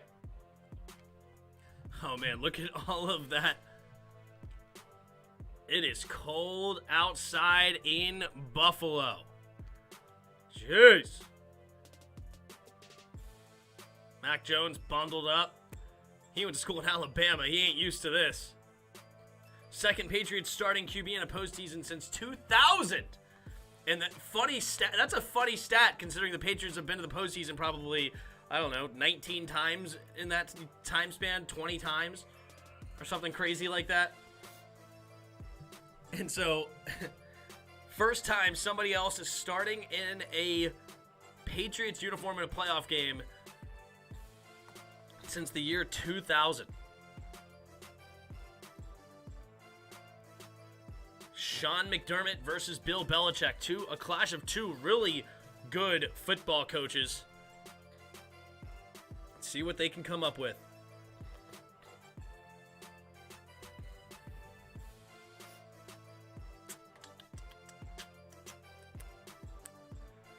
So we're about 3 minutes away, potentially, from kickoff.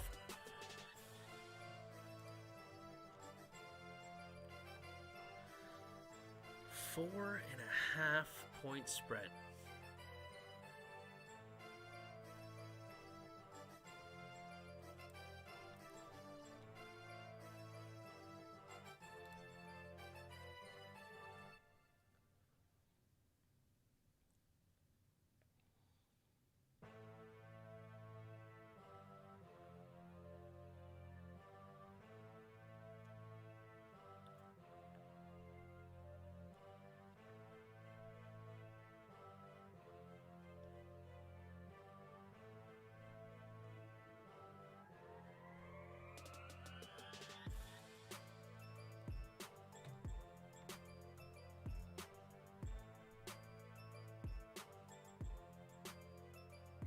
Waiting on kickoff. Come on.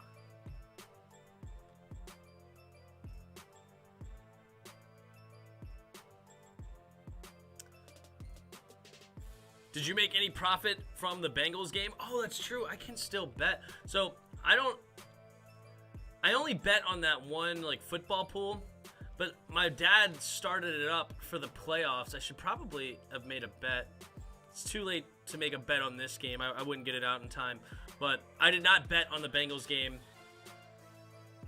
or the Patriots game for that matter. But I'll probably make some bets on the games tomorrow. We'll see what the spreads are like. But I did not make any bets. I should probably get on an actual sports gambling site. But technically it's not legal in Maryland yet or something like that. I don't know. Maybe it just became legal this month actually. It may have just January 1st. It may have became legal. I don't know. I think this game will be a blowout, or it won't, or one of those two. That's funny.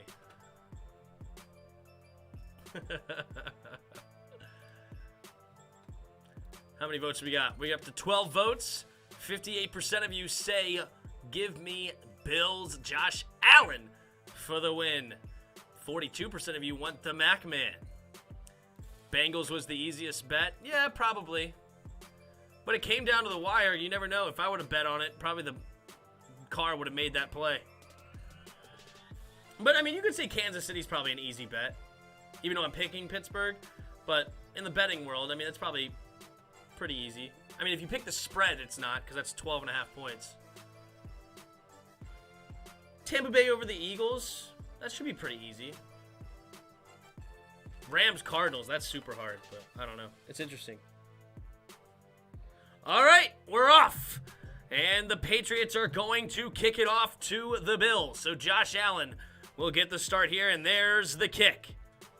And it's a high-flying kick. It's going to be returned at the 15-yard line, going to the right side, trying to find a crease, and he does. And he dives ahead. Oh, fumble.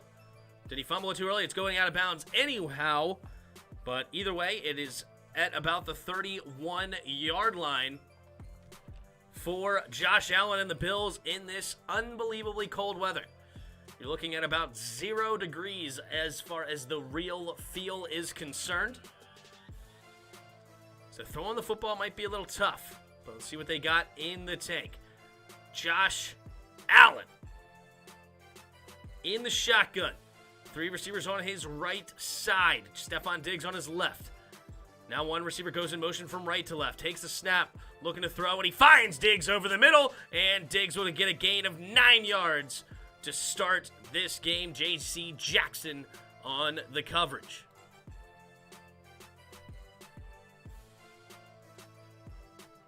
I would love to make it to the Super Bowl and bend out in style. Yeah, that would be a good one. Here we go. 2nd and 1. Bills in the shotgun. 3 receivers to the right side. Bills takes the snap. Handoff up the middle for Singletary. And Singletary will get the first down and still fighting for extra yards. Wow, he ends up with a gaining about 4 yards. Even though he got hit as soon as he crossed the line of scrimmage. But nice hard work there from Singletary. And it'll be 1st and 10 for the Bills. Hassan's back in the house. What up, Hassan? Finish my wings. Let's go. There you go. Good old finish of the wings. The wing wangs.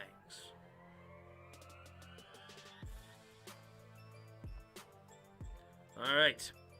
Josh Allen in the shotgun. 2 receivers to each side. You see a bunch of mist in the air from people's breaths. Takes the snap, drops back, looking, throwing it to the flat, caught by Singletary. Singletary will not escape J.C. Jackson, and it'll be out of bounds for no gain.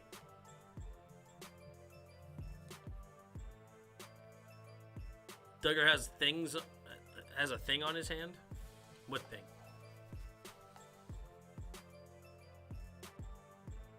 Who's the crazy ones without sleeves? That's the real question. All right. Josh Allen in the shotgun. Beasley goes in motion from right to left. 2 receivers to each side. Takes the snap. Drops back to throw. Allen scanning the field. Buys time. Rolling to his left side. And he's going to keep it. And he's running for the races. And he's still going past the 40, 35, 30.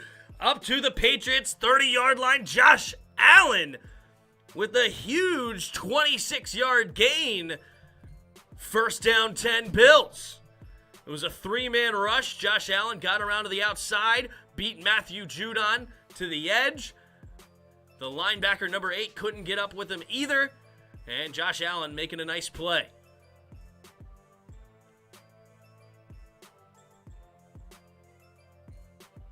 Allen in the shotgun. 2 receivers to each side. Already taken about 3 minutes off the game clock in this first drive. Three receivers to the right side. Now 4. McKenzie goes in motion. Takes a snap. Play action. Rolling to his right. Nope. Steps up. and throws it over the middle. Incomplete. His hand may have gotten hit as he threw it. Emmanuel Sanders was the intended target, but it threw into the dirt. 2nd and 10 now for the Bills. With no wind, if you running around, it isn't that cold. True. With the wind is what kills you. The wind is literally what just absolutely takes your breath away. The wind stinks. And yeah, it's only 6 to 8 mile an hour wind, so not big gusts. All right, Allen, 3 receivers to the right side. In the shotgun at the Patriots' 31-yard line. Davis goes in motion, takes the snap. Allen pump faking, has time, throwing it over the right side. Caught by Davis. McKenzie makes the grab, and he's going to run it up for a gain of 7. 3rd and 3 now. Judon screwed up and went inside. He gave the outside. Terrible. Yep. You cannot give Allen the edge. Yeah, if he would have protected the edge, number 8, always forget that linebacker's name, but number 8 would have had the inside if Judon kept the outside.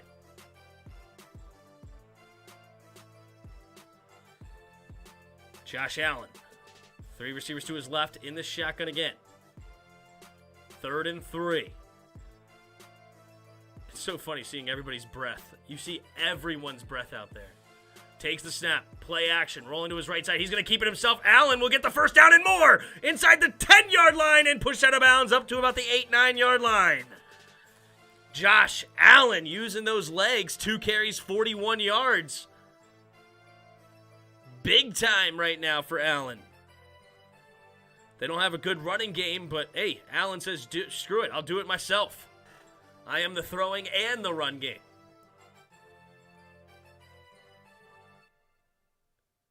First and goal now for the Bills. Will they punch it in?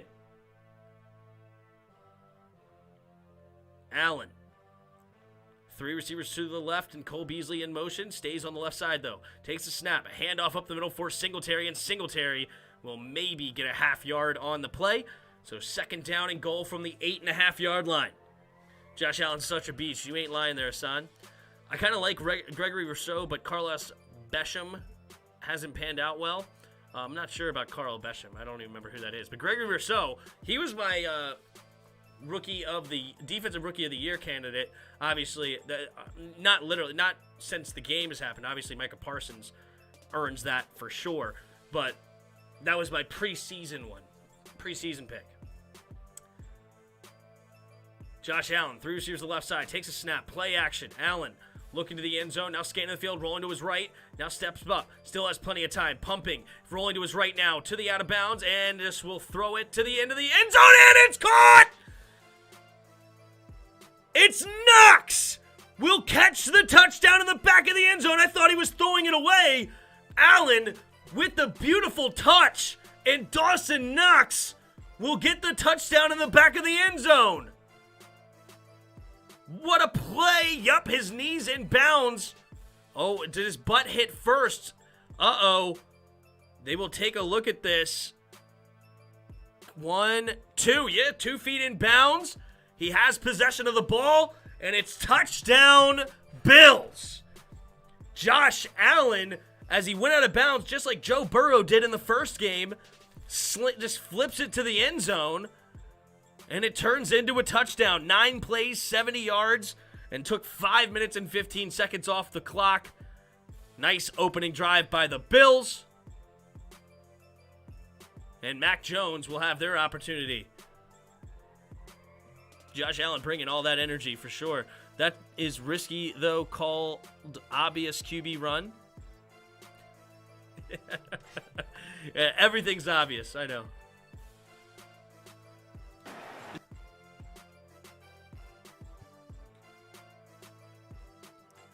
All right, here's the extra point. The extra point for the Bills. Bass from the left hash. The snap, the hold, the kick is up, and the kick is good. On the right side of the uprights, does find its way in, and it's 7-0. Bills on top after 1 drive. Josh Allen's insane. He's elite. Yeah, no kidding. Just like Seals Jones TD against the Giants week 2. Yep. It was a great pass and great catch by Dawson Knox in the back of the end zone. Knox is underrated as heck. Knox is solid. But a lot of tight ends will look solid when you have a quarterback like Josh Allen. You know what I'm saying? But he is solid. He made a nice catch there, and he's actually been pretty decent all year long. Not great, but no tight ends have really been great this year outside of, like, I think it's only been, like, maybe 3 or 4 tight ends you would say have, like, great stat lines, right? Like, you have, of course, Travis Kelce. Mark Andrews has had a great year. When Darren Waller plays, he's great. And then maybe George Kittle, did he have a good – I would imagine he had a pretty good season, but – like, if you look at the top tight end stats, it's not great. Like, I remember in the fantasy, it's like finding a good tight end was hard. Rob Gronkowski played pretty good, though, too. Allen can be insane. He can also be average versus bad teams, but the dude is worth his paycheck? Yeah. He's accuracy can be inconsistent, but the arm strength is always there, and his ability to run is always there. So it's a matter of, can he get the accuracy down enough? And if he does, it's sky's the limit.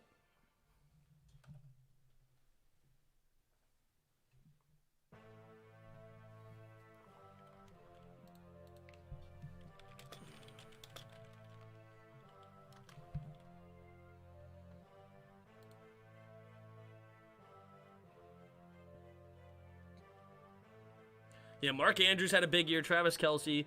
Schultz had 800 yards. That's not bad for 8 touchdowns. That's solid. George Kittle, 910 yards, only 6 touchdowns. And then Kyle Pitts. I forgot Kyle Pitts had 1,000 yards, but he only had 1 touchdown all year. But 110 targets and 1,000 yards. That's awesome. Rob Gronkowski played well when he played. I guess it's funny.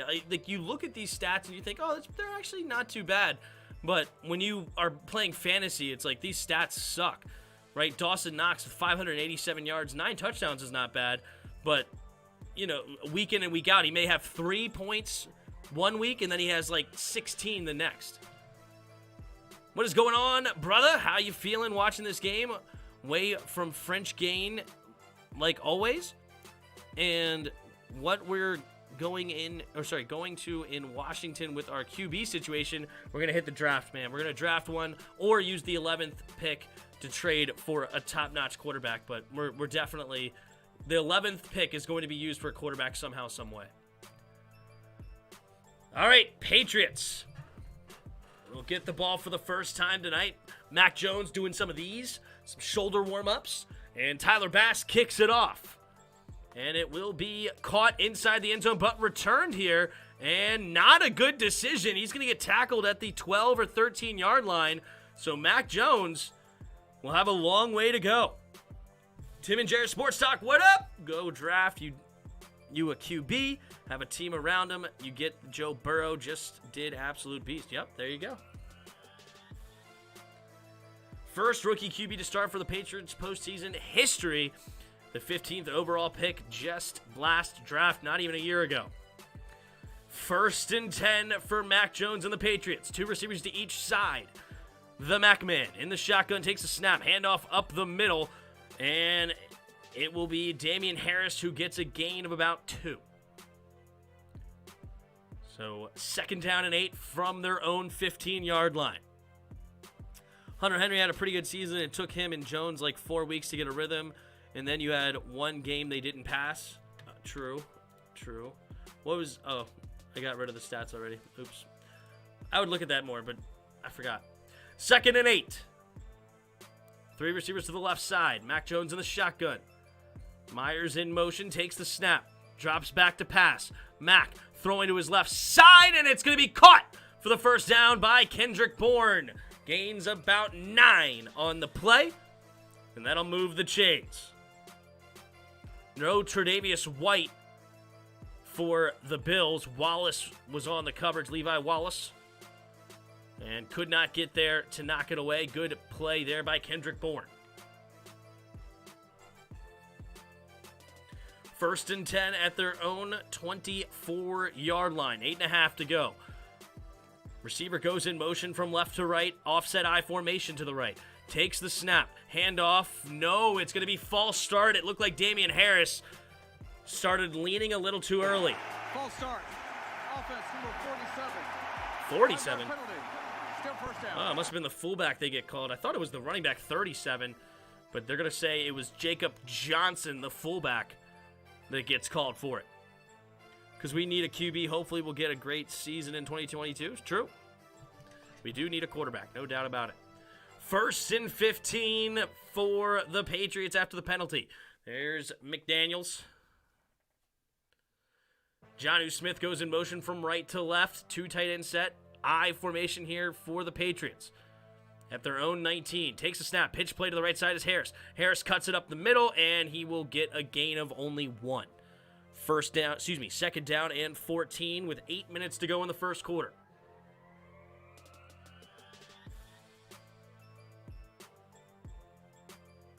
We not having a good season with rookie QBs that are there this year? True.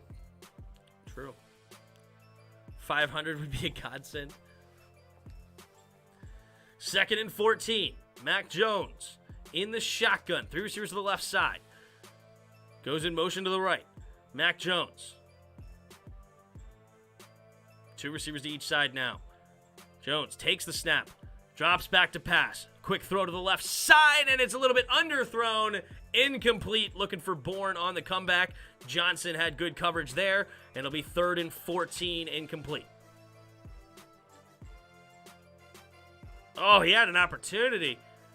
Just could not maintain possession through the ground. 3rd and 14 is not where you want to be against the Bills. The Bills have a horrible run defense, but they are really good against the pass. They have a really good secondary, even without Tre'Davious White. They have a great safety duo and Hyde, and the other one just escaped my head for some reason. But either way, 3 receivers to the left. Mac Jones drops back, rolling to his right, pumping, throwing it downfield. Has a man open. It's Hunter Henry for a first down. Crossing midfield, Mac Jones buying enough time in the secondary and out of bounds of the 49. Jordan Poyer was the other safety that I couldn't think of off the top of my head for some reason. Nice play by Henry. No doubt there, Red Wings. No doubt. So 1st down and 10, Patriots up to the Bills' 49-yard line.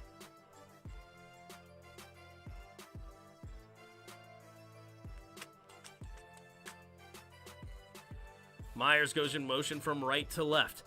Mac Jones in the shotgun, 2 running backs in the backfield with him. Takes the snap, drops back to pass, looking, scanning, has time, going deep, and has a man open, and it's dropped! Oh no, it's Bolden, the running back, who was open downfield. It was a right on him, easy catch, and no concentration, trying to catch it with his body, and it slips right through his hands. And that is a heartbreaker, but fortunately it's 2nd and 10. 6:30 to go here in the first quarter. Mac Jones puts a receiver in motion from right to left. 2nd and 10, single back formation. Calling his protections. 5 seconds on the play clock. Takes the snap. Drops back to pass. Quick throw to the right side. And tipped by 2 Patriots receivers. It first went off Jonnu Smith's hands and then Myers' hands, and both of them dropped it. 3rd and 10.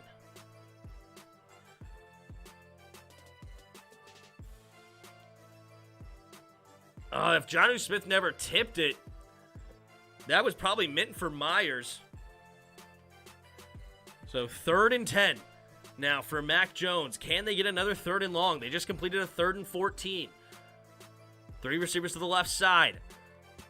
Bolden in the backfield looking like he's going to play in protection.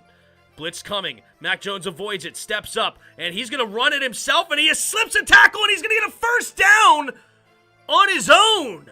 Mac Jones looking like Trevor Lawrence out there, making some things happen with his legs. You never see Tom Brady do this. I mean, he ran away from a defensive end, Rousseau, diving at his feet. First down, Mac Jones.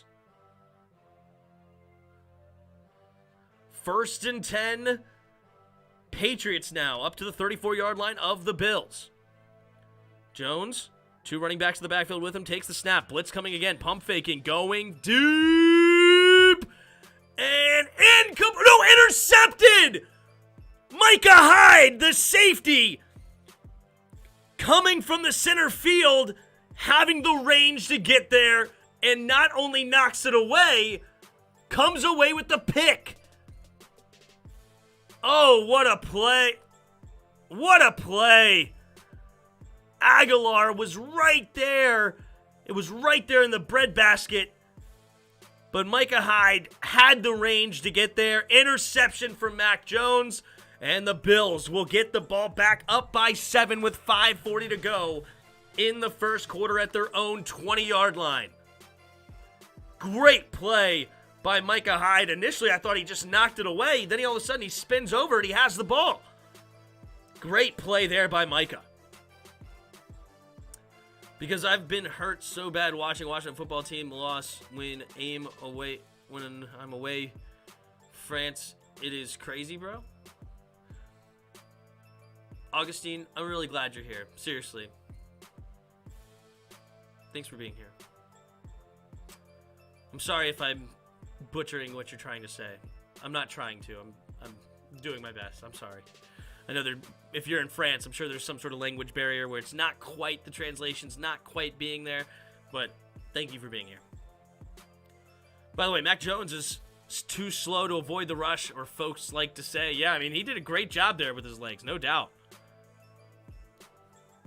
Good at run, what an interception, yep. You see Jones isn't athletic at all, can't move, is a statue, crazy play. That was awesome there. Well done by Mac Jones. I wouldn't bank on that all the time, but that was a great done. It was a perfectly placed ball, too. Yeah, that would have been a perfect throw to Nelson, but it was a better play by the safety. You can run, but you can't Micah Hyde. Well played there, Hassan. What an insane D play that was. Wide receiver beat his man. Ball was there. Wow, yeah. Micah Hyde making his paycheck worthy of it. Mac is in the statue. He has some ability, but he is athletically limited. True. I mean, that was awesome. It was a good job there by Mac. No doubt about it. Ran away from the defensive end and got a 3rd and 10 with his legs.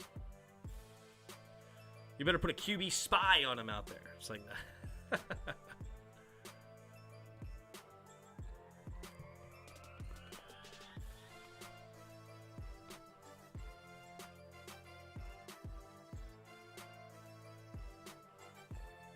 All right, Josh Allen will get the ball here for his second drive. They drove down the field and scored on their opening drive. Let's see if they can't do it again. All right. 1st and 10 from their own 20. They're going to start in an empty backfield set here. 4 receivers on his right side. Now, Singletary motions back into the backfield, takes the snap, drops back. Allen has the blitz, but good protection, throwing it over the middle of the field, and has a man! Dawson Knox again with another catch, and he's up too close to the 45-yard line. Nice play there. Clock continues to move. Josh Allen looking solid here in the first quarter. He is currently 5 for 6, 48 yards and a touchdown, and he's just getting started. 5:10 to go here in the first quarter. 1st and 10 at their own 45-yard line. The wind chill is putting it at -6 degrees outside right now. Sanders in motion, 3 receivers to the right. Takes the snap, drops back, pumping, now quickly throws it to the outside, and it's caught by Sanders, but he falls, so it's only going to be a gain of 2. 2nd down and 8.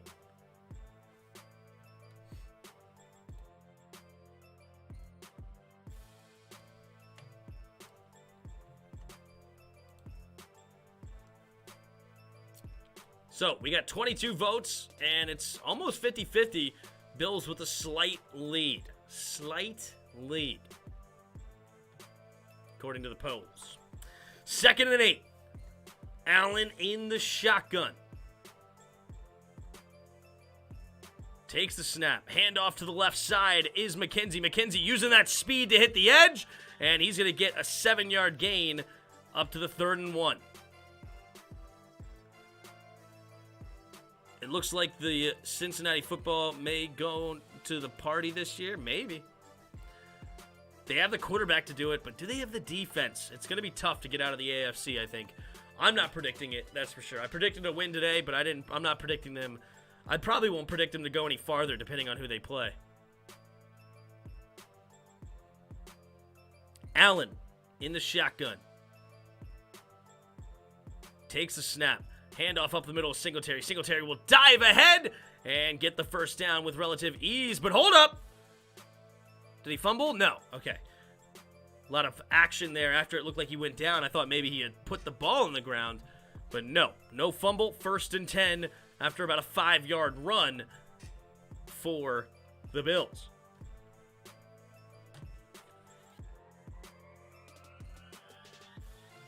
You know, Tim, you can't run out of the shotgun.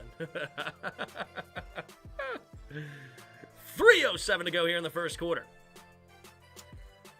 Josh Allen under center. Josh Allen takes the snap. Play action. Sets up. Throwing it underneath. Tipped at the line. Nice play there by number 93. Getting the tip. Even the big men sometimes get tipped at the line. Josh Allen being about 6'4", 6'5". So, not only the short guys get tipped. Who are they playing next? The Bengals? It all depends on how it shakes out. If it goes chalk, they will play the Titans next. But it depends on the situation because the Titans will play the lowest seed into the next round. Josh Allen shifting into under center. 2 receivers each side. A single back formation. 4 seconds on the play clock. Allen takes a snap. Play action. Has time. And throwing it down the middle and caught. But there may be a flag for holding. McKenzie caught it. Wait a minute. Did they not throw a flag? Oh my goodness. I mean, the left tackle looked like he clearly held the Patriots defensive end. I think it was Judon. Oh my gosh. McKenzie makes the grab and it's a 1st and 10 Bills. How did they miss that one? Wow, that looked like a clear holding for Matthew Judon. But hey, 1st and 10 from the Patriots' 22-yard line. Diggs goes in motion from left to right, takes the snap, quick throw out to Diggs in the flat, and not a great throw. Diggs could not haul it in, contorted his body, still could not do it.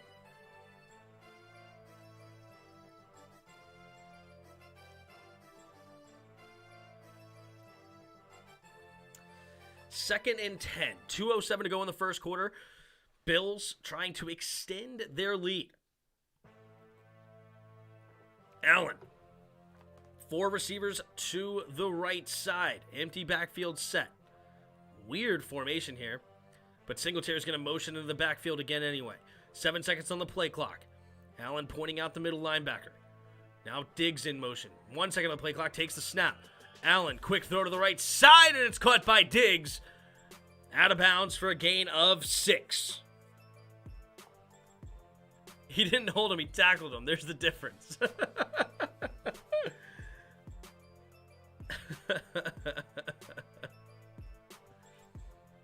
Yeah, we go from one extreme to the other where the Raiders-Bengals game, they were calling flags all over the place. Now this one, the dude's tackling the defensive lineman. No holds in this game. All right, 3rd and 4 at the 16-yard line. Can the Bills keep this drive alive? Empty backfield set again. 3 receivers to the left. Allen. 2 seconds on the play clock. Takes the snap. He's going to keep it himself, running it up the middle, and he gets a first down, diving up to about the 10-yard line. 1st and goal for the Bills. Kikosio in the house. What up? Yo, yo, yo, says Kikosio. Josh Allen using them legs. Good blocking up front. Christian Barmore gets the tackle, rookie out of Alabama, 2nd round pick. Josh Allen in the shotgun. 3 receivers bunched to the right side. Now Cole Beasley goes in motion to the left. 2 receivers bunched each side. Takes a snap. Play action. Allen throwing it to the middle of the field. And it is caught. Touchdown number 2, Dawson Knox. And the Bills take a 14-0 lead. Uh-oh, the Bills. The Bills might be ready to run away with this one. How I been? Not too shabby. Augustine Joel says, okay, I think they can beat Tennessee because Cincinnati has a great QB. When a football team have a good QB, you chance to beat anyway. True. When you have a great QB, you have a chance to win every single week. There's no doubt about it. Bills getting off to an early lead. Yeah, that is not a good sign for the Patriots. Being more of a run-first team, you don't want to be down 14 in a playoff game with a rookie quarterback. All right, the PAT is up, and the PAT is good. Bass with his second PAT. Josh Allen, 9 for 12, 86 yards, and now 2 touchdowns, both of them going to Dawson Knox. And Stephon Diggs only has 2 short catches for 15 yards, but that doesn't matter when you're moving it like the Bills are. Josh Allen, 3 carries, 46 yards himself. Singletary, 3 carries, 11 yards. Yeah, that's just too easy. Too easy for the Bills.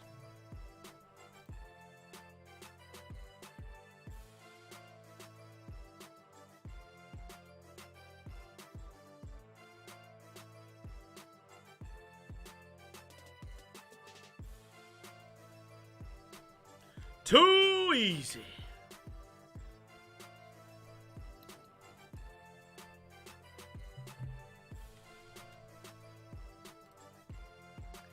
It's too easy.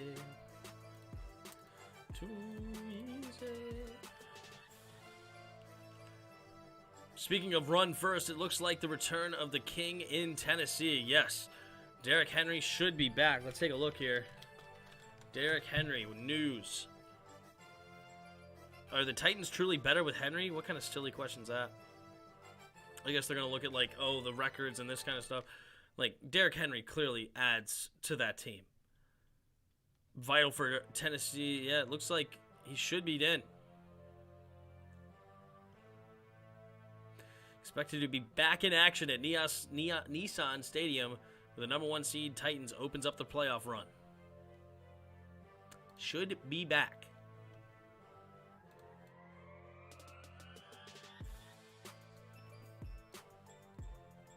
New England have serious problems tonight. I mean, they're going against... The serious problem that New England has is they're going against a great football team. The Bills are really, really strong. And they've started to wake up later in the year. You can see here, 4-game win streak. They lost 2 tough ones. One to the Patriots in that weird game, and then they also lost to the Bucks in a 33-27 game. They lost to the Colts earlier.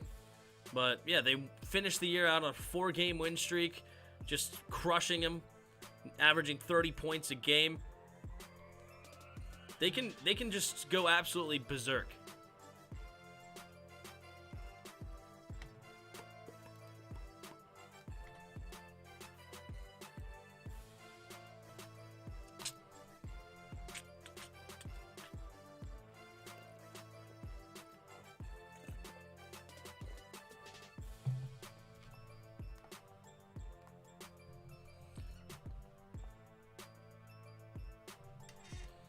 All right, Tyler Bass in to kick it away again. We got 40 seconds left in the first quarter.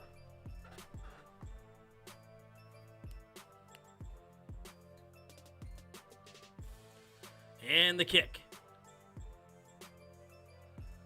And it will be caught and knelt down for a touchback by number 80. What's number 80's game again? He had a return earlier. Olszewski. Did he go to Notre Dame? College. No. Bemidji State? Who? Bemidji State. Bemidji State. Huh? I've never heard of Bemidji State. That's a weird one. All right, offset I formation to the right for Mac Jones. Takes the snap, delayed handoff for Harris, and Harris will barrel up the middle for a gain of 4.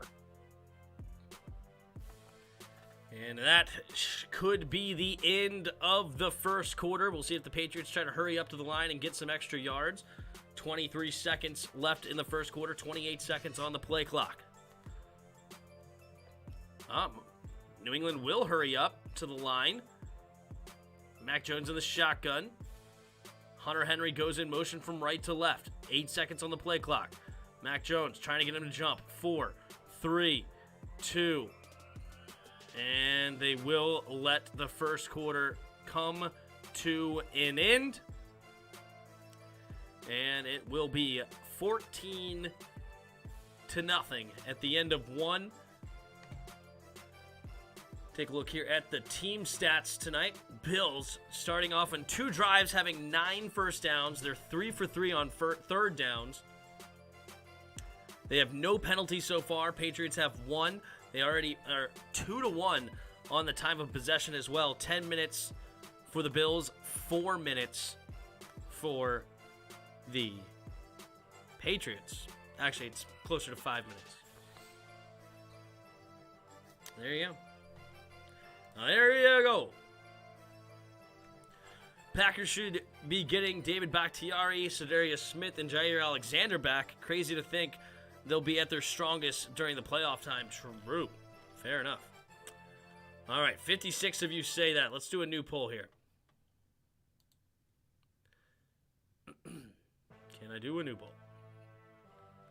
Bemidji State is a D2 school in Minnesota. Fair enough. I've never heard of it. Never heard of it.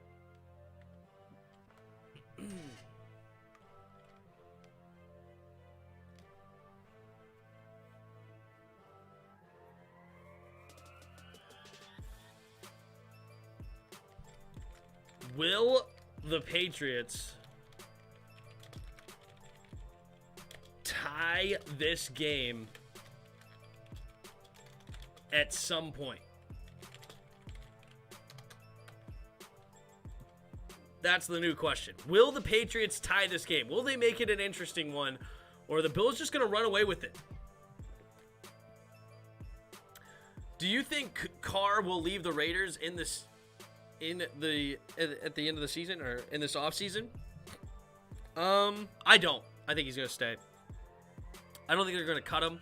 I don't know how much they could save by cutting him. Let's take a look here at over the cap. Teams. Raiders. Close. Derek Carr. Interesting. Wow. Is that true? Interesting. Wow, okay. Wow, they can cut Derek Carr and get all of their money back. That is interesting. That makes it very interesting. But what are they going to do at the quarterback spot? That's the other problem. I just don't know what else they're going to do. But here we go. I formation here for the Patriots. Mac Jones takes the snap. Hand off to the right side is Harris. Harris trying to get to the edge, and he will get a gain of 2. Edmonds in on the tackle. Draco in the house. What up, Draco?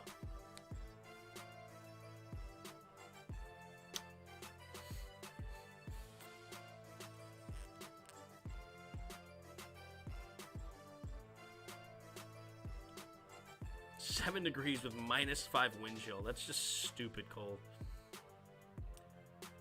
3rd and 3. Again in the I formation. Mac Jones pointing out the linebacker. Mac takes the snap. Pitch play to the left side is Harris. Can he get to the edge? He will, but does he get to the first? He doesn't reach the ball out. Uh-oh, that may not be a first down. That may not be a first down.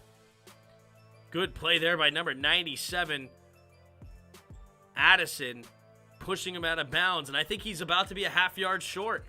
The Patriots will have a decision to make.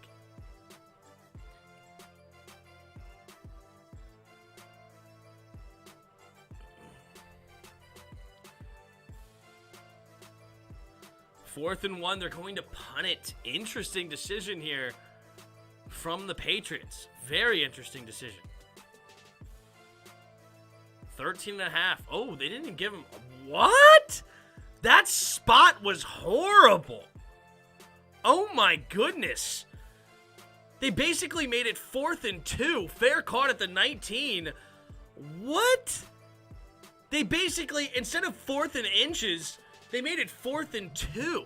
That spot was ridiculous. Wow. Okay. Well, makes it harder to go for it if you're so far away. I would argue that Carr's chances of staying in Vegas are greater than with Gruden gone. They always seem to have a strained relationship. Yeah, I mean, the reason that I think that I would agree is not necessarily because Gruden's gone. It's because who else are they going to pick? You know, like sitting at pick number probably 19, maybe 20, because the Eagles may end up with the 19th pick because they have a worse record. So they probably have the 20th pick. Well, if the Steelers lost, that means they have the 21st pick in the draft. Like, what quarterback are you going to get at pick number 21? So if you don't have Carr, who's your quarterback? That's pretty much the problem. Unless they make a play for Carson Wentz, like you said, or like somebody said, do they cut Carr and make a play for Wentz? Do they include Carr in a trade to the Colts? I don't know. It's weird. Cowboys and Eagles one and done. I'm with you there, Luck. He said he wants to be there, and there's zero incentive for the Raiders to ditch him for one of these rookies. True. Plus, so many things went wrong for the Raiders this year, and it's remarkable they've made it this far. Carr gets so much undeserved hate. Maybe. Like, I think there's definitely reasons to hate on Carr. But, I mean, it's probably overstated at the same time. That's probably true. Look, fun fact. This is the first weekend in a long time the Giants aren't going to lose a game this weekend. Well played there, Luck. Well played. So 50-50 say this game will be tied at some point. Interesting. Luck says I'm all hyped up on Mountain Dew. That's funny. I got my water.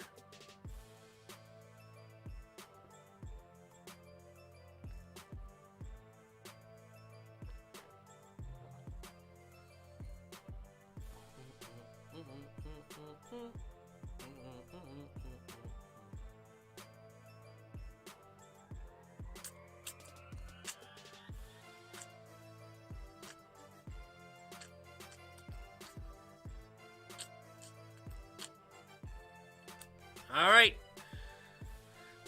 So at the 19, the Bills get the ball back up by 14 with 13.5 to go in the second quarter. Allen in the shotgun.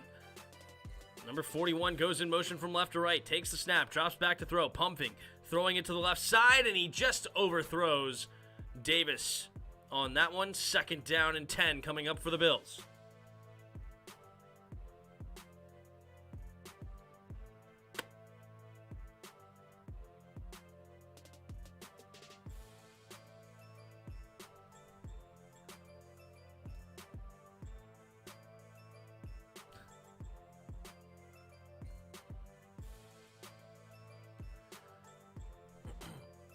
Two receivers each side, takes a snap, hand off to left side is Singletary. Singletary was going to get a nice run for a gain of about 9.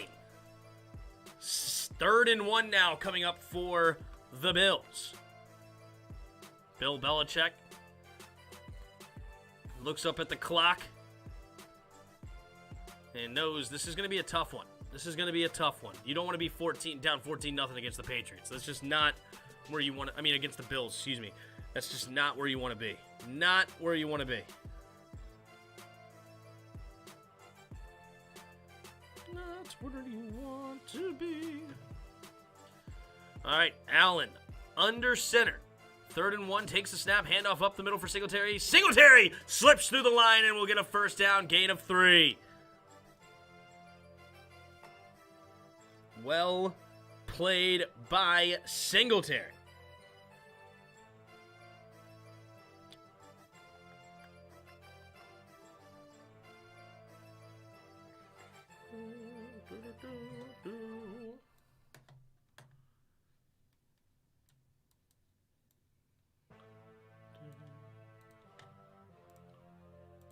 How much money they would be getting back? 19 million. Offset I formation for Josh Allen.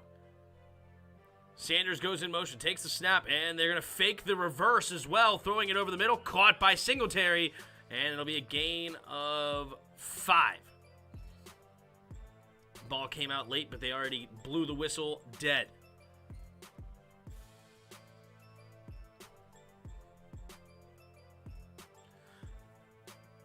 For anybody that might be behind a lot, I know there is a delay, but sometimes like the stream gets paused or whatever. So if you want to like fast forward all the way to make sure that you're caught up with the live to get the most up-to-date thing, sometimes it gets finicky on that.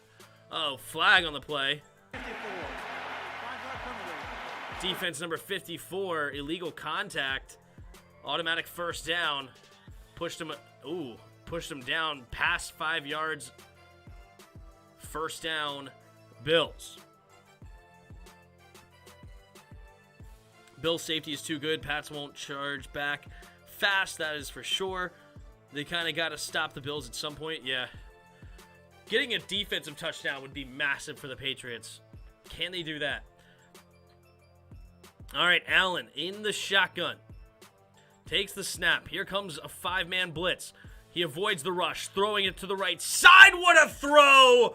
Finding Davis downfield. First down. Buffalo. Gabe Davis getting a 22-yard catch. Josh Allen was fading to his left and threw it back to the right and has the arm to absolutely zip that thing in over the corner. First down, Buffalo. Williams makes the tackle for the Patriots. 1st and 10. Under 11 minutes to go here in the second quarter. Allen under center. Knocks in motion, now with the offset I formation fullback. Takes the snap, play action. Looking to throw, pumping, now keeps it himself. Can he avoid the rush? Yes, he do. He slips a tackle, and then he jab steps, and he's going to get a gain of 8. Christian Barmore, the rookie, could not bring him down.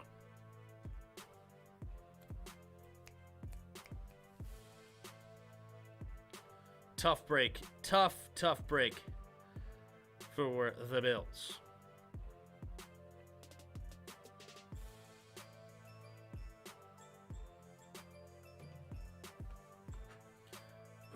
All right. Josh Allen trying to get the crowd to silence up. 2nd and 2. 2 receivers to each side. Allen under center, single back formation. Takes the snap, handed off to Singletary, and Singletary will slip a tackle but not quite get to the first down. Nice tackle there by Hightower. There's a flag on the play, though. What is the flag going to be?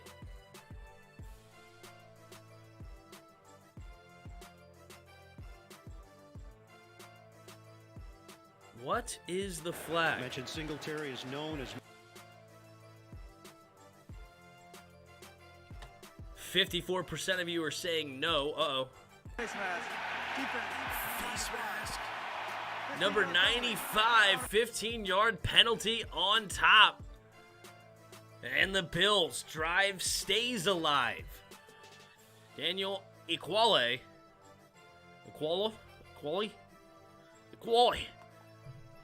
come here.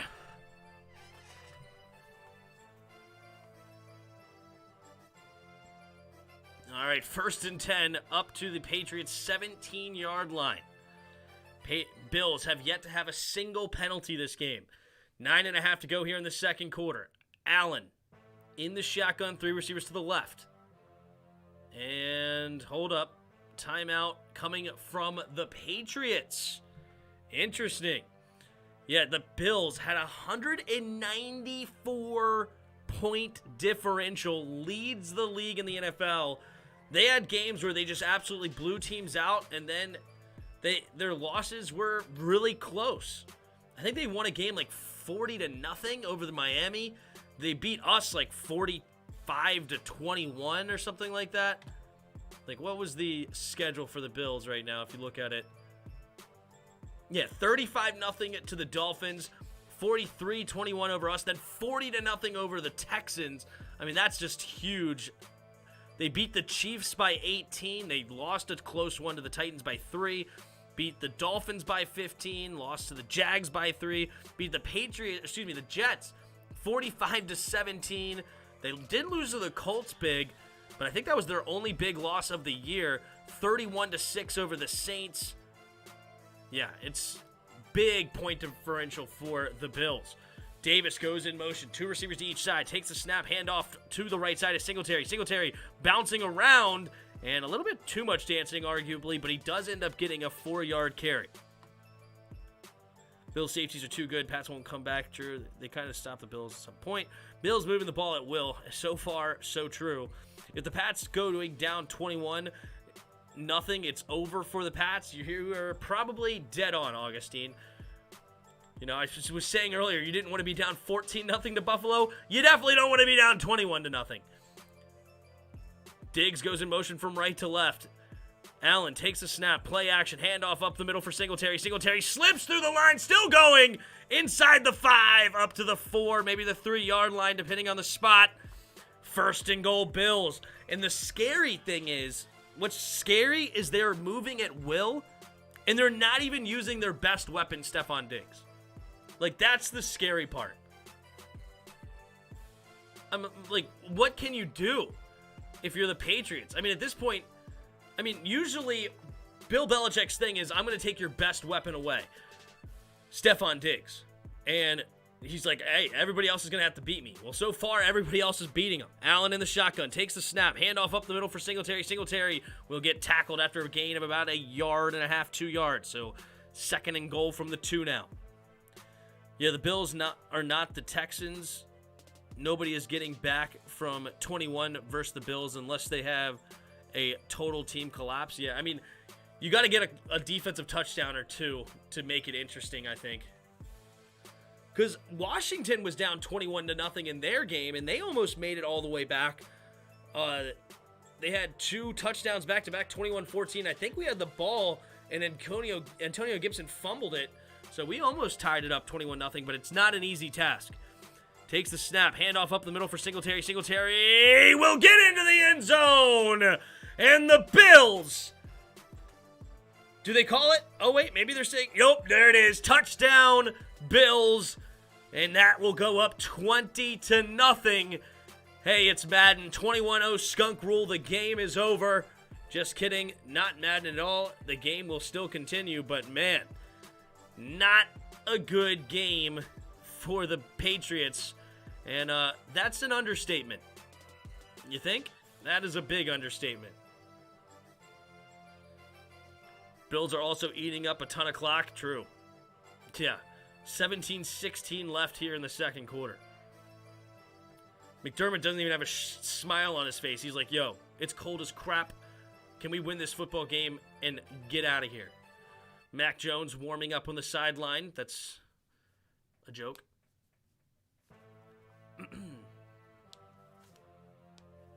There's the hoodie.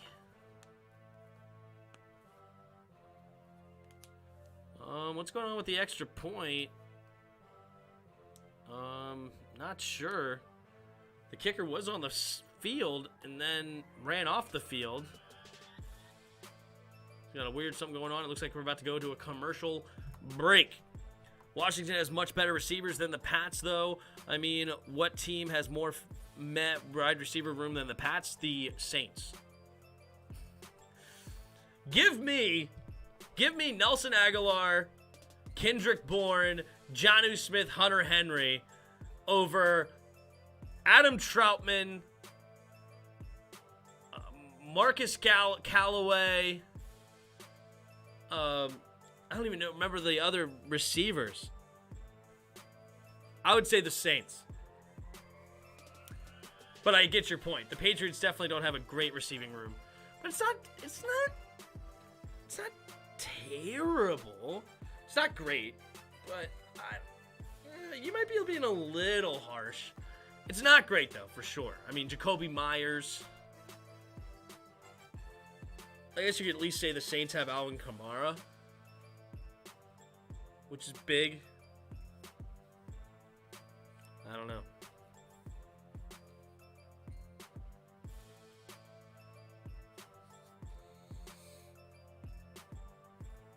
Did Bill forget that it was the playoffs? Yeah, you can't really take this week off. The Pats have great tight ends and RBs to make up for it. True. Justin Moppin in the house. What's up, man? The Lions? The Lions receiving core. I got to think about the Lions receiving core because they have Amon St. Brown, the rookie. Yeah, who's their true number one?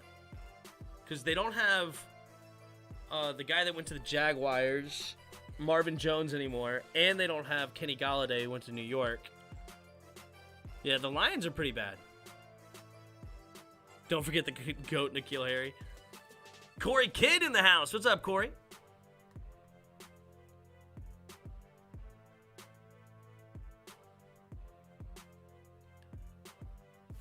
The GOAT, N'Keal Harry.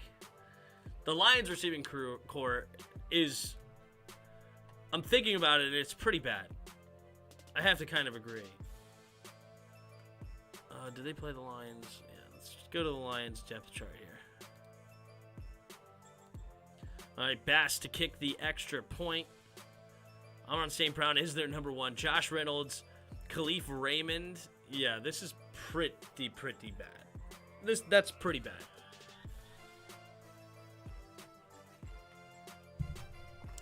Is Damian Harris really that good, or is it just the system? Oh, it's totally the system. I don't think Damian Harris is that good. But that's what I'm saying. A running back is only so important. You don't need to have a great running back. So, offensive line is way more important to your running game than... It's a blocked PAT! So the 21-0 skunk did not happen. So the PAT was blocked, and it's 7:20 to go here in the second quarter. All right, the $50 bet's off, spoiled, because I don't know who... You didn't text me, or you didn't send anything telling me who you had before the thing. Like, you say you're 1-0, but I don't know who you had. I mean, I believe that you had the Bengals, but you didn't send it. I told you to get on here and tell me who you had, but you never did. And now you're saying you got the Bills when they're up 20-0. I mean, we can't do the $50 bet if that's how it's going to be.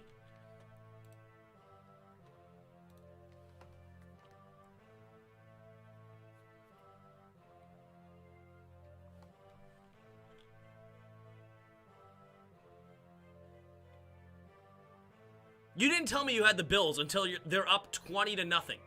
What do you mean you did? This is literally the first time you came in and said, I got the Bills. I told you at the beginning, come in and tell me who you have.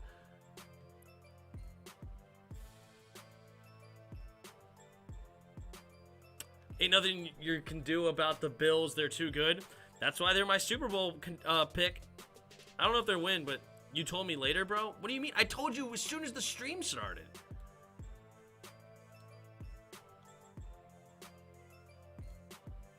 As soon as the stream started, I told you to hop in and tell me who you picked. Bass kicks the ball. And catches it at the 5-yard line is the Oluski, whatever his name was, from Bjimidi State. Can't say either name. I don't even know who the heck he is. Number 80. Gets it up to the 22-yard line, and that is where Mac Jones and the offense will start. But you never sent anything. Like, you should have sent, like, your picks in the Discord or something. I mean, Chris and I made our picks. But how are you going to make the picks after the game starts? Like, how are you not going to tell anybody your pick until after the game starts? And at that point, also, you have the Bills up 20-0. And then you're just going to say, oh, the Bengals. Yeah, I picked the Bengals, too. You never told anybody. All right, Mac Jones in the shotgun. Takes the snap. Quick throw to the outside, and it's caught by number 38. Bolden, I believe. No, Stevenson. The rookie, Ramondre Stevenson, makes the grab and will get a gain of about 3-4 yards.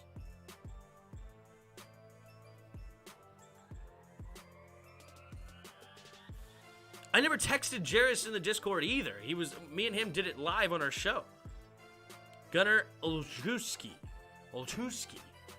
It's definitely not spelled that way, but it might be said that way. Mac Jones in the shotgun. 2nd and 6. Tight end on the left side. 2 running backs in the backfield with him. takes the snap, drops back to pass. Mac Jones looking, has time, going deep, and overthrows his intended target. I'm not even sure who the intended target was. It looks like it was Hunter Henry. It'll be 3rd and 6.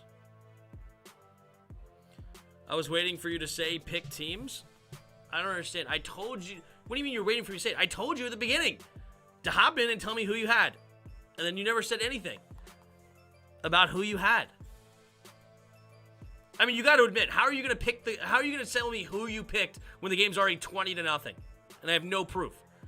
Especially in this game where it could have gone either way.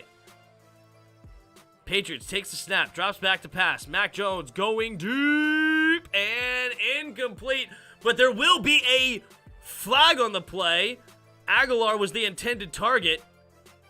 What will it be? Unnecessary play. Pass interference. Defense, number 39. By rule, the ball is placed in the spot of the foul. Automatic first down. All right, there you go. So, pass interference. I think that was a weak call. Weak call for the Patriots. So maybe the Patriots, they aren't dead yet. You know we're live every Wednesday. What do you mean spoiled? Like, you act like this is news. Quick pitch to the left side, and Stevenson will get a gain of 3 up to the 50-yard line. Chris and I are live every single Wednesday, spoiled. Every Wednesday at 8 o'clock, we go live. This is not news. What do you mean? Do I really need to tell you when the skins in the game is? I mean, the Tim and Jerry Sports Talk is? We've been doing it for 7, 8, 10 months now or whatever. And you've been here since the beginning.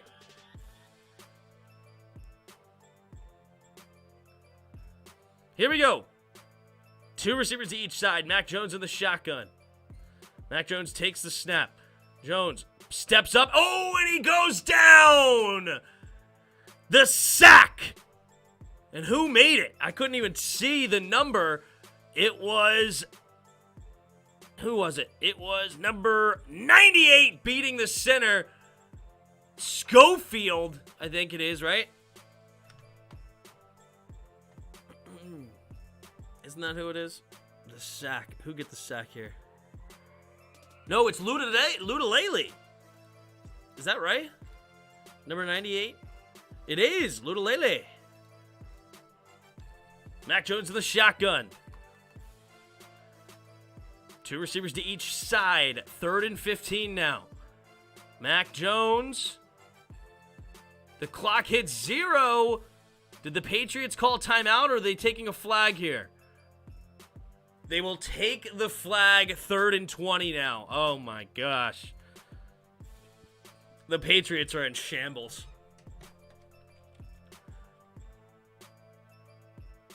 Just because y'all are live doesn't mean you'll be there. I figured you'd be in the chat somehow. I mean, I didn't see you reached out to me. When are we doing the picks? 3rd and 20. Takes the snap. Mac Jones rolling to his left. Quick throw underneath. And it's batted in the air. Caught by Bolden. And it'll be a gain of 12. 3rd and 20. 4th down and 8. What will the Patriots do here? They will bring out the special teams unit. Forget where they are exactly on the field. Is this a field goal attempt? It should be close to a field goal attempt. Oof. Oof. No, it is punt. It is at the 49-yard lines of the Patriots. They will punt. And the kick. It will be caught by Micah Hyde at the 10, and he'll run out of bounds at the 12 or 13-yard line. And the Bills will have another opportunity here with 3:44 to go in the second quarter. I mean, you got to admit, spoiled. I mean, telling me your picks after the game started is not right. I mean, with no written down anything, like no recordings of the picks or anything, it's just You're going to tell me that you picked the team when they're already down 20-0? Come on. I mean, it's not even a big deal. Like, we'll just...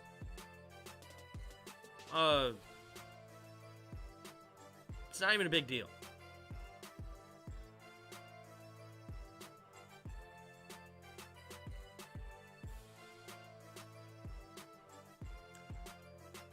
I mean, you're sounding like Jarris right now. Do I really need to tell people when I'm... Like, I don't understand. You are supposed to have notifications. You know when I'm going live. Like, I can't text everybody individually. Oh, going live right now. Going live right now. I'm going live right now. Like, there's a notification bell for a reason. And my Discord says when they're going live.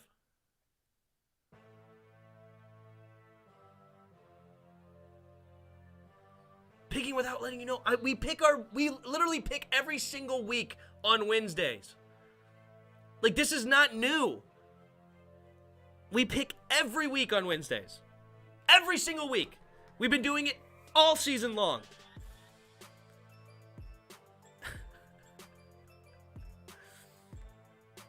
But anyway, it is what it is. It is what it is.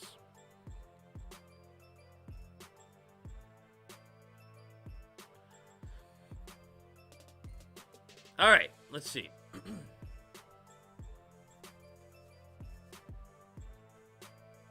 CBS NFL AFC wildcard.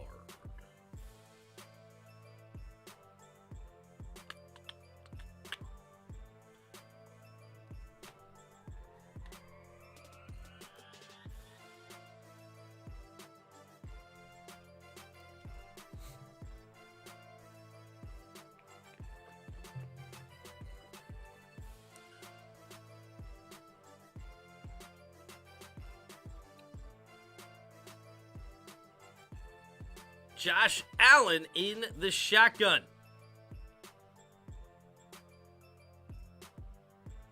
Two receivers to each side. Allen puts a man in motion, takes the snap, drops back, looking to throw, quickly throws it underneath to McKenzie. McKenzie turns up field, and he's off to the races down the sideline. Another first down, Buffalo.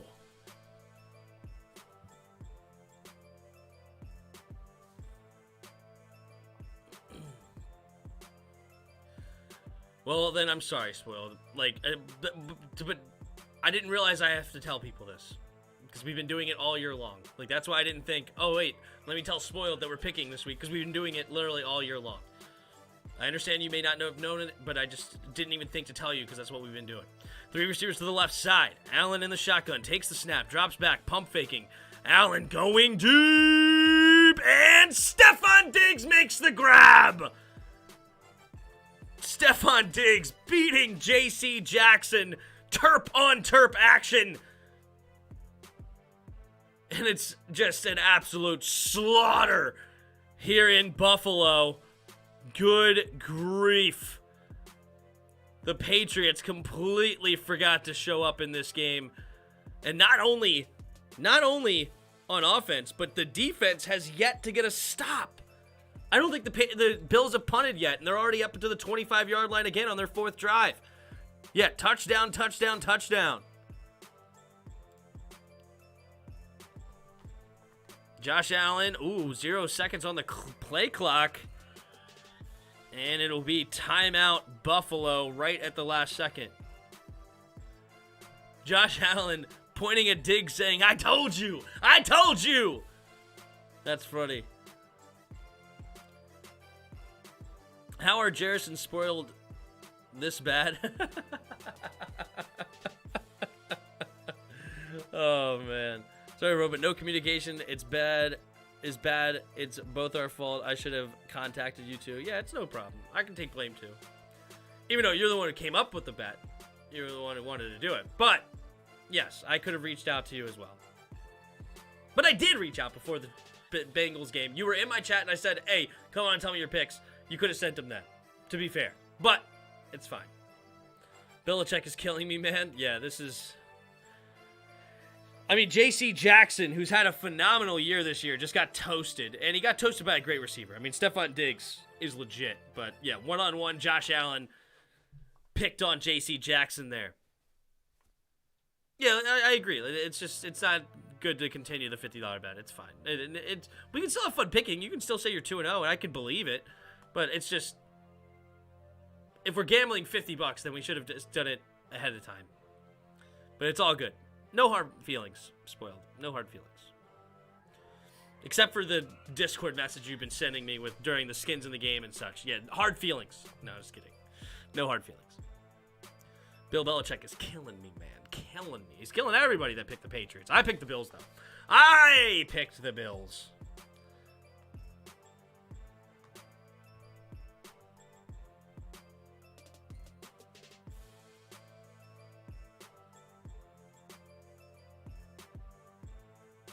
But yeah, so much for a Belichick-Brady Super Bowl.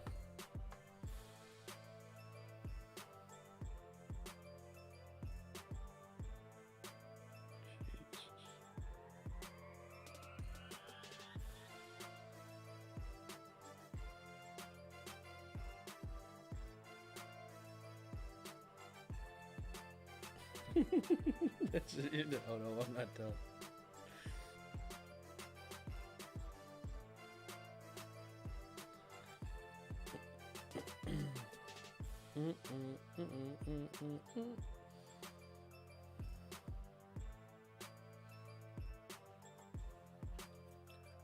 All right, here we go. 1st and 10. 2:24. Will the Bills ice this game out in the first half? 2 receivers to each side. Allen goes in motion. Takes the snap. Play action. Rolling to his left side. Pumping. Keeps it himself. Making some moves. Making number 13 look absolutely silly. Oh my goodness. He just broke whoever that was in the secondary of the Patriots. Just broke their ankles. Oh my goodness. And then he slid on top of it. Holy smokes. Oh my gosh. And that's going to bring us to the 2-minute warning. Josh Allen is on another level right now. 5 carries, 63 yards, 12 for 16, 172 yards, 2 touchdowns. Yeah. Yeah. All right, we need a new poll. We need a new poll, guys. New poll. Are the Bills going to the Super Bowl?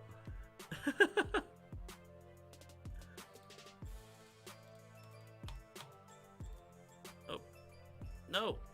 Don't create a stupid poll like that. Here we go. Are the Bills going to the Super Bowl? What? What is that poll? Stupid. Why is this thing so slow?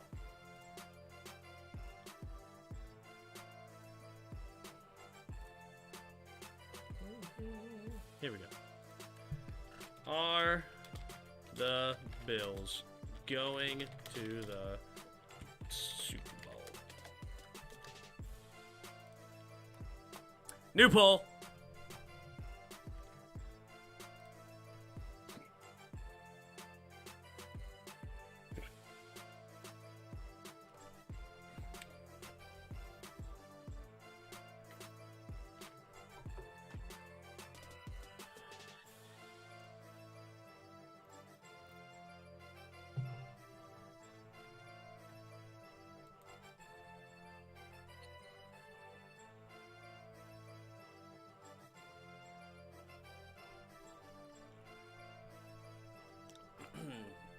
All right, we got early votes, 3 votes in, and all of you are saying yes, they're going to the Super Bowl. Those of you who watched me for a while, you guys know I've been picking the Bills versus Bucks for quite some time.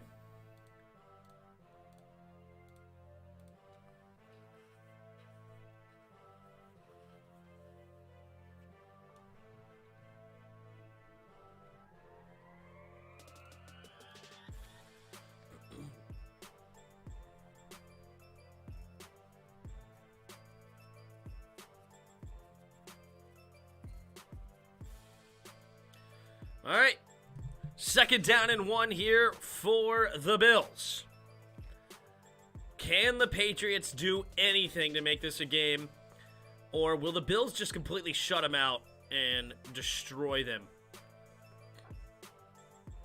Allen under center. Fullback in motion. Now Diggs goes in motion to the right side. No, sorry, it was McKenzie. I thought I saw 14. And handoff up the middle for Singletary, who hits the outside, and he walks in untouched. Singletary with his 2nd touchdown of the game. And the Bills go up 26-0 in front of their home crowd. Will they go for 2? Oh my goodness. Singletary just destroying it right now. Destroying it. Finally got my got off my shift. That's a good thing. There you go, Spoil. Good night. 26-0, and they're just going to take the extra point to make it 27 potentially, as long as it's not blocked again. From the left hash, Bass. We got the snap, the hold, the kick is up, and the kick is good. And the Bills go up 27-0 over the New England Patriots with 1:53 to go in the first half. What an absolute destruction this has become. Josh Allen, 12 for 16, 172 yards, 2 touchdowns. Josh Allen also has 5 carries, 63 yards. Devin Singletary has 11 carries, 58 yards, and 2 touchdowns. Jeez. Looking at the team stats, this is just going to be out of control. 19 first downs for the Bills, 4 for the Patriots. 300 yards total offense to 78 for the Patriots. 18 minutes of time of possession, 10 minutes for the Patriots. This is just utter destruction. Bills over Patriots right now. I don't know if I necessarily thought that this was going to be that close. I don't know what I picked on the spread. If I just took the Bills with the spread, I don't remember. But, man, I didn't expect this to be a 27-0 blowout in the first half. I definitely did not expect that.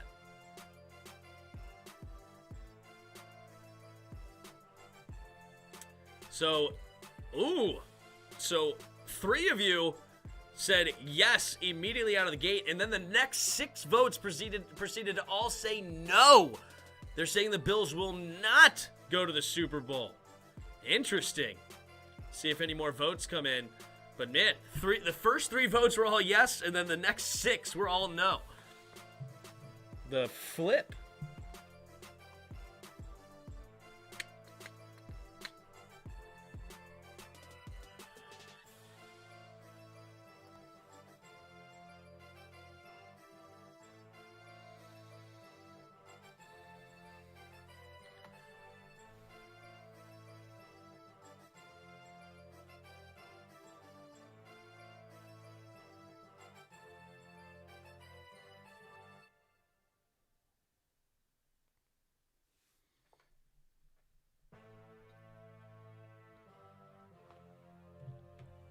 All right, there's the kick, and it is a touchback.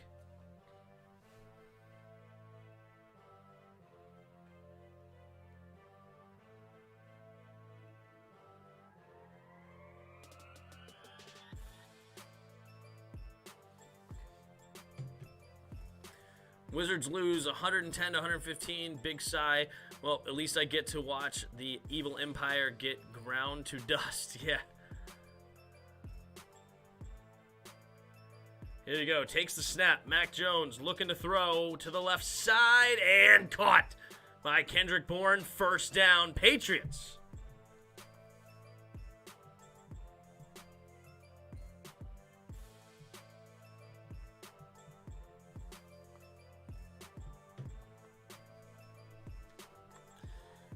Minute and 47 seconds. Takes the snap. Mac Jones drops back. Quick throw to the outside, and it's caught by Bolden, but only for about a yard. Matt Milano in on the tackle.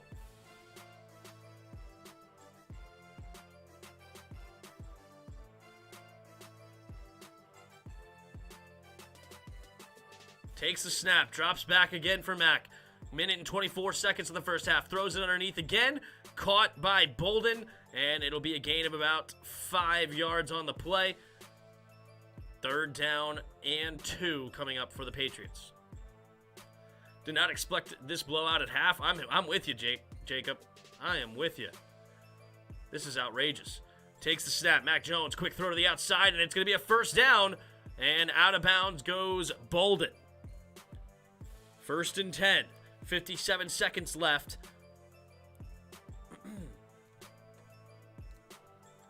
They are up to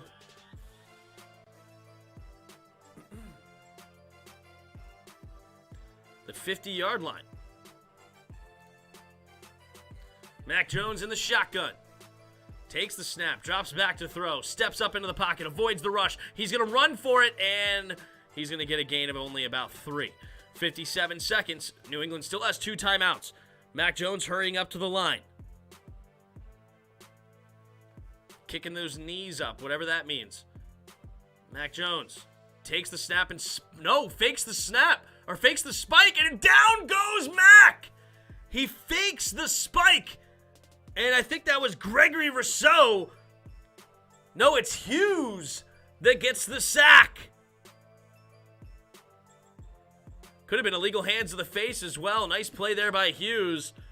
And this is going into halftime down 27-0. Patriots are in shambles. They do take a timeout with 27 seconds, but it's 3rd and 13. They have gotten a couple of 3rd and longs against this Bills defense, but we'll see.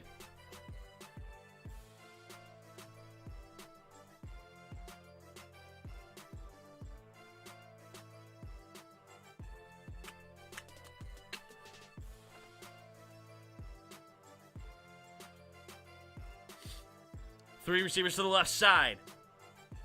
Mac Jones in the shotgun. Takes the snap, drops back to pass. Looking, pumping, throwing to the left side, and it is caught by Myers. And that'll only be a gain of about 8. So it'll be 4th and 4. Mac Jones and the Patriots, I think, will use their final timeout. Is Discord open, bro? I actually left the Discord because nobody was hopping in, so... But, yeah, people can hop in the Discord, yeah. I expected Bill Belichick to get some score at least, but it's proving that he don't have Brady comeback abilities. I mean, he's a rookie. I mean, the rookie in the playoffs never succeed. So I'm not necessarily surprised by this. No rookie, the only rookie that did anything, I think, were like the Seahawks won a game with Russell Wilson, but rookies don't do well in the playoffs, period. Takes the snap. Mac Jones drops back, going to the right side, and it will be caught by Myers, but they don't have a timeout. 14, 13, 12, 11, 10. They're hurrying up to the line. 9, 8, 7, 6, and they spike the ball with 6 seconds left on the clock. And let's see what they decide to do. Do they go for the touchdown, or do they just try to take points to not get shut out here in the first half? It would be a relatively easy field goal attempt. It would be about a 43-yarder, 44-yarder. Ooh, is this a catch? Well, it doesn't matter. They can't challenge it because they spiked it with 6 seconds. So that can't go back 2 plays. They will take the points here. Nick Folk in for the 44-yard attempt. He's made 55 straight field goals inside of 50. The kick is up, and it is going to be right down the middle, but it looks like the Buffalo Bills will try to ice the kicker here. They called timeout.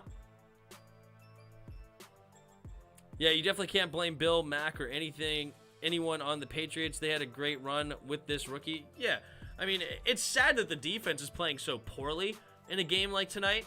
I guess you can blame that on Bill, but I'm not surprised that Mac Jones is not keeping up with Josh Allen. But we're saying that it is over. Bills could another game if have to. What?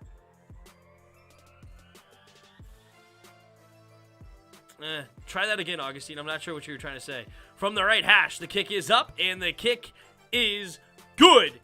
Buffalo 27, New England 3, with 1 second left on the second quarter. This game is all but over.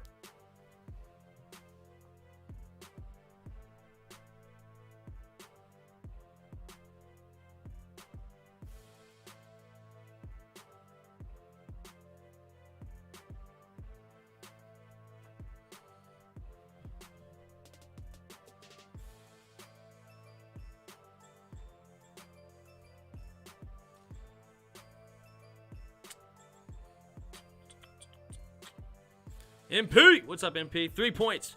Pat's making it competitive now. Oh, that's funny. See what the votes are saying. 14 votes in, and Bills not going to the Super Bowl according to 71% of the chat. Interesting. I have them going all the way.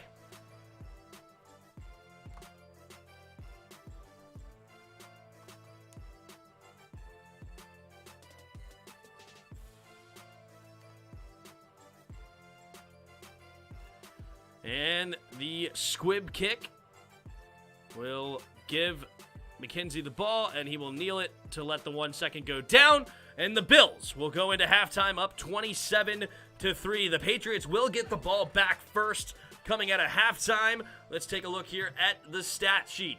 Mac Jones, 10 for 16, 106 yards and an interception. He was sacked twice for a 12-yard loss. Josh Allen, 12 for 16, 172 yards, 2 touchdowns. Devin Singletary, the leading ball carrier, with 11 carries, 58 yards, 2 touchdowns with himself. Both touchdowns from Josh Allen went to Dawson Knox, but the leading receiver for the Bills is Stephon Diggs with 3 catches, 60 yards. Mac Jones, the leading ball carrier for the Patriots, 2 carries, 16 yards. So, who would have guessed that? In New England versus Buffalo, the leading ball carriers for both teams are the quarterbacks. Mac Jones, 2 carries, 18 yards. Josh Allen, 5 carries, 63 yards. Leading receiver for the Patriots is Hunter Henry with only 1 catch, 30 yards. I do agree that Bill could have did a better job of getting his defense prepared. They looked shot when the game first started. Maybe he will after half. Yeah, we'll see if they make adjustments. My Super Bowl picks before the season were Cardinals-Bills. Ooh, there you go. Cardinals-Bills is not a bad one.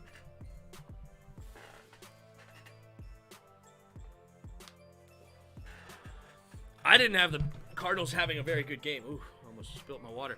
I didn't have the Cardinals having a very good year. They surprised me for sure. Thought they had some injury concerns, but hey, which they ended up they did have some injury concerns in the end, but they also beat some teams that I didn't expect. They were on a great run. I did not expect them to be the last undefeated team. That's for darn sure. I think I ended up having them they were the one team I was super wrong on. I think I had them going 6-11 or something like that, and I think they ended up going 11-6 or something like that. So that was the one I was super off.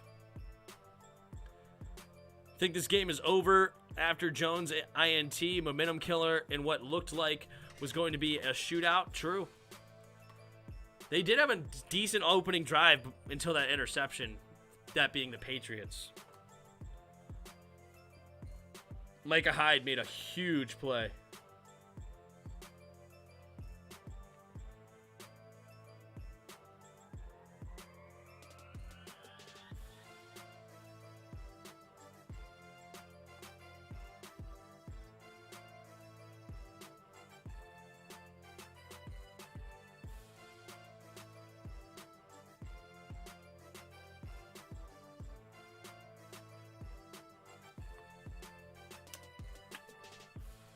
Jason Rogers, what's up, bro? How's it going? How's it going? We just got halftime here. Got halftime in the building. Bills 27, Patriots 3. Not a very good game. Bill Belichick having one of his worst performances in the playoffs. What is the most points that Bill Belichick has lost in a playoff game? I bet it can't be very high.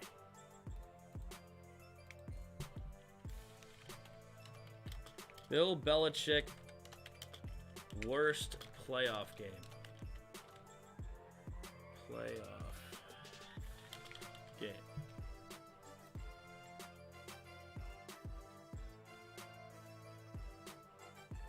The Patriots suffered their biggest loss in 2005. No, they won that game.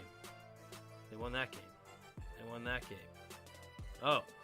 So they lost to the Ravens 33-14. So that's a 19-point loss. So their biggest loss was 33-14 in a playoff game. So this could be his biggest loss ever. Doing all right? Good deal. Eric Weddle coming out of retirement for the Rams. Do you think he has anything left in the tank? I don't think that's going to make a big difference. No. I don't think that's going to be the difference maker in the game. I finished see if my Star Wars friends is on the game. There you go. Good luck. Did Rich Bisaccia, or Bisaccia, however you say his name, did he earn a job? That's going to be an interesting one.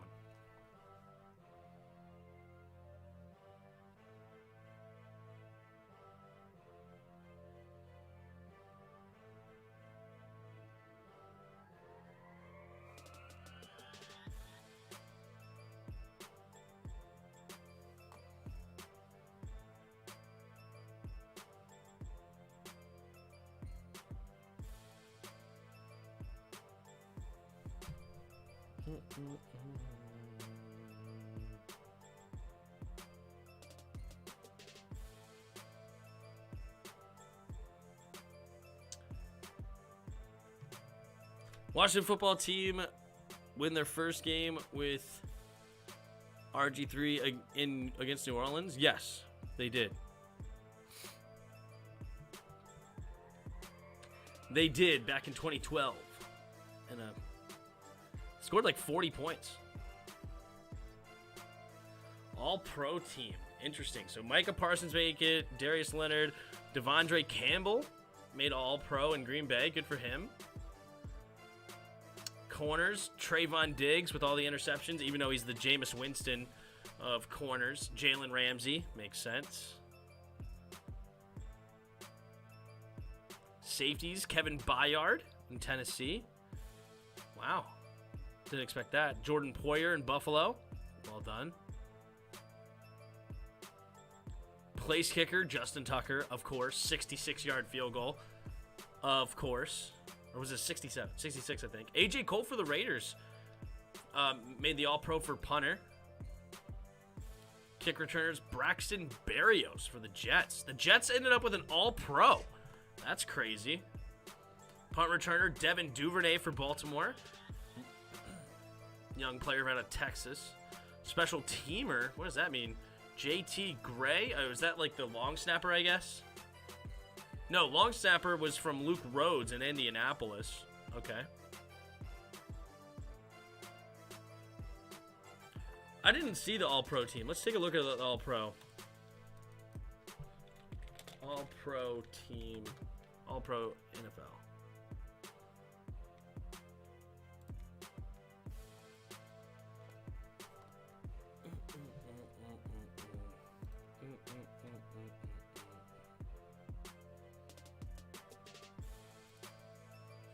All right, the All-Pro team. What's the All-Pro? Later. That's fine. All right, first team. Quarterback, Aaron Rodgers. Running back, Jonathan Taylor. Of course, makes sense. Except, I don't know, Tom Brady should have an argument, but it doesn't matter. Tight end, Mark Andrews. Yep, he had a phenomenal year. 1,300 yards, I think. Wide receivers, Devontae Adams, Cooper Kupp, and Deebo Samuel. Deebo, can he really be listed as a wide receiver? It's interesting. Left tackle, Trent Williams. Right tackle, Tristan Wirfs. Joey Batonio, the left guard for Cleveland. Zach Martin, right guard for Dallas. And Jason Kelsey, center for the Eagles. So that's the first All-Pro offense. All-Pro defense, of course, TJ Watt, Myles Garrett, Aaron Donald, Cameron Hayward for the Steelers. So two All-Pros on the Defensive line for the Steelers. Linebackers, Micah Parsons, Darius Leonard, Devondre Campbell. Makes sense. Only 2 cornerbacks on the All-Pro. I guess that makes sense. Kevin Byard and Jordan Poyer, All-Pro safeties. Not bad.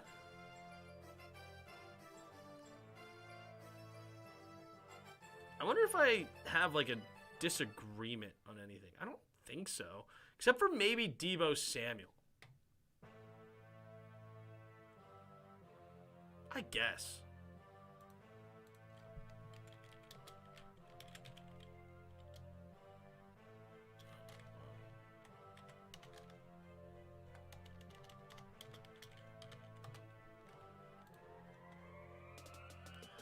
Yeah. Yeah, Justin Jefferson definitely has an argument. But how many touchdowns did he have? 10 touchdowns, 1,600 yards? Deebo just had more rushing yards than rushing touchdowns. But that's a weird thing about like the receiver.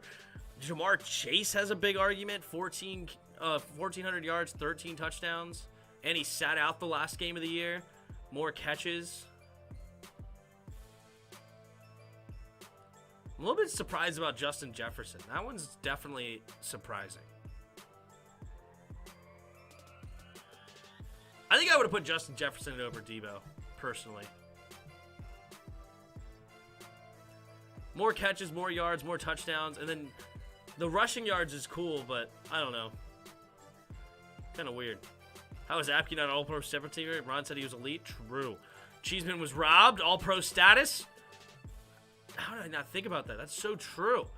Like, who in the world is freaking Luke Rhodes? This guy's got to be garbage. Second team offense. No running back selected. Tom Brady was second team. Okay. Tight end Kelsey. Wide receivers Jefferson, Jamar Chase. Yep, those are definitely the 2. Left tackle Rashawn Slater was awesome as a rookie. Lane Johnson, Quentin Nelson, Wyatt Teller, and Corey Linsley. Defense, Robert Quinn and Max Crosby. That's great. Chris Jones, Jeffrey Simmons. Good pair there. Demario Davis, Roquan Smith, and Bobby Wagner. Makes sense. J.C. Jackson, A.J. Terrell had great years. Justin Simmons, Micah Hyde, and Budda Baker, the other All-Pro. Daniel Carlson was phenomenal this year. 93% accurate. Made all 3 of his field goals today as well.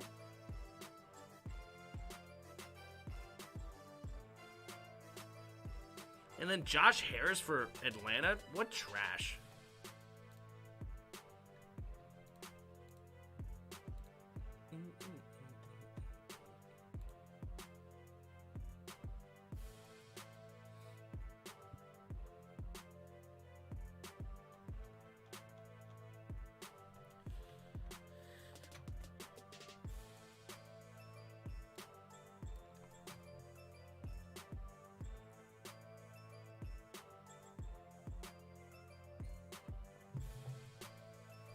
Wyatt Teller's great. Yes. The guard for the Browns. Really good. How is Apke not All-Pro sales team? That's funny. That is funny.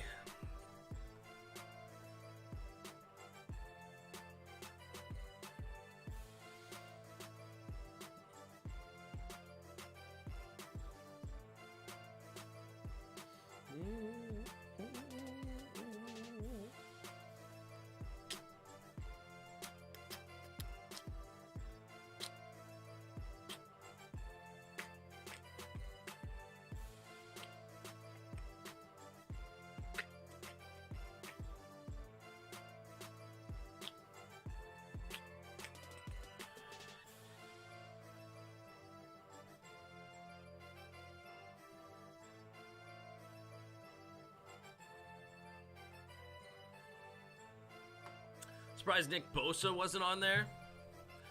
Well, Nick Bosa just didn't have the stats this year to compete, right? Like, those other guys mentioned had great years. Like, what did Nick Bosa end up with?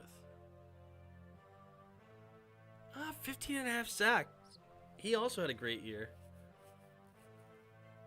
I guess he could have been on there. I guess he could have been. What did Max Crosby end up with? Wow, he only had 8 sacks? Ooh, you might be right. Nick Bosa may have been snubbed for Max Crosby.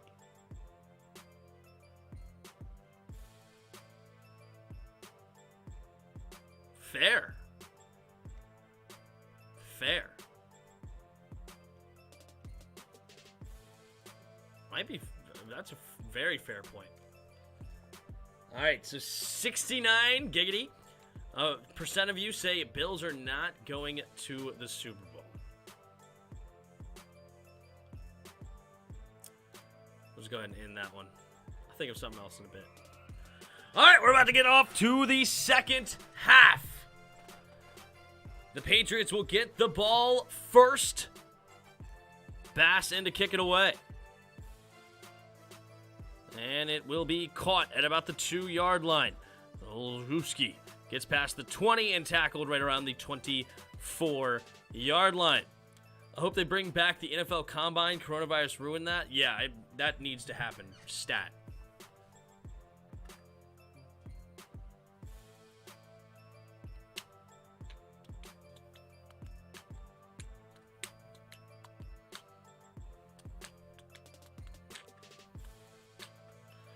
New poll. Will the Pats score double digits? That's a good one. Here we go. 2 receivers to each side. Takes the snap. Handoff up the middle. Harris will get a gain of 3 on 1st and 10. Patriots definitely have time to run the ball several times. And honestly, I'm not even mad about it. Just keep this clock moving.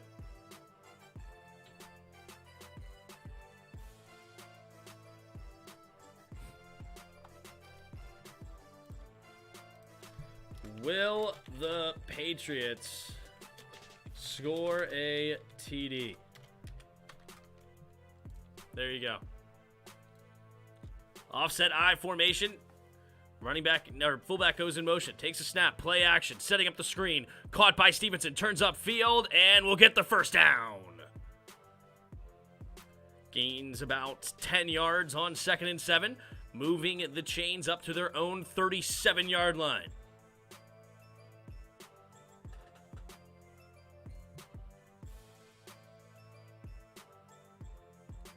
Matt Milano almost got the sack. Ooh, shoved him down too. Arguably. Ooh, Mac Jones slow to get up, grabbing his left leg, but now he's back in. Seems fine. 2 receivers each side. Handoff up the middle, and there goes Harris. And Harris will get across midfield, gain of about 14 up to the 49-yard line of Buffalo. 13.5 to go here in the third quarter.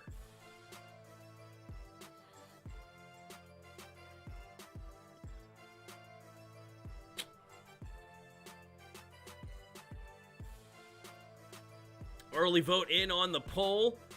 60% of you say no. The Patriots will not score a touchdown tonight. 3 receivers to the right side. 1 goes in motion to the left. Jones under center. Jones takes the snap. Play action. Looking. And quick throw over the middle. And tipped up in the air and intercepted. Levi Wallace gets the interception. And that is number 2 for Mac Jones. This one, though, not a great throw. Good defense by Matt Milano, tipping it up in the air. And Wallace comes away with the pick. And here come the Bills.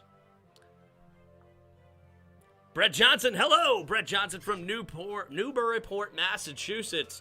Let's go Patriots. I'm sorry for you, man. Tough night to be a Patriots fan, but thanks for stopping by and subscribe to the channel if you're new. Oh yeah, it's over. Yeah, this game is what would be known as out of hand. Out of hand.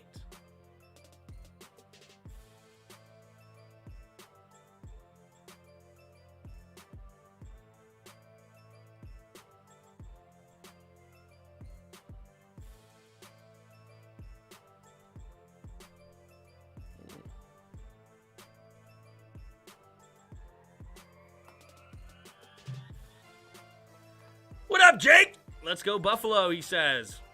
How you doing, man? Are you guys going to produce more content? If you guys like food content, Yo That's Bangin' does some good stuff. They have some good videos over there.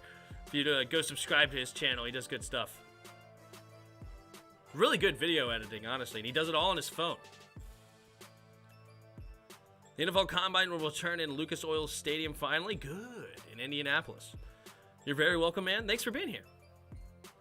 And I appreciate your kindness. Fun fact, Josh Allen was a Tom Brady fan growing up. Ooh. What's the weather like? The weather is frigid. That is the weather. It was at some point the wind chill was at like -5 degrees. Do you ever get excited, Tim? Lol. Never in my life have I been excited. Yeah, we plan to resume when Chris moves back. There you go. Good. Good. Speaking of food, I'm hungry. Honestly, when I get off here, I might go get me some McDonald's. A McDonald's midnight snack sounds delicious.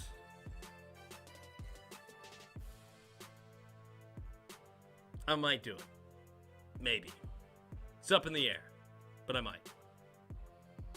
It might not be up in the air. I think I'm definitely going to do it. That's right. Mac Jones isn't the problem. Pats can't stop a runny nose right now. Yeah, that's true. But both are true. I mean, obviously Mac Jones is not playing well, but it's hardly the only problem of the Patriots right now. That is a fact. Allen under center. Singletary the single back. But 1st and 10. Beasley goes in motion from left to right. Takes the snap. Handoff up the middle for Singletary. Singletary will get maybe 2 yards on the play. It'll be 2nd down and 8 at their own 44-yard line. Josh Allen.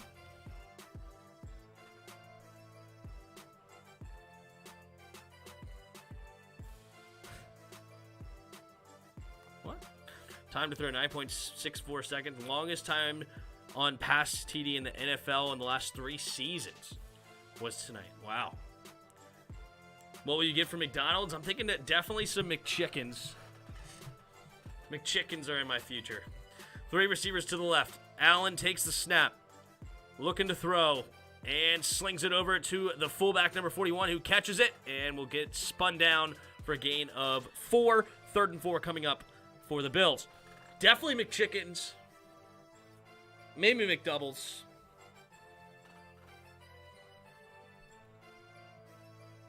Maybe McFlurry.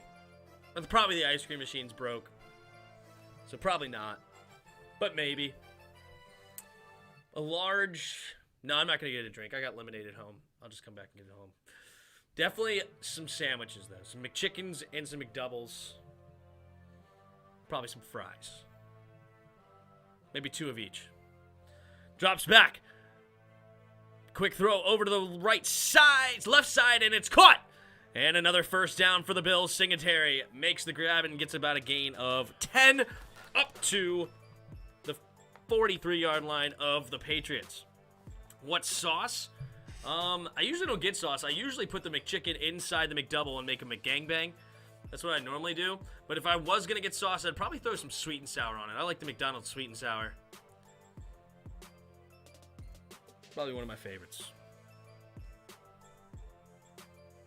Josh Allen in the shotgun. 1st and 10. Allen takes the snap. Looking to throw. Quick throw to the flat again for Singletary. And Singletary will get a gain of 4, maybe 5, depending on the spot. Looks like they're going to give him 4. 2nd down and 6. What score will be the worst this game? This game or the Steelers tomorrow? I have the Steelers making the upset. So I say this game.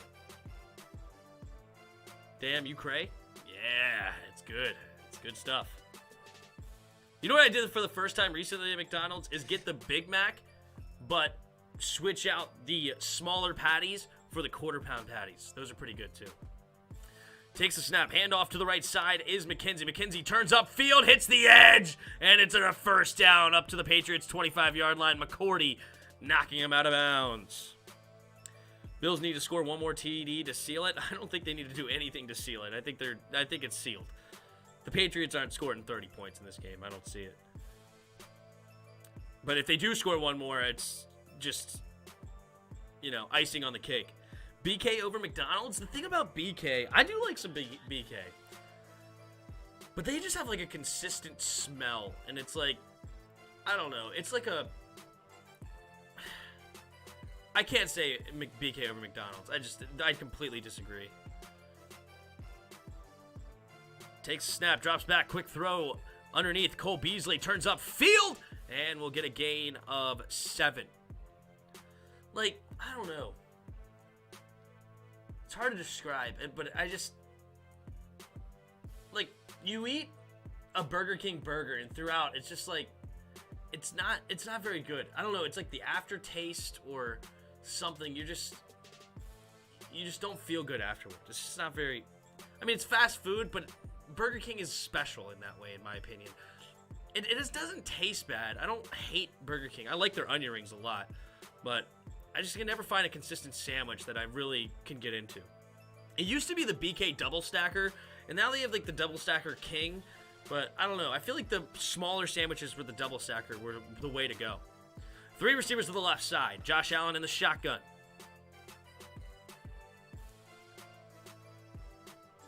Takes the snap. Play action. Allen on 1st and 20. Going deep. And Sanders wide open. And the Buffalo Bills extend their lead with another touchdown pass coming from Josh Allen. What a throw. Not even a double move. Just, what was the corner doing? He slowed down just for a half second. And that was enough to give big separation. Williams allows a touchdown pass to Sanders. It was even underthrown. Wasn't a great pass, but touchdown nonetheless. Still got 28-3 in my head. Bass from the left hash. The snap, the hold, the kick is up, and the kick is no good! And it's a second missed PAT. Was it blocked again?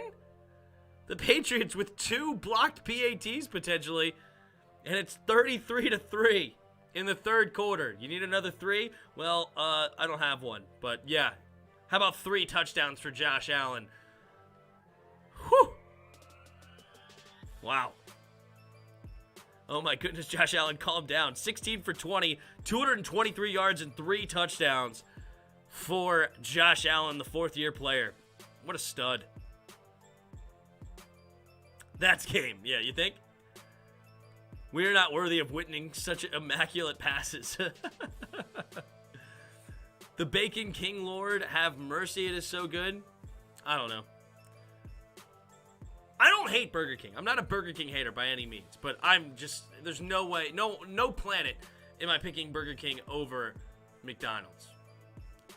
McDonald's, there's so much I like from McDonald's. I feel like that's what it is. It's like more variety. I like the chicken sandwiches more. I like the burgers more. The nuggets are better. Even if you got like fast food, if you went for a salad, it's better. I like their salads. There's so much to like. The McFlurry is so good. You can get the ice cream cone. Sprite from McDonald's is just on a different level. Like, it's better at McDonald's for some reason. You can also get the root beer, which doesn't have caffeine, so I like the root beer. What else do I get from McDonald's for some time? I'm not a big Filet-O-Fish guy. I'm not going to eat the Filet-O-Fish. The Big Mac is so good. As I said, I like the McDoubles. The breakfast is better. I love the steak, egg, and cheese bagel. The chicken McGriddles are terrible. That's not a good design. But I like the sausage McGriddles. Those are really good. The McMuffins are really good as well. There's just so much more variety at McDonald's that I think McDonald's is the best fast food place. Dude, you're going to make me go to McDonald's. Jordan Green says Wendy's. I like Wendy's. I can eat some Wendy's. And Wendy's Baconator breakfast sandwich, the breakfast Baconator, is actually really, really good too. And of course, the Baconator is really awesome. But I just don't get a variety from Wendy's. Like, that's why I just can't put it over McDonald's. But I do like me a Baconator from Wendy's for sure. Tim, have you tried In-N-Out? It's great. I have not tried In-N-Out. There's no In-N-Outs in Maryland. It's more of like a California or West Coast thing. So I've never had In-N-Out. I heard it depends on who you talk to. Some people say it's amazing, and then some people say it's way overrated. So I don't know. I've never had it, though, so I can't oblige. But another really good fast food restaurant is Steak and Shake. Steak and Shake's only in certain areas. Steak and Shake's amazing. So I love me some Steak and Shake. The Frisco Melt add bacon is absolutely delicious. It's on toast, 2 burger patties. They have like 3 different sauces that are really good. They have to throw the cheese on there. You throw the bacon. It's a phenomenal sandwich. But the problem with Steak and Shake is their fries are absolutely terrible. They are terrible fries. McDonald's has everything, but Chick-fil-A is my personal fave. Chick-fil-A, I have found a new love for Chick-fil-A. For a long time, I did not like Chick-fil-A. I must have had bad chicken from there one day, and I was just completely anti-Chick-fil-A. And I still think their nuggets are way too small and not useful, in my opinion. But the waffle fries are really good, and the spicy chicken deluxe sandwich is really good. So I do like Chick-fil-A now, but as I said, I still give the edge to McDonald's just because of the variety, and I like their and honestly, they almost have a sandwich that can compete with everything. Like the double quarter pounder for me can compete with just about any fast food burger. I love that thing. Here we go. Takes the snap. Handoff up the middle. No, play action. Mac Jones steps up, throws it underneath, and it is caught for a gain of 7. 3rd and 3 coming up for the Patriots. I tried it when I went on vacation in Colorado. Fair enough. So they have them in Colorado. That's good to know. I got GB winning the Super Bowl this year. Why are you talking about football, okay? We're clearly talking about food. No, just kidding. Winning the Super Bowl this year, it would make ESPN's head spin after agreeing with Joe Rogan. That would be hilarious. That would be good. Quick throw again underneath, caught by Myers, but this one's only going to be a gain of 1. So 3rd down and 2 for the Patriots. 2 Guys Burgers? You mean the 5 Guys Burgers? 5 Guys Burgers are good too. I like 5 Guys. And I like that they give you a ton of fries in there. 5 Guys double bacon burger are really good. Thoughts on the Big Mac? I love the Big Mac. And then if instead of the small patties, you get the quarter pound patties on there, I think it even steps it up a little bit. But I think the Big Mac is a really good burger. I may have tried In-N-Out once during my trip to LA. I remember being pretty good. Good. I've never had it, for sure. Tim, when Cowboys and Eagles lose, make a stream when I got your face and thumbnail. They need some tissues and BK. That's pretty good. Takes a snap. Drops back. Going to his right side and caught by Kendrick Bourne. Turns upfield. Can he get around him? No, he gets tackled at the 28-yard line. Big play for the Patriots. Ooh.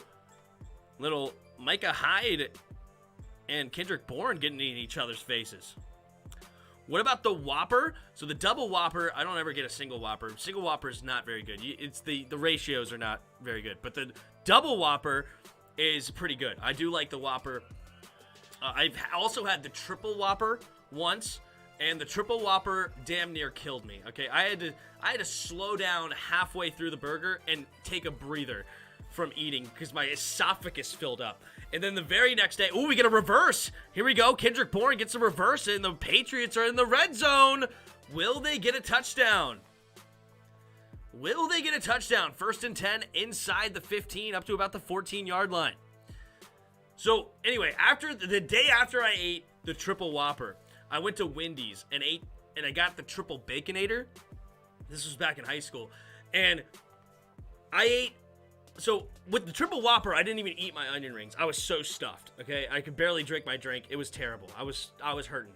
But the next day, I guess I expanded my stomach because the next day, I went and got the triple Baconator. I ate my entire triple Baconator. I ate all my fries. I drank my entire drink. And then my buddy that also got the triple Baconator couldn't finish it. He only ate half. I ate the other half of his triple Baconator. I was on another level that day. But it was good. Bourne is having a nice game. What does Bourne have right now? Kendrick Bourne, 3 catches, 62 yards. Also has Or did they not give him a carry on that one? I guess it was more of a... I thought it was a reverse carry, but they didn't count it as a carry. So fair enough.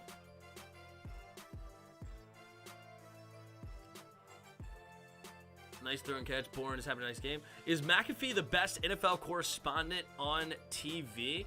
McAfee's really, really good. The thing about McAfee that puts him ahead is that he's real, and then he's also very kind to everybody. You know, he just says what's on his mind, but he doesn't try to demean people in any way. And so it's a very genuine, nice human being that knows how to have fun, can be very, very funny, can tell a story like nobody else, and I think he's really good at what he does. There's a reason that he's one of the bigger sports YouTube channels around. And he also played in the NFL, so he has that experience on top of it. But yet he makes it a joke. You know, it's for the brand. He knows he was just a guy riding along on a great team. You know, he doesn't have a big head at all. He's extremely humble. So, yeah, Pat McAfee's really, really good. The Eagles and Cowboys fans do streams talking about fast food to drown out their misery. Double cheese for Philly and Whopper Jr. for Dallas. That's funny. Do people willingly go to Arby's? Oh, the beef and cheddar from Arby's is really good, and the curly fries are good. But I really like the beef and cheddar, and they have great tenders there with some really good, because honey mustard is a hit or miss. In some places, people can really mess up honey mustard. But the honey mustard in the dipping sauces for the tenders at Arby's is really, really good. So yes, I used to go to Arby's quite often, especially when I lived Southern Maryland. There was an Arby's on the way home from work. I went there quite often. It was good. I like that place. 3 receivers to the right side. Mac Jones drops back, looking to set up a screen and nearly picked off. Gregory Rousseau tipped it away from Bolden, and 2nd and 10. Pat McAfee's a ton of fun. The talking heads on ESPN are so full of it and are less than pleasant. Yeah. Scott, McAfee's the best. Yeah, McAfee's really, really good. He is. It's just, and he has a way of interviewing that just gets people to come out of their shell. Of course with Rodgers, but he does it with everybody, and it's a lot of fun on his stream of how he interviews people. Mac Jones in the shotgun, 2nd and 10 from the 14-yard line. Takes the snap, drops back to throw. Scanning the field, throwing it over to the left side, and it is caught by Stevenson, the running back, for a gain of about 3, maybe 4. I do enjoy watching Skip and Shannon go back and forth, and on Undisputed, though, even though I disagree with them, I think Stephen A. and Skip Bayless was a million times better. I'm not really interested in Shannon at all, to be honest. I don't think his takes are very interesting, but I think Skip and Stephen A. were really good at taking an argument that's not very good and making it interesting and making it controversial, and because they literally chose sides to make it an interesting show. Oh, quick throw, and it will be a first down for the Patriots. 1st and goal from the 4. Will we get a Patriots touchdown? What's the voting at right now? So far, it's 55% say no, 45% yes, and the no's might be wrong here.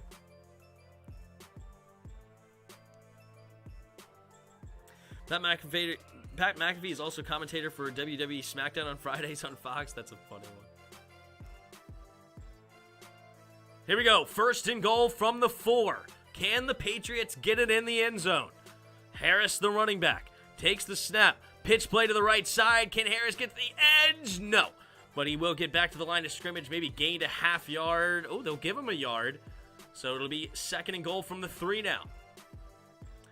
This is what announcers will say. Cowboys fans in the stands are so nervous, they're stuffing their face with burger meat, and Philly fans stuffing their face with Philly cheesesteaks from Arby's.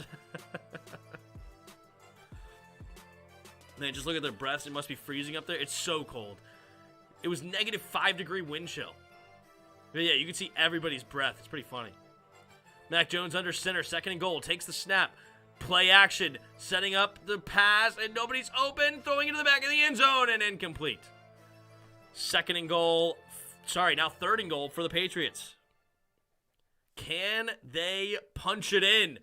Ooh, somebody else to do a yes up there, so it's almost 50-50. Can the no's be wrong, or will the yeses be wrong? Buffalo seem to tighten up their defense here a little bit. So the Patriots down by 30, and inside the 5, they have to go for it here. There's no way you kick a field goal. Bourne in motion. Mac Jones, empty backfield set. 3 receivers to his left. Takes the snap, drops back. Looking, scanning, pumping, throwing to the end zone, and it's going to be dropped! Oh, I think he was thrown just behind Myers and incomplete. Mac Jones gave him a chance. It wasn't a great throw, but definitely a catchable pass for Myers. Behind him, he alligator armed it. And the Patriots, 4th and goal. Can they punch it in? All right, 4th and goal from the 3. Jones in the shotgun. Motions out, Bolden out wide to the right. 3 receivers to the left. Takes the snap, drops back to throw. Looking left, throwing it to the end zone. Wide open is Kendrick Bourne. Touchdown, Patriots. Should I say it? And they're not dead yet. After the PAT, they will go down by 23 points, so they will technically be only 3 touchdowns down with 2 two-point conversions. The Patriots are not dead yet. They're going to drink Slurpees and make themselves get brain freezes out of frustration. Fly, Eagles, fly on the way to the lose of the game. Hold up. We destroyed, hold up. Somebody snuck in and made it a 50-50 right after they scored. I like good time to end the poll, 50-50. Yeses for the win. That's right. Yeses take the W in the poll. Touchdown scored by the Patriots. Not dead yet, but picking out the Dolphins. That's right. I like to say my go-to is they're not dead yet, but life support starting to kill them. Kevin Davis. First time I've seen you in a while to say bye. What up, bro? Nick Folk from the center of the field for the extra point. The snap, the hold, the kick's up, and the kick is right down the middle. It's good. 33-10. Now, Bill's still on top, and they will get the ball back.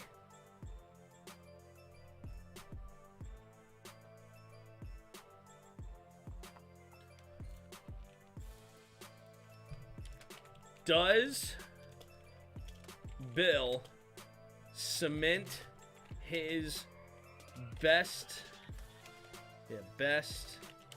coach of all time with a comeback tonight?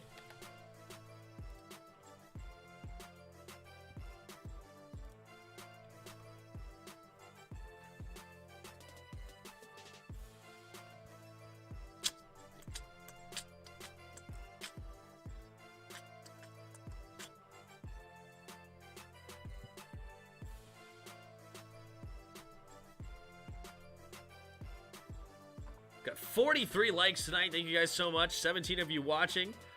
Did get a couple new subscribers as well.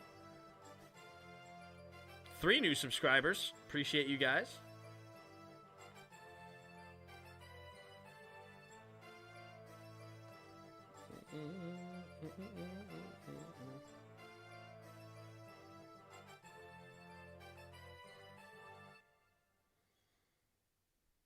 Delete.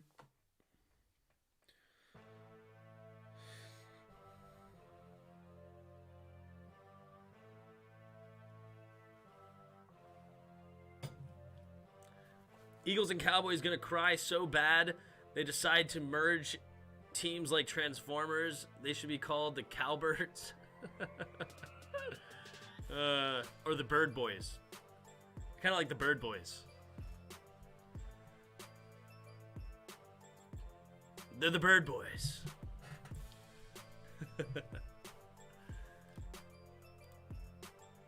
5 votes in. Everybody's saying yes so far. Are we gonna stay? Is that poll gonna stay 100%? What does Bill cement his best coach of all time with a comeback tonight? Is that a deal breaker? No arguments from here on out. Most unlikely comeback of all time. Down 30 in the second half. He needs 4 touchdowns and 2 2-point conversions and 3 stops. So he needs 3 more touchdowns, 2 2-point conversions, and 3 stops. Can they do it? Can they do it? All right, Patriots in to kick the extra point.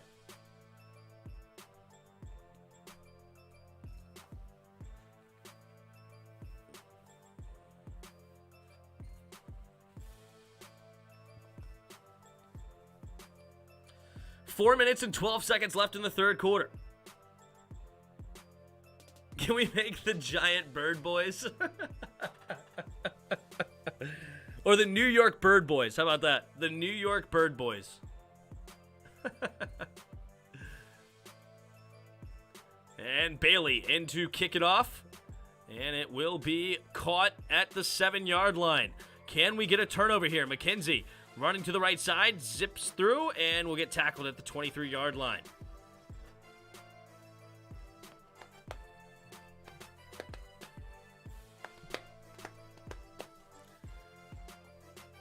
Do you think it's cool WFT is announcing their name in New York? I think it's stupid, but the whole process is stupid. All I need is I need them to name the team Red Wolves. That's all I care about right now. Team, if they lose, do a stream acting like Eric Cartman. Nah. All right, Josh Allen in the shotgun. Can the Patriots get a stop? They haven't stopped him all night long.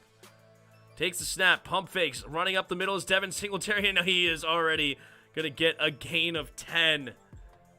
Literally, it's been 5 drives for Buffalo. 1, 2, 3, 4, 5. 5 drives for Buffalo. And 5 touchdowns. Not good. Not very good. Not very good.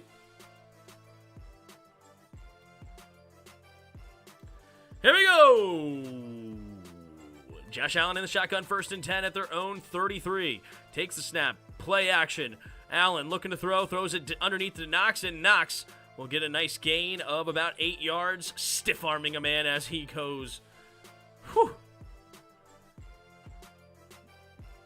They are looking to put the hurting on the Patriots. They are looking at, ooh, what a stiff arm. Putting Phillips on his back. 2nd down and 3. Under 3 minutes to go here in the third quarter. How many votes are we up to? 8 votes. Everybody saying yes. Josh Allen under center.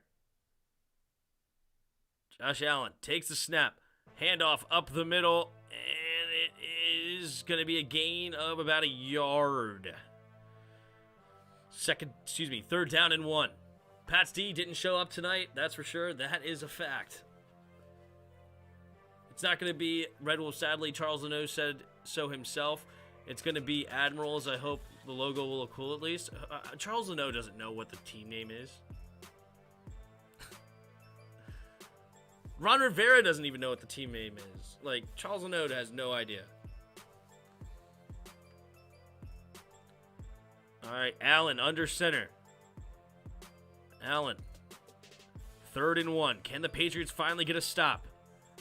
Takes the snap. QB sneak. And no, they can't get the stop. Easily 1st down. Gains 3 yards.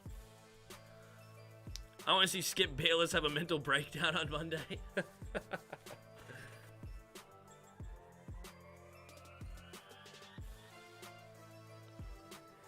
Unfortunately,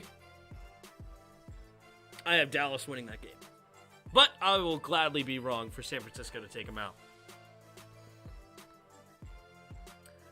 Buffalo up by 23 points with 2 minutes to go in the third quarter. 1st and 10 at their own 45. takes the snap, play action. Allen steps up, pumping, throwing it over the middle. Wide open is Cole Beasley, and he is up past the 40, up to the 36-yard line of the Patriots. And the Bills just cannot be stopped tonight. Patriots did have a 28-3 deficit in Super Bowl, so maybe wouldn't bet on it, though. Yeah, it's very unlikely. Ooh, two people said no for the memes, I'm sure. Two people said no for the memes. Josh Allen, 9 straight completions. 35 seconds left in the third quarter. Allen puts McKenzie in motion. Allen takes the snap. Play action. Throws it to McKenzie in the screen pass to the right side. And it swings it over. And he'll get a gain of about 8 yards. Out of bounds. But the clock keeps rolling. And that will bring us to the end of the third quarter. With the Bills being in field goal range already, do you sit Josh Allen for the fourth quarter? Do you? Scott, are you going to broadcast the other games? I can't get them on TV in Australia, and the guys I tried listening to on other casts are so obnoxious I just can't. Yes, I will be doing all 3 games tomorrow, as well as the game on Monday night. I will not be doing the Saturday games next weekend. I already had plans with my wife and some friends, so I will not be here next Saturday, but then I will be doing the Sunday games, of course, and I will be here the rest of the playoffs. I'm glad, Scott, that you don't think I'm obnoxious. I appreciate it. Thing is if Dallas loses, they are screwed next year. No cap space, and Eagles gonna throw batteries at Jalen Wright where it hurts. Throw batteries at Jalen Hurts. What does that even mean? What does it even mean?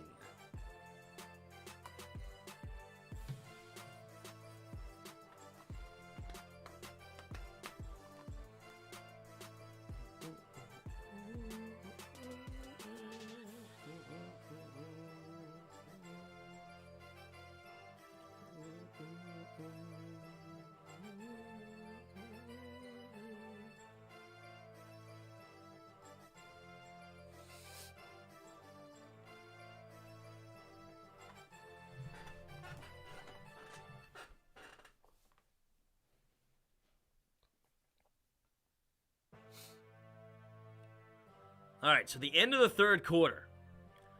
Bills are already in field goal range.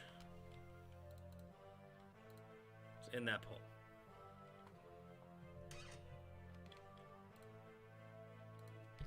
Do you sit Josh Allen in the fourth quarter?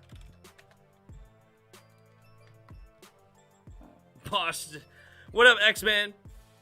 Patriots suck. I'm done with this team. I'm sorry, man. Eagles throw batteries hoping it'll electrify their QB into Tom Brady. That's funny.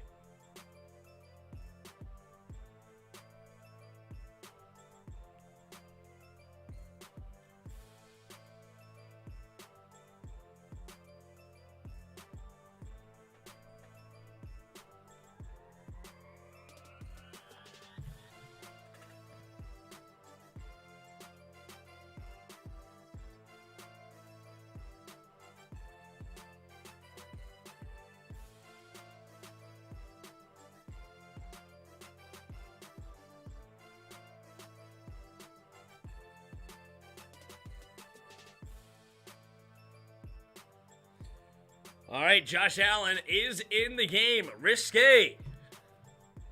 2nd and 3. Takes the snap. Pitch play to the left side is Singletary. Singletary will get the first down and a couple extra. Stays in bounds. Keeps that clock a-rolling. What a lock bet, yeah. Yeah, let Trubisky take over. Yep.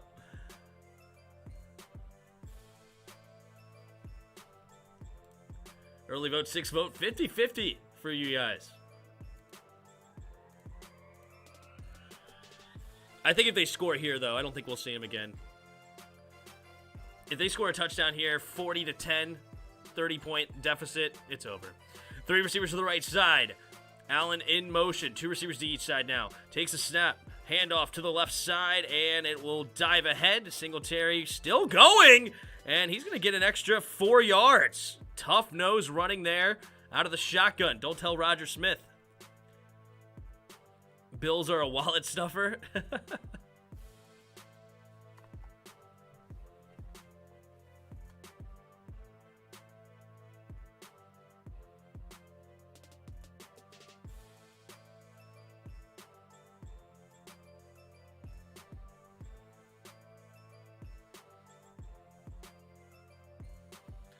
Second and 6. Allen in the shotgun. Diggs goes in motion from left to right. Takes the snap. Play action. Allen throwing it. Touchdown, Bills! Gabe Davis makes the grab. And the play action ices this game. 39-10 pending an extra point, which is no guarantee for this team right now, but oh my goodness gracious, what a grab. Nice grab there by Davis. Whew. Allen's done. 19 for 23, 268 yards, 4 touchdowns. I think you can go to the bench. From the left hash, the long snapper.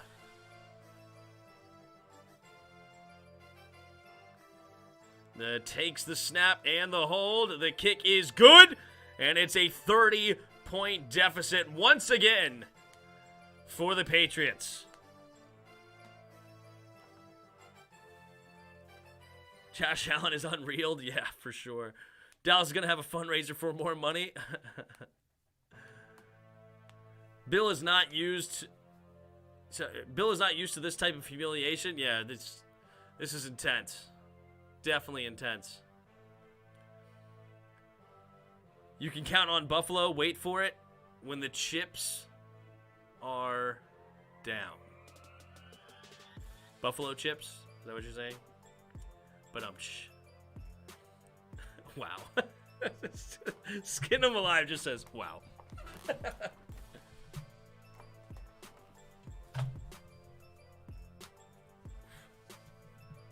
Bill's making it look easy. Need to up the difficulty to all Madden. Can we just up the difficulty to, like, all pro? Like, they're playing on rookie mode right now. Can we just get, like, intermediate?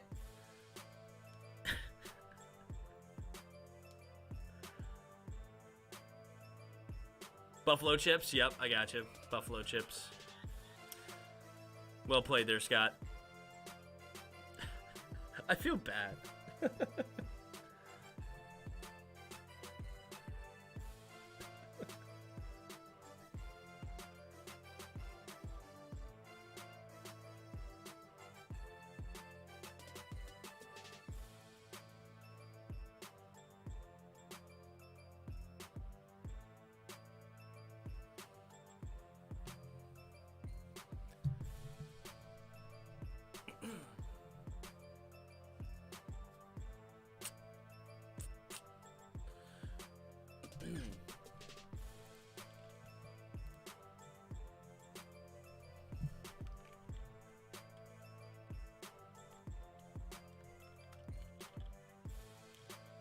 What's the next poll? I don't know. Another 50-50 poll. That was good. We may not have another poll tonight. That was good. That was fun though. I'm gonna start doing that more often. I think that's good. Throwing the polls out there for the chat.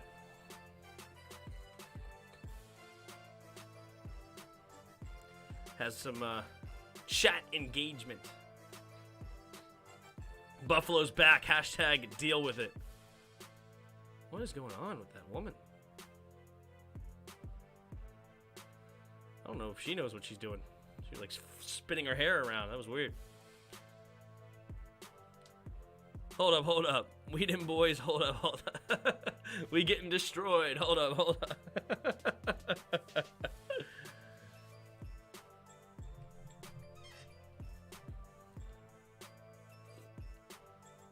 All right, here we go. The kick is away. And it will be caught. Oluszewski will get up to the 24-yard line. And that is where Mac Jones and the offense will come back onto the field. Down by 30. That's their new song after the mile. That's funny. Not a familiar neighborhood for the Patriots. Definitely not their standard pathway, that's for sure.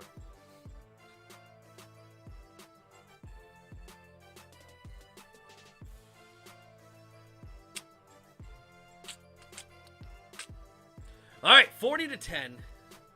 Patriots in the I formation. Takes the snap, handoff up the middle, and it is going to be for no gain. They are literally running the football right now.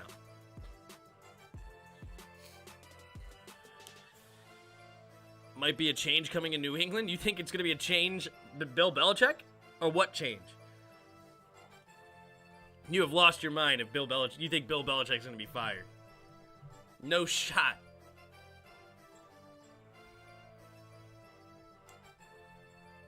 Two receivers to each side. Stevenson in motion. Mac Jones takes the snap. Quick throw to the outside. Stevenson has room to run. Blockers in front. And it'll be up to the 40-yard line of the Patriots. Clock continues to move. 12.5 to go here in the fourth quarter.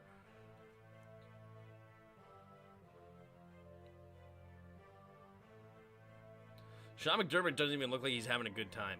He's up by 30, and you would think, I mean, somebody's trying to, like, stab him in the side or something. Like, he's just not entertained at all. Pats are back to Drew Bledsoe. Handoff. No, play action. And Mac Jones quickly throws it out to number 47, who proceeds to drop it. Fly Eagles fly on the way to... Never mind, we shot that.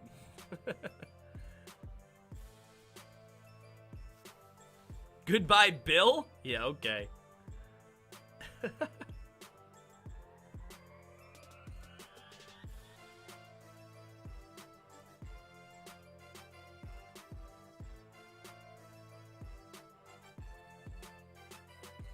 All right, Mac Jones in the shotgun. Two running backs in the backfield with him. Myers in motion, takes the snap, drops back, looks over to the left side, and it is caught. Gain of 3. Ain't that the second time this dude's dropped a wide open pass? I don't even know who it is. Johnson? No, Johnson, that was the first time he dropped a pass today. That was only his only target of the day.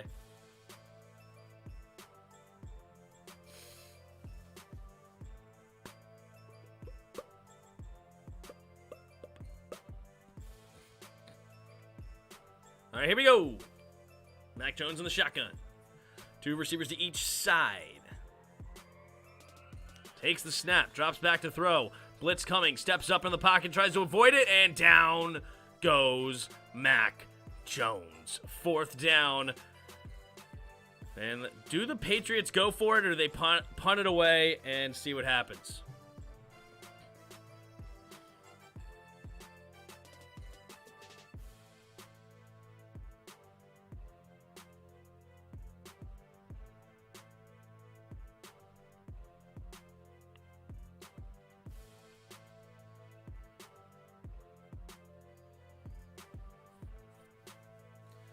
All right, Bailey in to kick it away. There's the kick. And it will be not a very good punt, but takes a nice bounce. And Micah Hyde picks it up. He's going to run with it to the left side. Has some blockers still going down the left sideline. Oh my goodness, could he keep going? Yes, he could. Oh, he finally gets tripped up at the 40-yard line. Hyde is upset. Is Josh Allen about to come back on the field? Are you serious? Tim, they're playing your tag song in Bill's locker room. Sit! Jones does not look good. Yeah, Jones has not had a good day. It's tough. But I wouldn't say he's looked necessarily bad, but it's not been a great day either. Micah Hyde is on fire. I mean, Buffalo's on fire right now. Like, they can't do anything wrong. This is insane. Except for making a PAT. Like, they can't make a PAT.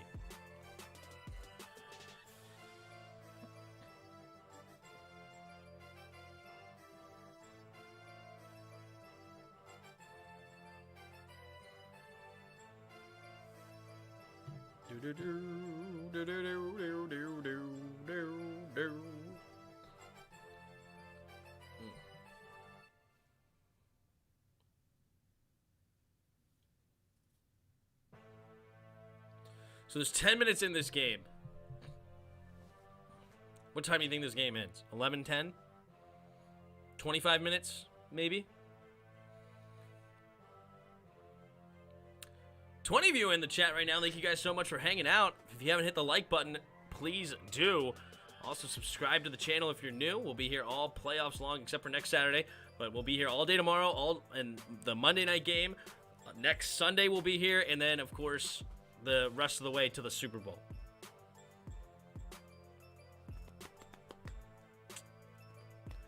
Eagles probably texting Brady to forgive them for 2017. Cowboys are going to change their bench to 49ers colors to try to confuse them. Oh, jeez.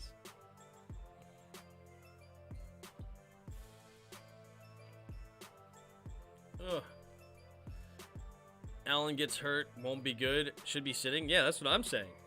Why are you bringing him out up by 30 with 10 minutes to go? That just doesn't make sense to me.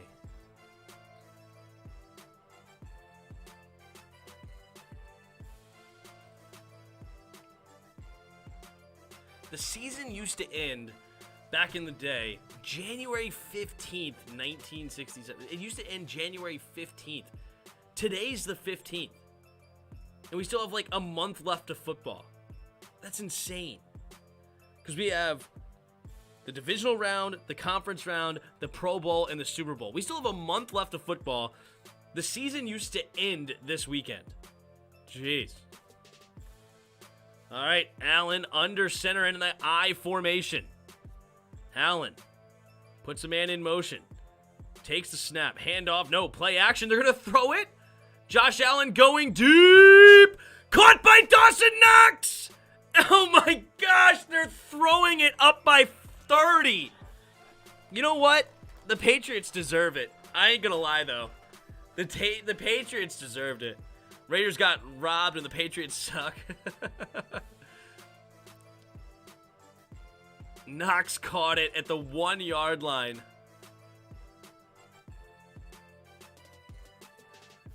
Josh Allen wants 5 touchdowns today. Are they going to keep him in for number 5?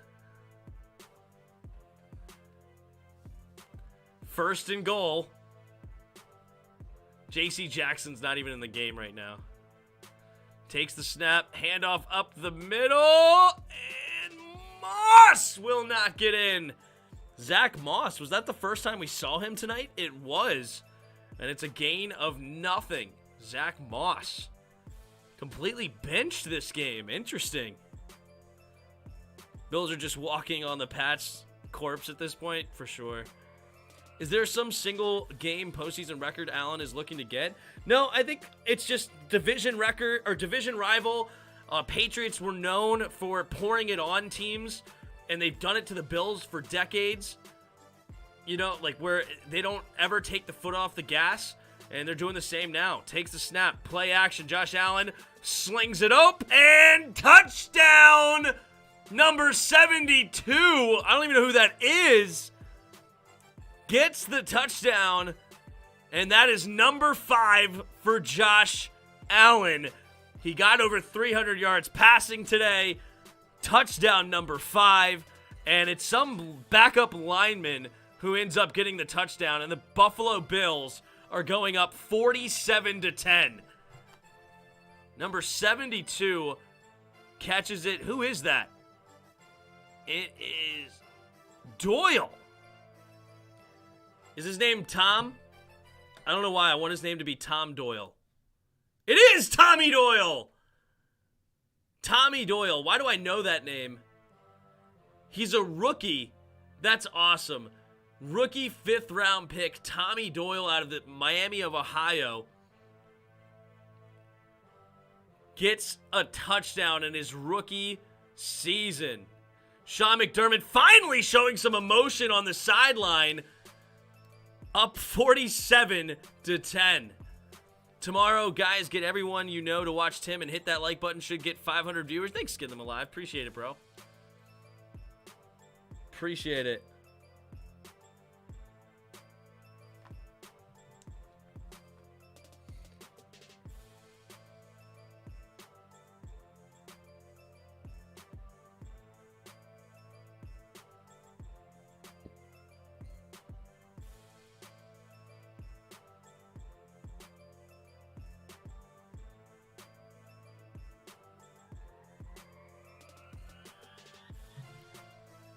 Can't wait to watch Flight's reaction. We got a big man TD, that's right. Patriots fans are so fickle. They won Super Bowls so many times and they get over here crying that they quit. Give it to someone else, bro. Bills covered the over. That's true. That is true. I think the Bills did cover the over by themselves. Very true.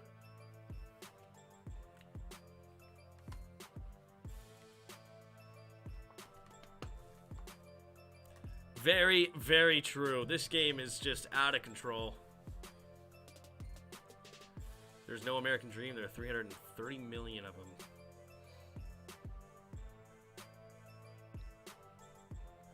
So it's 8:37 to go here in the fourth quarter. Bills up 37 points. We got a nice, close, tight game. And the Patriots are dead. Tim, I think you called it. Bills are a Super Bowl team for sure. They get my pick, much deserved. Yep, that was my pick from the beginning. Like, the beginning of the season. I said Bucks, Bills. Bucks, Bills. But they haven't done it yet, so can't toot my own horn until they actually do it. But that has been my pick since week 1. I never picked the winner of that game, though. I don't know who I'm going to pick yet. It's still up in the air. I think I was leaning towards Bucks, but I don't know. I'm gonna leave that up in the air for now. But I've been saying Bucks Bills in the Super Bowl all year. If they keep playing like this, they're going to the Super Bowl. But will it last? True. True. They're not going to be playing a rookie Mac Jones every week. 8:37 to go here in the fourth quarter. Bills about to kick it back to the Patriots.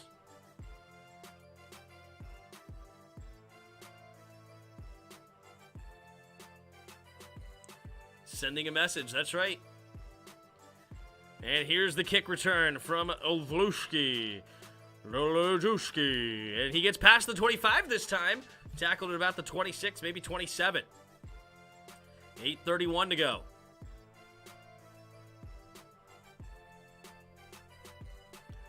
All right, now they can't come back in, right? Like, I mean, they can't send Allen in.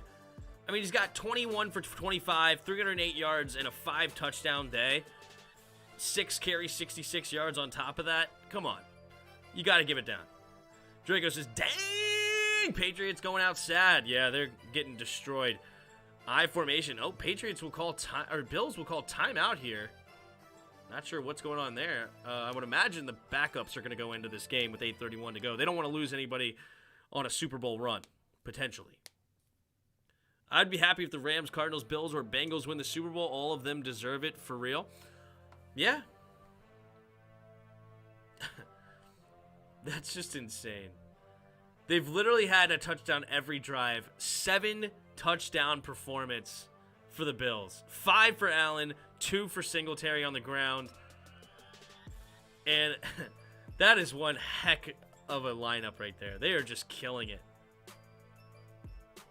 Bills beat Bill, go figure. The Bills knocked out Bill. Kill Bill. Mac Jones under center. Mac Jones takes the snap. Handoff up the middle. Harris trips up on his own self, I think, and got a yard. So, Patriots just going to let this content with the clock continuing to run. They're not even hurrying up to the line. 28 seconds left on the play clock. And this game is over. Mac Jones under center again.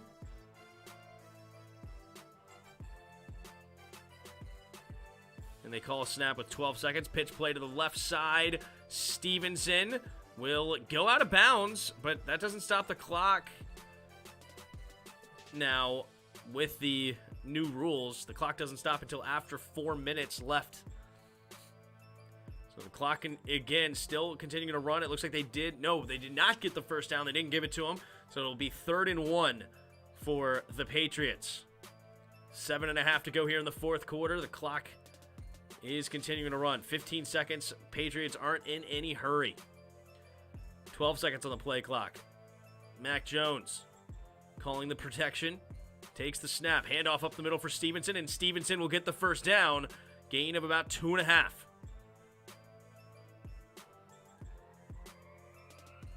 Patriots down by 37 in no hurry. This game is all but over. Just got to hit the 000s. Thank you, everybody, for hanging out tonight. It was a lot of fun. Thank you, especially for those who put comments in the chat. Thanks for participating in the polls tonight. Those were fun. And big shout out. Oh, what in the world? Mac Jones just threw it in the dirt. I guess it was a bad play or something. They did a play action, so they'll stop the clock with 6:42.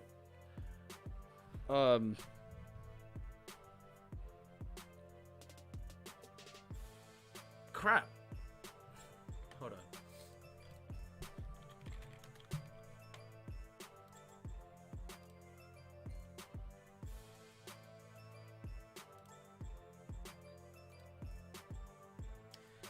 And thank you, Eric Chavez. I should have just said it. I didn't want to say the wrong name just in case. But Eric Chavez, thank you so much for the super chat. Really appreciate it for the super chat. Thank you. I was like, it's Eric, right? And then I'm like, I don't want to say the wrong name and give credit to somebody who doesn't deserve it. But thank you for the super chat. It was very appreciated. Patriots fans eating clam chowder right now, kissing Brady photos while singing, I'm all out of love, I'm lost without you. Oh, that's funny.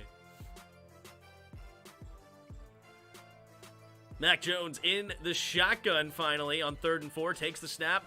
Blitz coming. Mac avoids the rush, throwing it to the left side, and it's going to be completed by Bourne, but not for a first down, only gains 2 yards. Again, clock continues to run. 5:48 to go here in the fourth quarter. Mac Jones somehow not going down, and the Patriots, of course, are going to go for it, down by 37.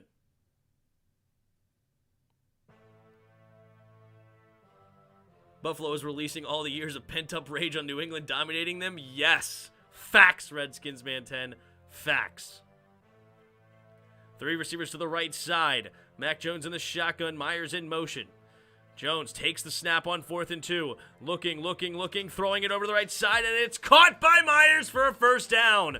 The Patriots will continue to keep... Ooh, flag on the play, though. What's the flag? Personal foul. Roughing the passer. Epinesa, the former Iowa defensive end, gets called for roughing the passer. A little bit of a weak call, but they did throw the flag, so 15 yards on top of it. If only WFT could look this good. If only, right? Bill's looking for one more possession to score 50.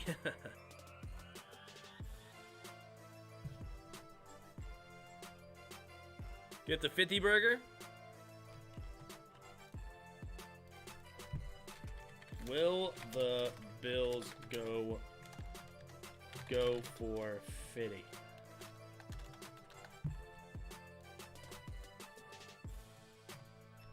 Mac Jones in the shotgun.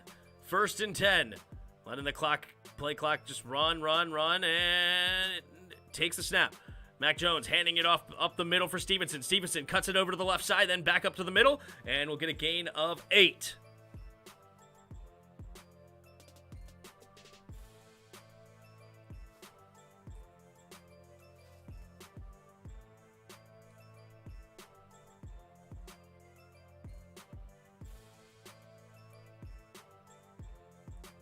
Second down and 2. 21 seconds on the play clock. Mac Jones in the shotgun. Mac Jones takes the snap. Handoff up the middle for Stevenson. Stevenson will fight forward for a gain of about a yard. About to cross the 4-minute mark, so now out of bounds. Will stop the clock. Won't be easy going forward, yep. They will hit at least a field goal to spite Bill Belichick. We'll see. We will see. Early votes, 4 votes in. Everybody saying yes so far. 3rd and 1. 3:40 to go here in the fourth quarter. Mac Jones under center. I formation. Mac Jones takes the snap. Pitch play to the left side of Stevenson. Stevenson will cut it up the middle and will get tackled after getting a first down, but stays in bounds. Clock continues to move. That is funny. It's funny to think the Patriots, instead of trying to win the game, they're trying to prevent a 50-burger.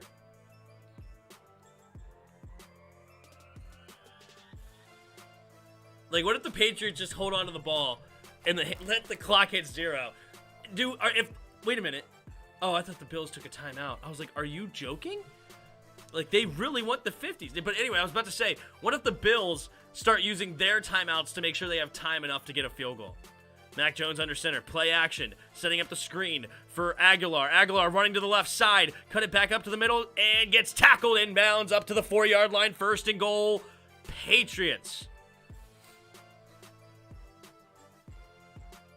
So they have to run one more play to get to the 2-minute warning. 1 second difference between the game clock and the play clock.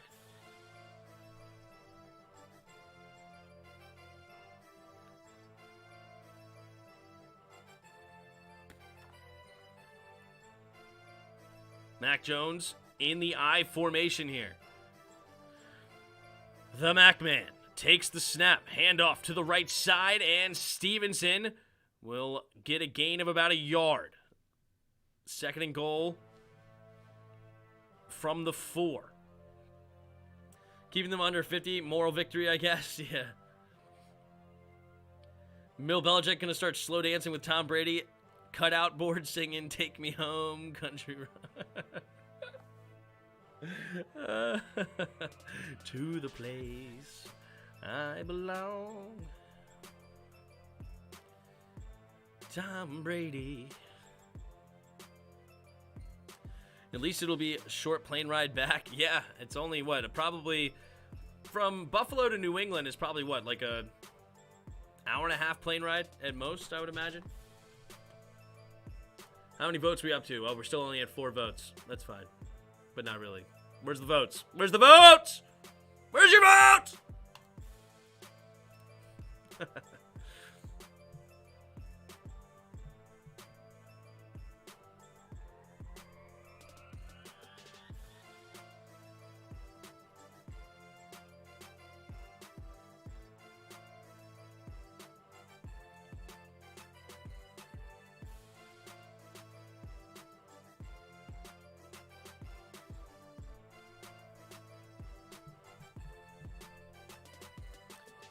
At least it will be a short plane run back, yeah. Steve Mariucci.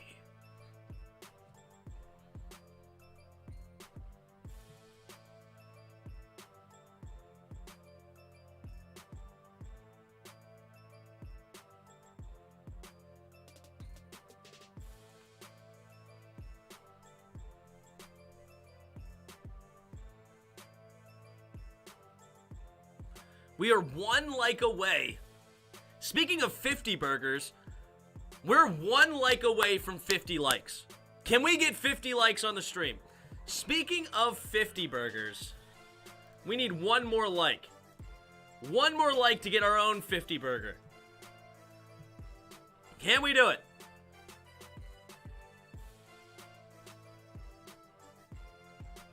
This just proves the Patriots way is just BS. They just cheated and had Tom Brady. It was all fake news. 1 more like for Fitty. Can we get 1 more? A new viewer just came in. Can you give us a like? We need 50 likes. I need to get 50 likes before the Bills get 50 points. Here we go. Buffalo. Trying to hold him out of the end zone. Mac Jones puts Henry in motion. 2 receivers to each side now. Takes the snap. Drops back to throw. Looking to the end zone and overthrows his intended target. Incomplete. Minute and 55 to go. Boom! We hit 51 likes. You guys are the real goats. We're going to have more likes than the Bills are going to have points.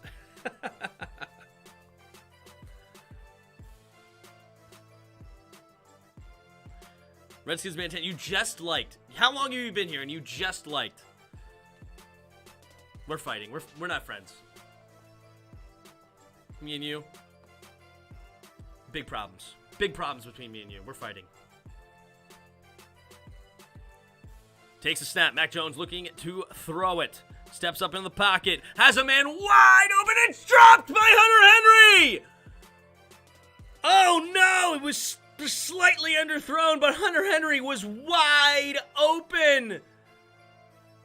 Mac Jones threw it late. It was low, but totally catchable. And Hunter Henry ends this game on his butt. And it's a dropped pass. Oh, my Lord. I'm busy, sir.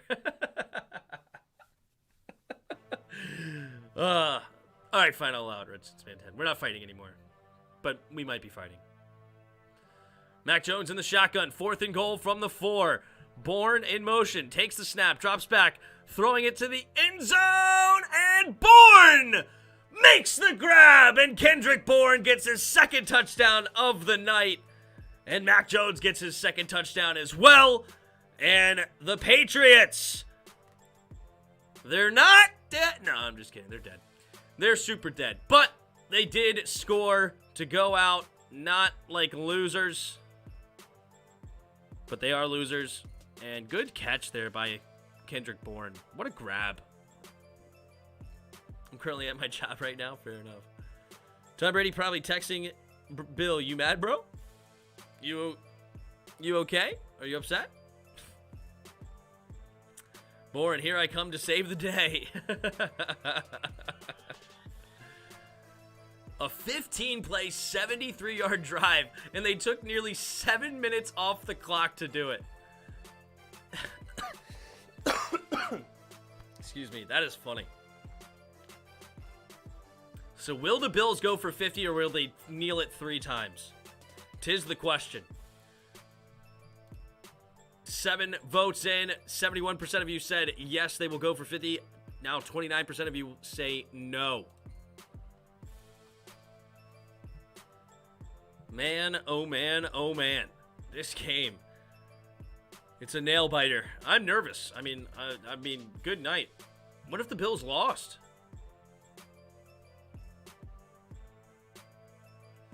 No, for real, at this point, if the Bills wanted to lose, could they lose? It's almost mathematically impossible for the Bills to lose, even if they wanted to lose. Like, it's that kind of a time.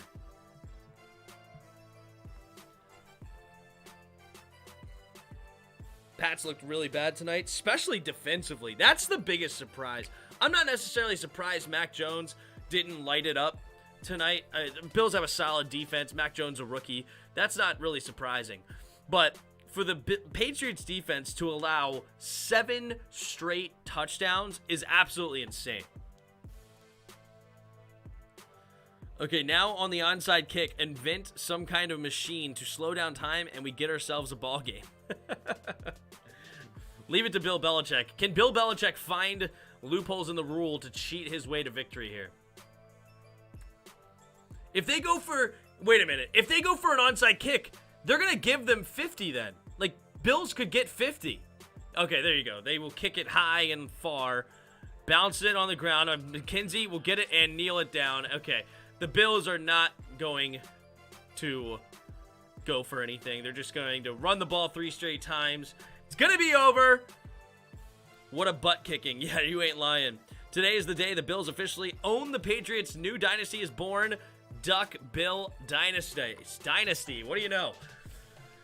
Yep, this game is over. Josh Allen, 21 for 25, 308 yards, 5 touchdowns. What a performance by him. He even threw it to a rookie offensive tackle. Tommy Doyle got his first catch for 1 yard, for 1 touchdown. And is Josh Allen in to kneel it? No, it looks like Mitch Trubisky is in to kneel it in the victory offense. Leading rusher was Devin Singletary, who had a very nice day. 16 carries, 81 yards, 2 touchdowns for the Bills. Mac Jones, not a horrible performance, but not great either for the young rookie.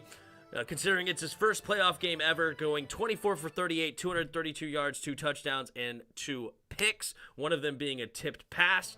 And yeah, it's going to be tough. The time of possession ended up being dang near even, considering that the Patriots just had a 7-minute drive to end it. But man, 7 touchdown drives in a row for the Bills offense to win 47-17. They just absolutely crushed them. What was the total offensive yardage? 483 yards of total offense for the Bills, which for 47 points is probably actually not that much in all things considered. If you really look into this, I bet this is probably one of the fewest yards to get 47 points ever. Like, it's pretty impressive, honestly.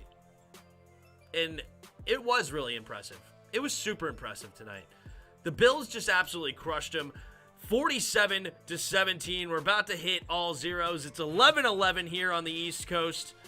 And great time to end this stream. Thank you, everybody, for hanging out. Thank you for our new subscribers. Thanks, Eric Chavez, for the super chat. Thank you guys for getting me to 50 likes. Thank you guys for answering the poll questions. It was a good night. It was a good long stream. How long did we go? We did 2 games tonight. We went nearly 7 hours on stream. 7 hours on stream. And it was fun. It was fun. Thanks here, and we'll be here again tomorrow for the 1 o'clock games. We first got Philadelphia versus Tampa Bay. 4:30, we got San Francisco at Dallas, and then the Sunday night game, Pittsburgh at Kansas City. Should be 3 interesting games, especially the first 2. I think those 2 will be really, really good, and I actually think the Pittsburgh-Kansas City game is going to be interesting, but it could get ugly just like this one did. We shall see. We're here for it. Thanks for everybody for being here, and until next time.